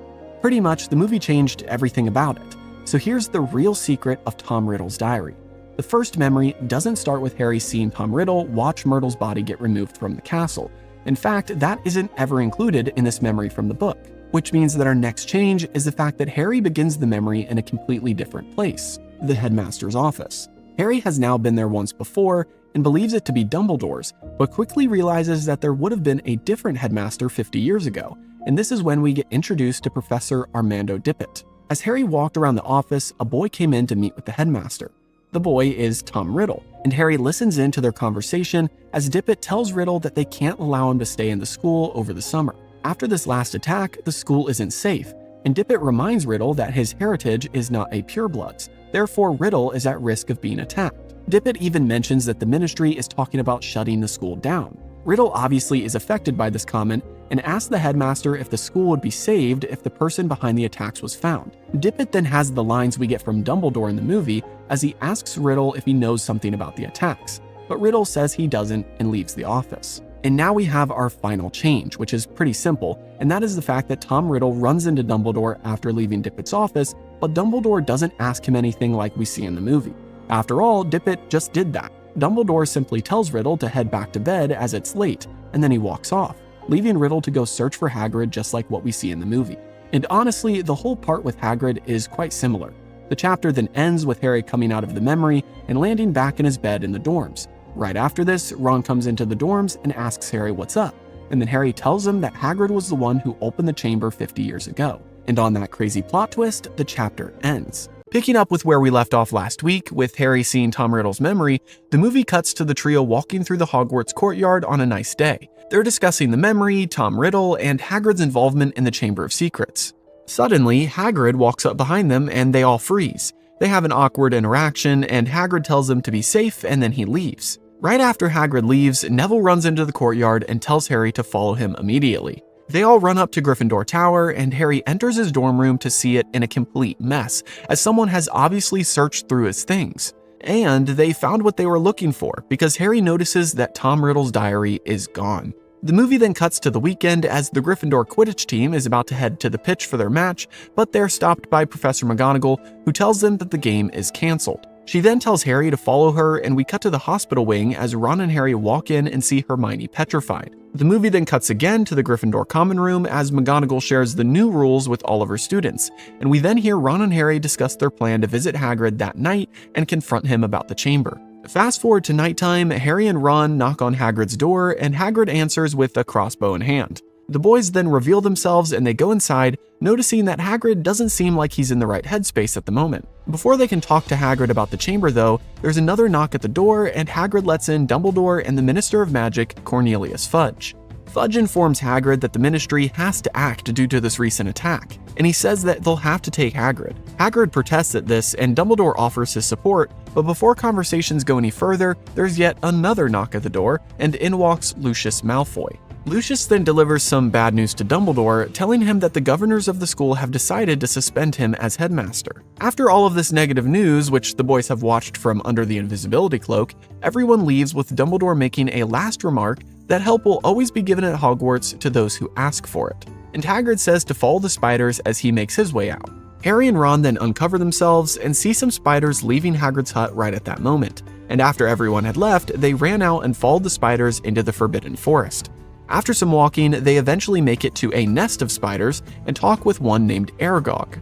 They learn that Hagrid didn't open the chamber last time and that he was framed, and then as they wrap up their conversation, Aragog says that he can't let them go. Then, when all hope seems lost, the Weasleys' car bursts into view and saves the boys, driving them out of the forest and away from the spiders. And that is pretty much where scenes end for this week. I know it seems like a lot of movie to cover, but surprisingly, there are a few scenes here which the movie copied almost word for word from the book. On the other hand though, there are plenty of things from the book that never made it off the page and into these scenes. So let's kick things off by going over our character, timeline, and location changes. First, for characters, we're missing the usual suspects. Percy, Draco, Lee Jordan, the Weasley twins, Lockhart, Snape, Ernie Macmillan, and Penelope Clearwater. Of course, there are other students and faculty here and there as well, but all of these ones are the main people that either have lines or are specifically pointed out in the book. Next, timeline is a little bit more of an issue this week, as these two main scenes are shoved back to back when in reality they took place over the course of a couple days or maybe even weeks. For example, the first scene with the trio talking in the courtyard is a parallel to the book, but Harry doesn't find his dorm a mess until a later day. Then the movie shows Harry and Ron following spiders right after Hagrid gets taken, but in the book they don't follow the spiders until days later. So once again, time is being condensed to fit the movie format, and I totally get it. However, I think they might have been able to find a smoother way to execute this plan, because the last part of the Chamber of Secrets movie does seem awfully rushed. Lastly, before we hop into the plot, we have location changes. Everything is pretty accurate this week, except for the exclusion of their classes, which the movie skims over because of that previously mentioned timeline issue. Like I said, this later half of the movie really condenses things, but at the expense of almost forgetting that school is still in session. So in these chapters, we hear about potions class, defense against the dark arts, and herbology. Of course, they had more classes than that, but those are just the main ones that contain moments we'll be mentioning here in the plot changes. As always, I just want to mention that I can't go word for word through the dialogue, as that would take forever, but I'll do my best to make note of significant line changes. For everything else though, I'd encourage you to check out the audiobooks on Audible. You can claim your free trial using my link in the description, and you'll support the channel while getting a free audiobook at the same time. Now with that being said, let's get into the plot changes. First up, we have a small change regarding the very first thing we see this week in the movie, which is the trio's conversation about Hagrid and Tom Riddle. During the scene, Hagrid approaches them from behind, and then there are a couple brief lines swapped back and forth before Neville comes running to Harry. This isn't entirely book accurate. However, there are two crucial details that make this change worth it for the film. In the book, we aren't really told when or where our three main characters have their discussion, but what we do know is that Hagrid never shows up. So that's key change number one. But what are the two main details in the movie that relate to the book? Well, in the book, Ron and Hermione ask Harry why Hagrid was in Knockturn Alley at the beginning of the school year. After all, Knockturn Alley is a sketchy place. Harry tells them that he was getting flesh-eating slug repellent. Well, what do you know? In the movie, they point this out as Hagrid has slug repellent in his hand when he walks up to them. The second detail from the book is actually something I mentioned in a previous episode, and that is the fact that the mandrakes are almost ready. Instead of giving this line to Professor Sprout like we read in the book, the movie has Hagrid mention it right here to the trio that once the mandrake's acne clear up, they'll be ready to brew into a potion. So all in all, despite this being a small change to start, it is actually a smart integration of multiple details from the book that they couldn't include earlier on. Now moving on to our next couple of changes, we come to our first omissions the movie made regarding the time in between events. As we discussed, the second half of the movie really condenses things down, and pretty much the 4 to 5 months after their Christmas break almost seems like it was squished into a week. I know, it isn't literally condensed that much in the movie. We can obviously see that the weather is changing as the seasons change, but in the book, we get details of the time during these transitions, and some of these moments are really nice to know, not just for the school year, but also foreshadowing next year as well. Anyway, the first of the two omissions we have here is simply a string of details about how it had been 4 months since an attack, how Harry hadn't heard the creepy voice in the walls in a while, how Ernie Macmillan was even acknowledging Harry now in class, and lastly, we learn that Professor Sprout was almost ready to deem the mandrakes as fully matured since they were about to start moving into each other's pots. Next, the second omission we have here is the more important of the two, but not because of anything related to this year's plot. In fact, as I read this part of the chapter again, I realized an element that I had never really put together before, and that is Hermione's class schedule for her third year. As you probably know, one of the key elements in The Prisoner of Azkaban is Hermione's full schedule and her use of a time turner. Well, J.K. Rowling must have been thinking ahead, because the next thing we read in this chapter is that all the second years had to pick out their classes for third year. Ron and Harry had no idea what to choose, and Percy tried to coach Harry on what to do.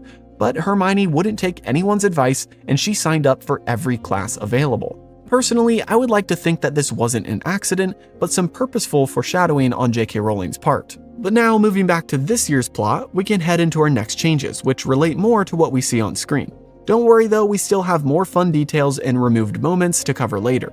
Our next change is one that I briefly mentioned in the timeline section, and that is that Neville doesn't come get Harry while they're out in the courtyard. Harry is actually going back up to his dorm for the day, and Neville is standing at the door. Neville then has his line about not knowing who did it, and Harry walks past him to see the mess that was made. Next, just like in the movie, the book skips over to the following day as we head into the Quidditch match.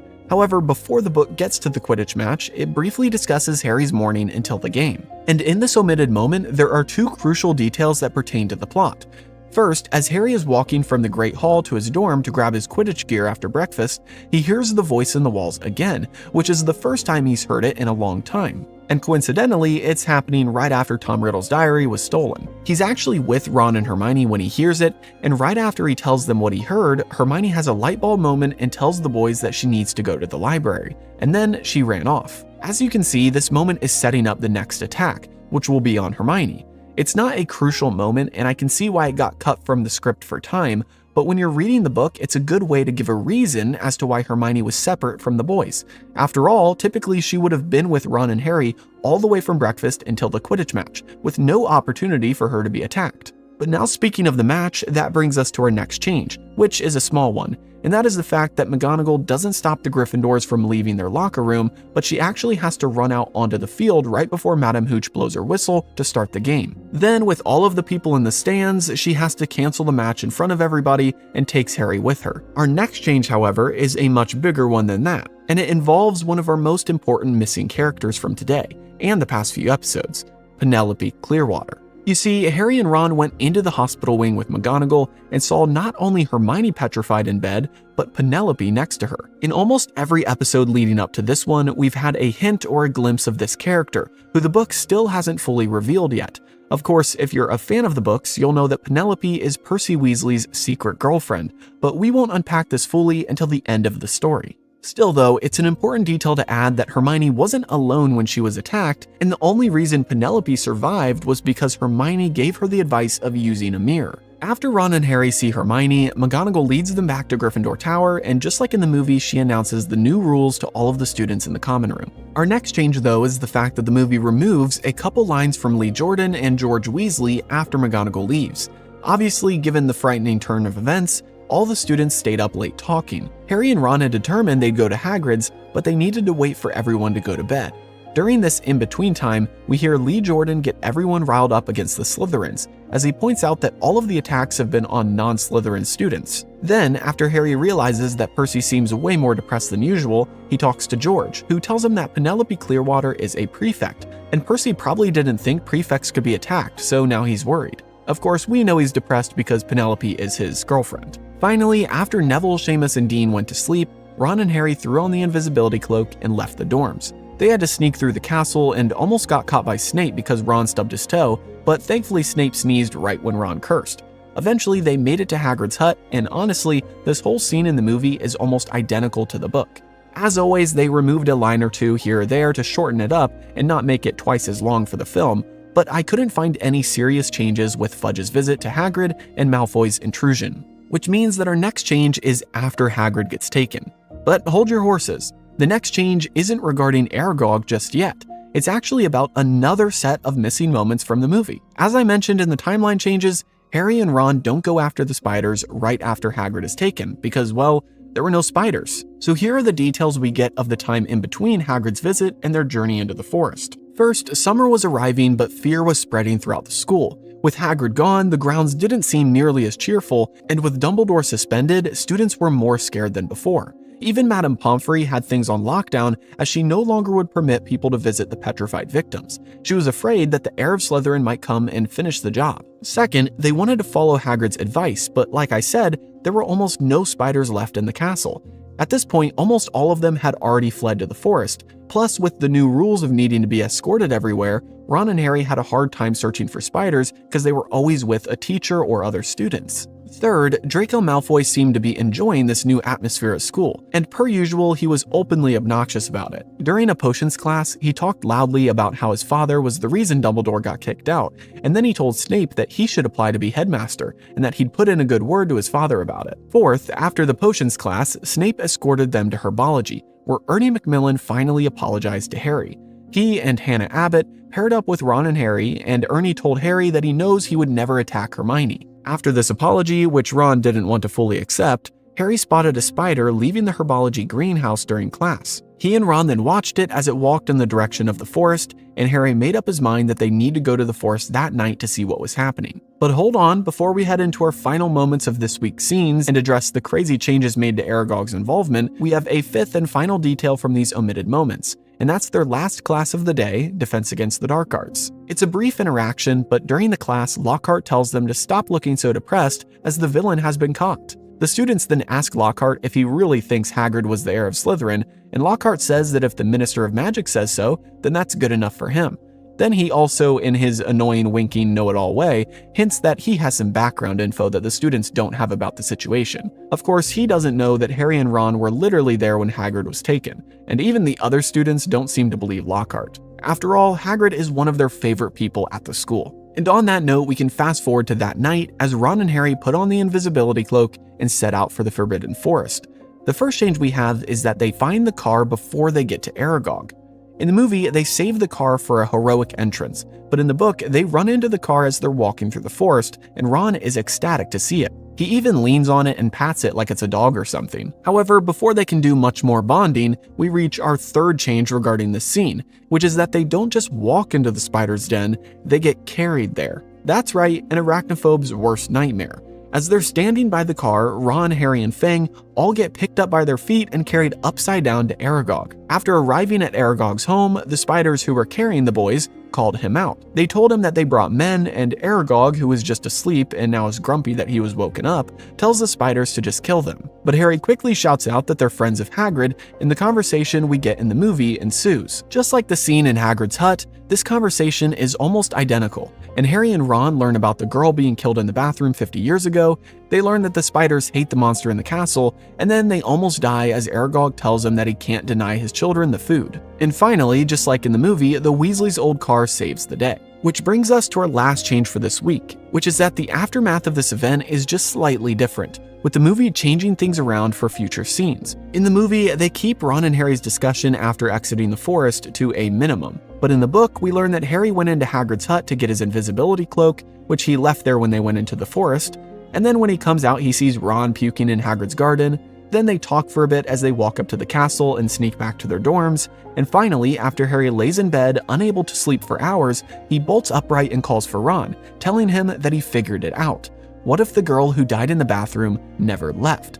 And then the boys realize that Moaning Myrtle was the victim 50 years ago. Now, if this revelation seems familiar, it's because Ron and Harry come to this realization, but not right now. It's a couple scenes after this one that they put the pieces together, and I think we'll be covering that next week. Picking up from where we left off last week, with the boys nearly dying in the Forbidden Forest, we cut to a different day as Ron and Harry are visiting Hermione in the hospital wing. After sitting with her for a bit, Harry finds a crumpled up piece of paper in her hand, and the boys quickly realize that Hermione had made a massive discovery right before being petrified. They exit the hospital wing, and we listen to them discuss this revelation as Harry reads what is on the paper. They learn that Slytherin's monster is a basilisk, that it's been using the pipes to get around the school, and they realize that Moaning Myrtle is the victim from 50 years ago. Soon after coming to these realizations, though, they hear the loudspeaker announce that all students should return to their dormitories, and the boys run off, only to run into a group of professors who are all discussing the latest attack, which was on Ginny Weasley. The boys then see the message written on the wall, and they know what they have to do. Professor Lockhart had been sent away by the other professors, and the boys run to his office to hopefully find him and help him with his hunt. But once they arrive in his office, they find him packing up to leave. Harry and Ron confront him, learn his true identity, and then force him to go to Moaning Myrtle's bathroom with them. Once they arrive, Harry talks to Myrtle and learns how she died, and then locates a snake carved into one of the sink faucets. He then speaks some Parseltongue to it, and the entrance to the Chamber of Secrets opens. Lockhart dives in first, with the boys going in soon after him, and the three of them continue through the cave that is way beneath the castle. They soon see the skin of a great snake, and Lockhart faints, but only for a second as he quickly jumps back up and grabs Ron's wand out of his hand. Thankfully for the boys though, Lockhart grabbed the wrong wand, because right as he tries to perform a memory charm, it backfires on him, knocking him out. The explosion from the spell causes the ceiling to collapse, separating Ron and Harry continues onward toward the door to the chamber itself. And that's where we're cutting things off for this week. As always, let's get started with our analysis by taking a look at the first three categories of characters, timeline, and location. As for characters, things are pretty simple this week. Mainly we're missing the Weasleys. That includes Ginny, Percy, and the twins. In the book, they're either specifically mentioned or have speaking parts that aren't included in the movie. Other than them though, we see mostly everyone else who's mentioned in the book. Next, timeline is kind of ambiguous this week. We know in the book that Ginny was taken 3 days before exams, which were on June 1st. But in the movie, we aren't really given any specific date to know if things are lined up. But if you watched last week's episode, then you know that the second half of the movie is in one big rush, as we pretty much go from Christmas time to the end of the story very quickly. Ultimately though, this week pretty much gets a pass on account of it being too vague to tell. Lastly, before we get to our plot changes, we have location. This week we're missing 3 primary locations that are mentioned in the book. First, Gryffindor Tower, second, the Great Hall, and third, the Hogwarts staff room. Before we move forward, I just want to remind you that I can't go line by line correcting every word change made between the book and movie. That would take way too long. But if you're wanting to relive the story for yourself, I would highly encourage you check out the audiobooks on Audible. You can claim your free trial of Audible using my link in the description, which supports the channel and gets you 1 free audiobook of your choice. You can either claim The Chamber of Secrets, or if you want to get ahead for the next season of Movies vs. Manuscripts, you can grab The Prisoner of Azkaban. But now let's get back to the video and head into the plot changes. To start things off this week, we have a string of details which we don't fully get in the film. Again, the ending of the Chamber of Secrets movie is quite rushed, so there are multiple moments that got removed or just extremely condensed. So the first detail we have from the book that the movie glosses over is the fact that the boys couldn't get to Myrtle to question her. As you know from last week's episode, the boys came to the conclusion that Moaning Myrtle was the girl who died 50 years ago after they left the Forbidden Forest. Well, as the days passed, they found it hard to get any free time since the new Hogwarts rules kept them in groups with other students or under the constant supervision of a professor. Next, another detail we get is that they were still going to have exams. During Transfiguration class one day, Professor McGonagall told the students that exams were still on, to the outrage of all the second years who thought they had already suffered enough this school year. But McGonagall reminded them that they wouldn't have bothered keeping them in school if they didn't plan on teaching the students anything. Then she adds on to this that Dumbledore wished for them to continue with the exams, so that's what they're gonna do. This moment also gives us an exact timeline of where we're at in the school year, as we learn the exams would be happening on June 1st, which was exactly 1 week from the day that this announcement was made. Finally, the last small detail we get to start the chapter is that 3 days before exams, McGonagall announced to the school that the mandrakes were ready for cutting, which meant that the petrified victims would be able to be restored to their normal state that night. And as we're about to see, this is what triggers the final attack, as the heir of Slytherin had no more time to waste. After all, once the petrified students returned to life, they would be able to tell people what they saw. And on that note, we come to one of the biggest omissions from the film, which is Ginny trying to talk to Harry. After McGonagall's announcement, which was during breakfast in the Great Hall, Ron made a comment about how now it doesn't matter that they never got to talk to Myrtle, because Hermione will be awake soon and she'll have all the answers. He then adds that perhaps it would be better to let her stay petrified until exams are over, because if she wakes up with only 3 days to study, she might go crazy. Then at this moment, Ginny walked up and sat next to Harry, wringing her hands together and rocking back and forth. Ron tried to ask her what was up, but she wouldn't answer, and then Harry noticed that her mannerisms were awfully reminiscent of Dobby when he wasn't allowed to say something. Ginny told Harry that she needed to tell him something, but she wasn't able to get it out. So Harry leaned over and whispered to her, asking if it was something regarding the chamber, and Ginny quickly took a deep breath, but before she could reply, Percy walked up. He then kicked Ginny out of her seat, and Ron yelled at him saying that Ginny was about to tell them something. Percy then got nervous and quickly said that it was nothing, and that Ginny saw him doing something, but he asked her not to tell anybody. And with that, Ginny left and Harry and Ron never heard what she had to say. It does make you wonder what could have happened if she would have been able to get it out, and how things would have gone differently if Harry and Ron knew what was really going on. But anyway, that brings us to our next change, which is another moment from the book that the movie chose not to include, as they condensed everything together for the end of the film. After all, the first scene we see her in the movie is Harry and Ron in the hospital wing visiting Hermione. But remember, the new Hogwarts rules state that students can't walk around without the supervision of a professor. And on top of that, in the book, Madame Pomfrey had forbid anyone to visit the hospital wing until the victims were revived. So how did Harry and Ron get to visit Hermione again during this dangerous time? Well, that's where this crucial omission comes into play. You see, although Harry figured that the villain would be caught once the petrified people were revived, he still didn't want to miss an opportunity to sneak off and talk to Moaning Myrtle. And after breakfast, Harry found the perfect time to get away from everyone else, as none other than Professor Lockhart escorted them to their next class. Lockhart, who was not happy about doing this servant's work, voiced his opinion about how Hagrid was most definitely the heir of Slytherin, and as soon as the victims woke up, they would say the same thing. Frankly, he thought it was ridiculous that he had to waste his time walking around with the students. Harry took advantage of this and agreed with Lockhart, to Ron's surprise, and said that he thinks he's right and that there isn't any danger anymore. Then, Harry told Lockhart that they're only one corridor away from class, so how about they just find their way from there and Lockhart can go back to his important work. Lockhart quickly agreed and ran off, leaving Harry and the rest of his class to walk on to the next hallway. But Harry and Ron slowed down and let their classmates walk ahead, and eventually they were able to slip off and head in a different direction. Unfortunately for them, they quickly ran into Professor McGonagall, who asked quite sternly why they were by themselves. But Harry was quick on his feet once again and informed her that they wanted to visit Hermione to tell her that she'd be revived soon and that everyone would be okay. This was the perfect response because McGonagall immediately got choked up and almost teary-eyed at the boys because of their sweet sentiment and care for their friend. She then told them that they could go and to tell Madame Pomfrey that she gave them permission to visit Hermione. The boys then walked off, thankful that they got away with it this time, but also realizing that they now had to go to the hospital wing. So instead of going to Moaning Myrtle's like they originally planned, they ran off to visit Hermione. Madame Pomfrey reluctantly let them in, saying that there's no point in talking to someone who's been petrified, but this is finally where we come to what we see in the movie, with the boys finding the paper in Hermione's hand and realizing the truth about Slytherin's monster. Everything here is pretty similar to the movie, almost word for word, as the boys realize how each victim didn't die, how the monster was getting through the school, and what the monster even is. And although we mentioned it earlier, this is where we have a small change with the timeline of when the boys discover the truth about Myrtle. In the movie, it happens at this moment as they discuss this new revelation, but in the book, as I've already stated, they found this out after Aragog. There's also a crucial line during this conversation in the book, which the movie removed, and it's that Ron actually guesses that the entrance to the chamber is in Moaning Myrtle's bathroom. Once again, this is a moment of Ron showing some brains and putting the pieces together as well, not just being dragged along by Harry. In the movie, they find out that the bathroom is the entrance after they talk to Moaning Myrtle, which we'll get to here in a moment, but first we have a couple more changes. The last change with this conversation regarding the basilisk is that the movie doesn't acknowledge its greatest weakness, which is that the crow of a rooster can kill it. This is a key detail in the book because Hagrid had made such a big deal earlier on in the year that his roosters were being killed. Remember, that's why he was heading to see Dumbledore the same day that Justin and Nick were attacked. Even in the movie, he has a dead rooster in his hand, but we never learn why.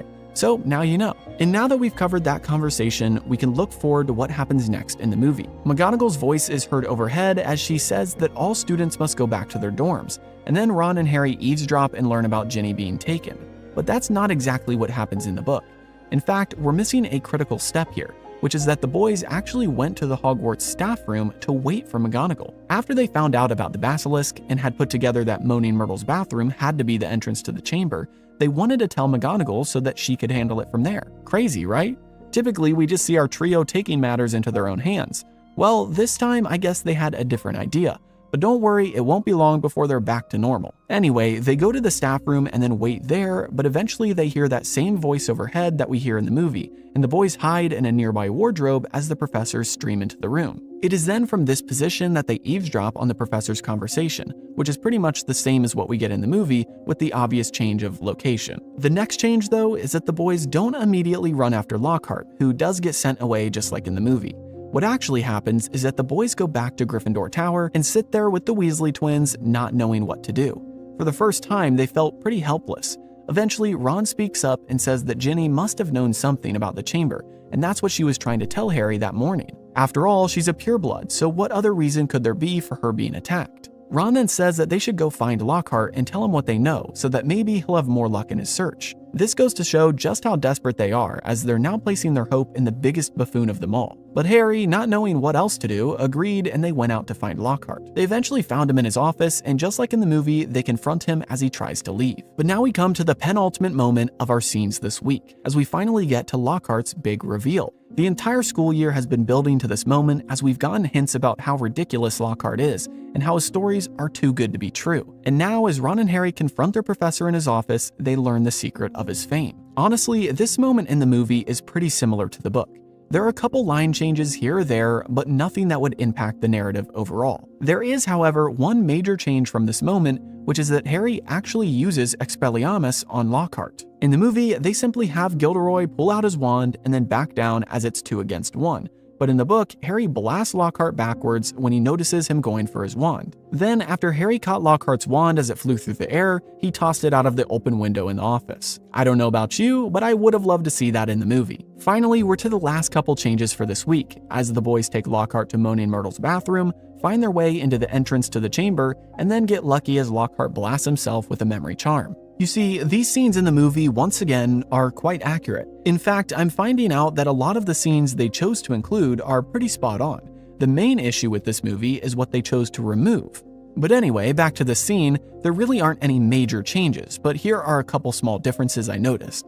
First, we learn that Moaning Myrtle came back as a ghost to haunt Olive Hornby, the girl who made fun of her for her glasses. And it's a good thing she did too, or else they would have never found their way into the chamber. Second, in the book, Harry has to try a couple times before he can speak Parseltongue to the sink.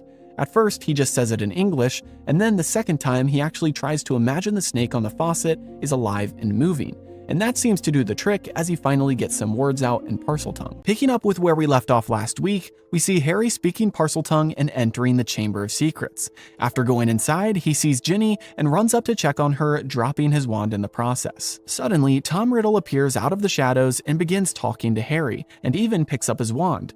Harry and Tom talk for a bit, and eventually Tom reveals what Ginny has been doing and his own true identity. Then after Harry tells him that Dumbledore is greater than he is, Fawkes flies in and drops the sorting hat. Tom then sets the basilisk loose and commands it to kill Harry, and Harry runs away, tripping and nearly dying in the process. Thankfully, Fawkes saves the day and gouges out the serpent's eyes.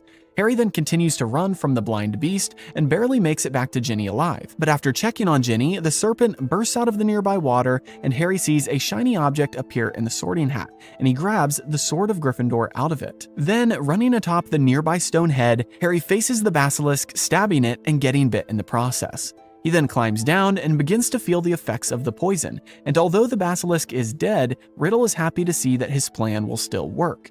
But before dying, Harry grabs the diary and stabs it with the basilisk fang that was embedded in his arm, and Tom Riddle explodes as his memory is destroyed. Ginny then wakes up from her trance and sees Harry there hurt, but once again Fawkes comes to save the day as he flies in and uses his tears to heal Harry's wound. Then we cut to seeing Fawkes flying everyone out of the depths of the caves and back to the castle, where we then see Ron and Harry in Dumbledore's office. Dumbledore gives both of them special awards for services to the school, and then he instructs Ron to go mail a letter to Azkaban, leaving Harry there alone. Harry and Dumbledore then talk about Voldemort and how Harry feels similar to him, and then Malfoy arrives. After a tense exchange between Malfoy and Dumbledore, Malfoy leaves and Harry goes after him with the diary in hand. He then gives the diary back to Malfoy, who gives it to Dobby, and Dobby realizes that there's a sock inside, and now he is free. Malfoy, angry that he's just lost his servant, takes out his wand and is about to perform the killing curse, but Dobby retaliates with his own powerful magic, knocking Malfoy backwards. Finally, we cut to the last scene of the movie, which shows the end-of-year feast as Hermione returns from being petrified and Hagrid returns from Azkaban. Then the movie ends on this uplifting note of all of the students cheering for Hagrid. Now, before we get to the plot changes, let's talk about our first three categories of characters, timeline, and location, which are pretty easy this week. First, for characters, we're really only missing Mr. and Mrs. Weasley, who make an appearance in the last chapter. Other than that, we pretty much see everyone else who is mentioned in the book. Next, our timeline category only has one change, which is that the movie skips over the final days of their school year. In the book, we get some details which I'll mention in the plot changes, but in the movie, we see the feast and then the movie ends on Hagrid's return. No final classes, no train ride home, no nothing. Then finally, for location, we're missing McGonagall's office and the Hogwarts Express.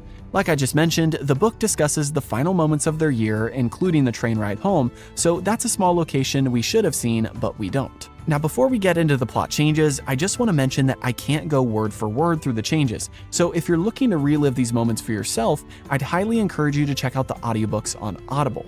You can claim one free audiobook using my link in the description, and you support the channel at the same time. Seeing as today is the final episode of the Chamber of Secrets, maybe you should get ahead and claim the Prisoner of Azkaban for free. Anyway, with that being said, let's get into the plot changes. In order to fully understand what's missing from the final scenes of the Chamber of Secrets, we need to break my rules a little bit and look at some dialogue between Tom Riddle and Harry Potter. You see, our first change for this week is that the conversation they have in the film is extremely condensed compared to their talk in the book. book. The start of this chapter is very similar to the movie, with Harry entering the chamber, taking a look around, and then eventually finding Ginny. And in the book version, Tom Riddle essentially has his full stereotypical villain monologue. So although I won't be going word for word through things, I think it's important to know what the movie skipped over. And really, it can all be boiled down to one key theme, which is Ginny's involvement.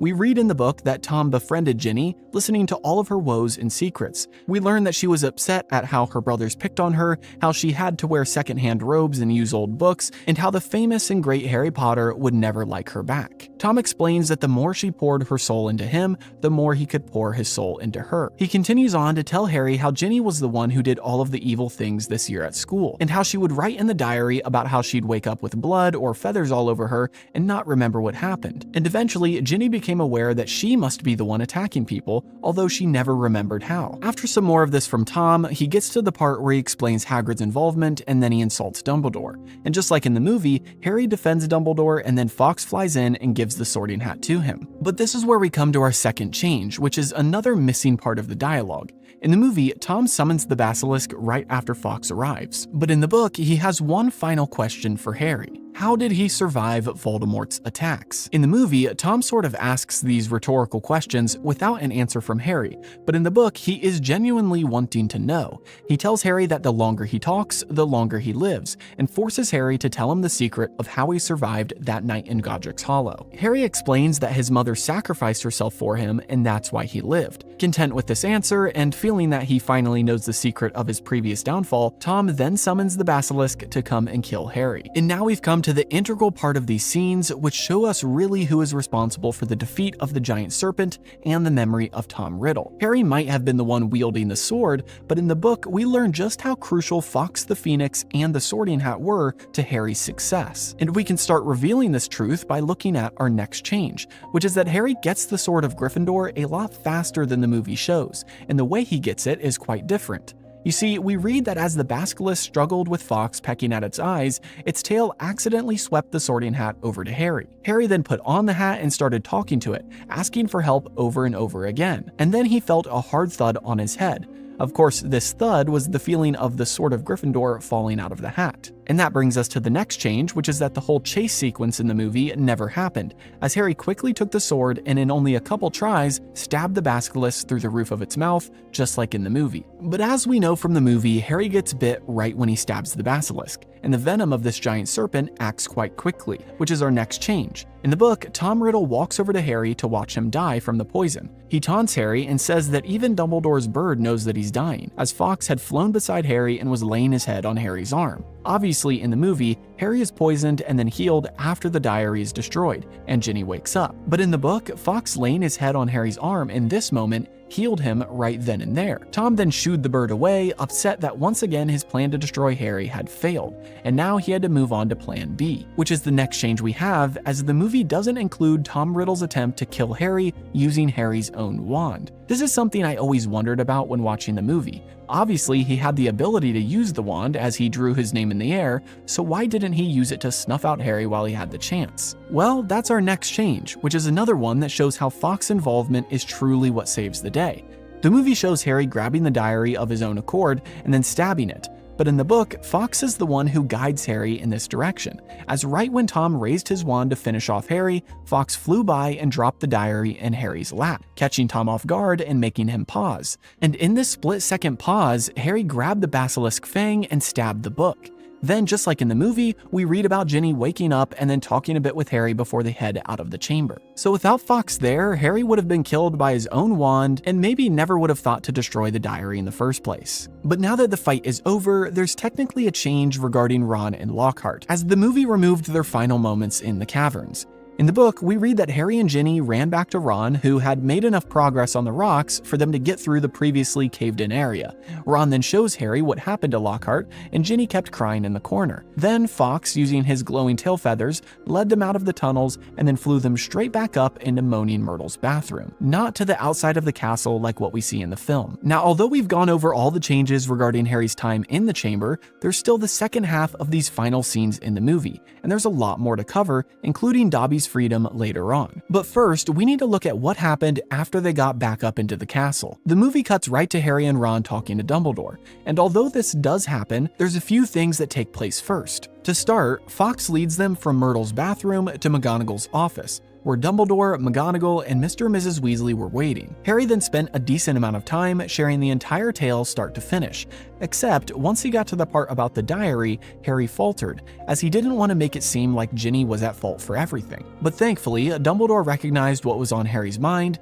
and interrupted him, saying that Ginny was enchanted, and many wiser and older wizards have been duped by Voldemort before. Ginny then confessed, to the shock of her parents, who were outraged that she would even converse with an object like that diary, but Dumbledore continued to reassure them that Ginny was not in control of herself. Then he instructed them to take her to the hospital wing, where Madame Pomfrey would give her a cup of hot chocolate. Then, after the Weasleys left, Dumbledore sent McGonagall to alert the kitchens that the end-of-year feast was back on and to start preparing. And now the only people left in the office were Dumbledore, Ron, Harry, and Lockhart. Did you forget about Lockhart?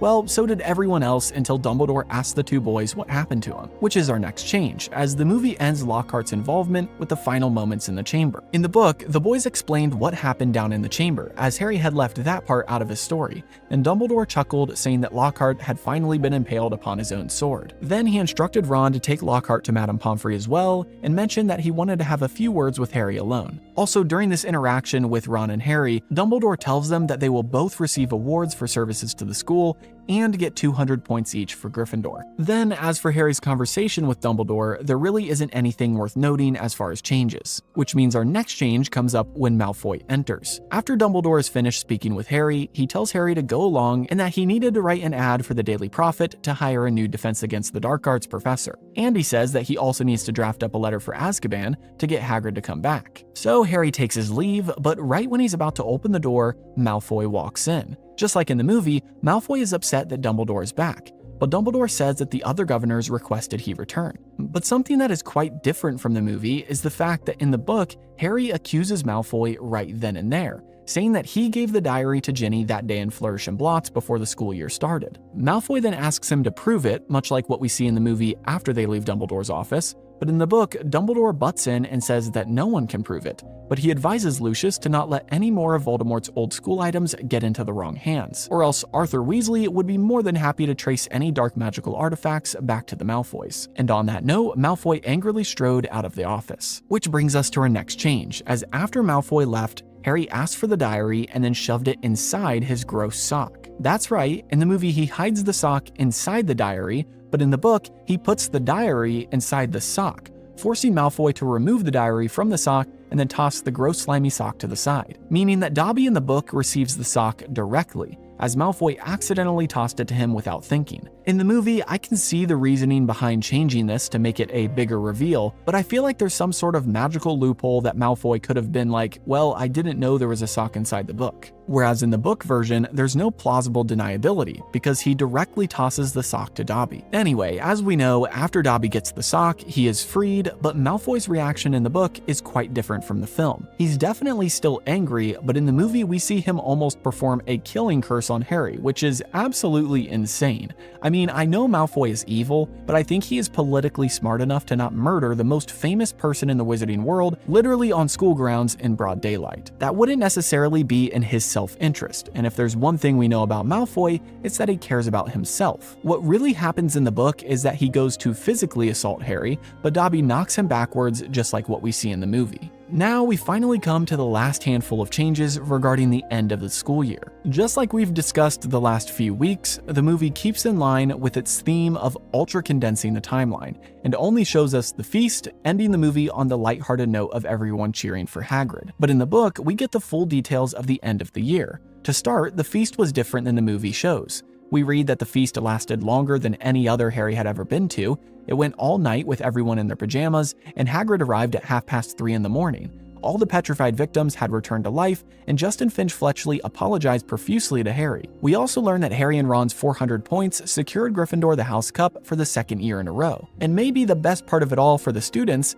was that McGonagall got up and announced that exams were cancelled. Next, because the movie ends on this feast, we don't get to hear about the end of term or the train ride home. As for the end of term, we learn that Lucius Malfoy had been fired from his position as a governor of the school. And because of Lockhart's absence, Defense Against the Dark Arts classes were cancelled for the rest of the semester. Of course, Ron mentioned that this year they'd already had enough practice on that subject. And finally, the last change we have for this entire movie is the omission of their train ride home, which includes Ginny finally revealing Percy's secret. Of course, if you've been watching Movies vs. Manuscripts, I've already mentioned it. But this is finally the part in the book where we read about Percy secretly dating Penelope Clearwater. And Ginny says that she had caught them kissing in a classroom one day. Ginny tells them to not make fun of Percy, as he has been quite distraught since Penelope was attacked and petrified. And Fred and George sarcastically told Ginny that they wouldn't dream of making fun of Percy for it. Then, after arriving at King's Cross Station, Hermione asks Harry if his uncle and aunt will be proud of him for saving the school this year. And Harry tells her and Ron that they'll be upset he had so many chances to die, but never did. And on that note, the book ends. So now that you've heard it all and can accurately view the movie and the book side by side, which version do you think is better? And more than that, how would you answer the question I posed at the beginning of this video? I think Harry is courageous and brave, but at the end of the day, he really got guided into this one big time. Ron realized that Moaning Myrtle's bathroom was the entrance to the chamber. Hermione figured out what the monster was, and Fawkes saved Harry's life 3 times and gave him the diary to destroy. All of these together make it hard to imagine that Harry would have ever survived on his own.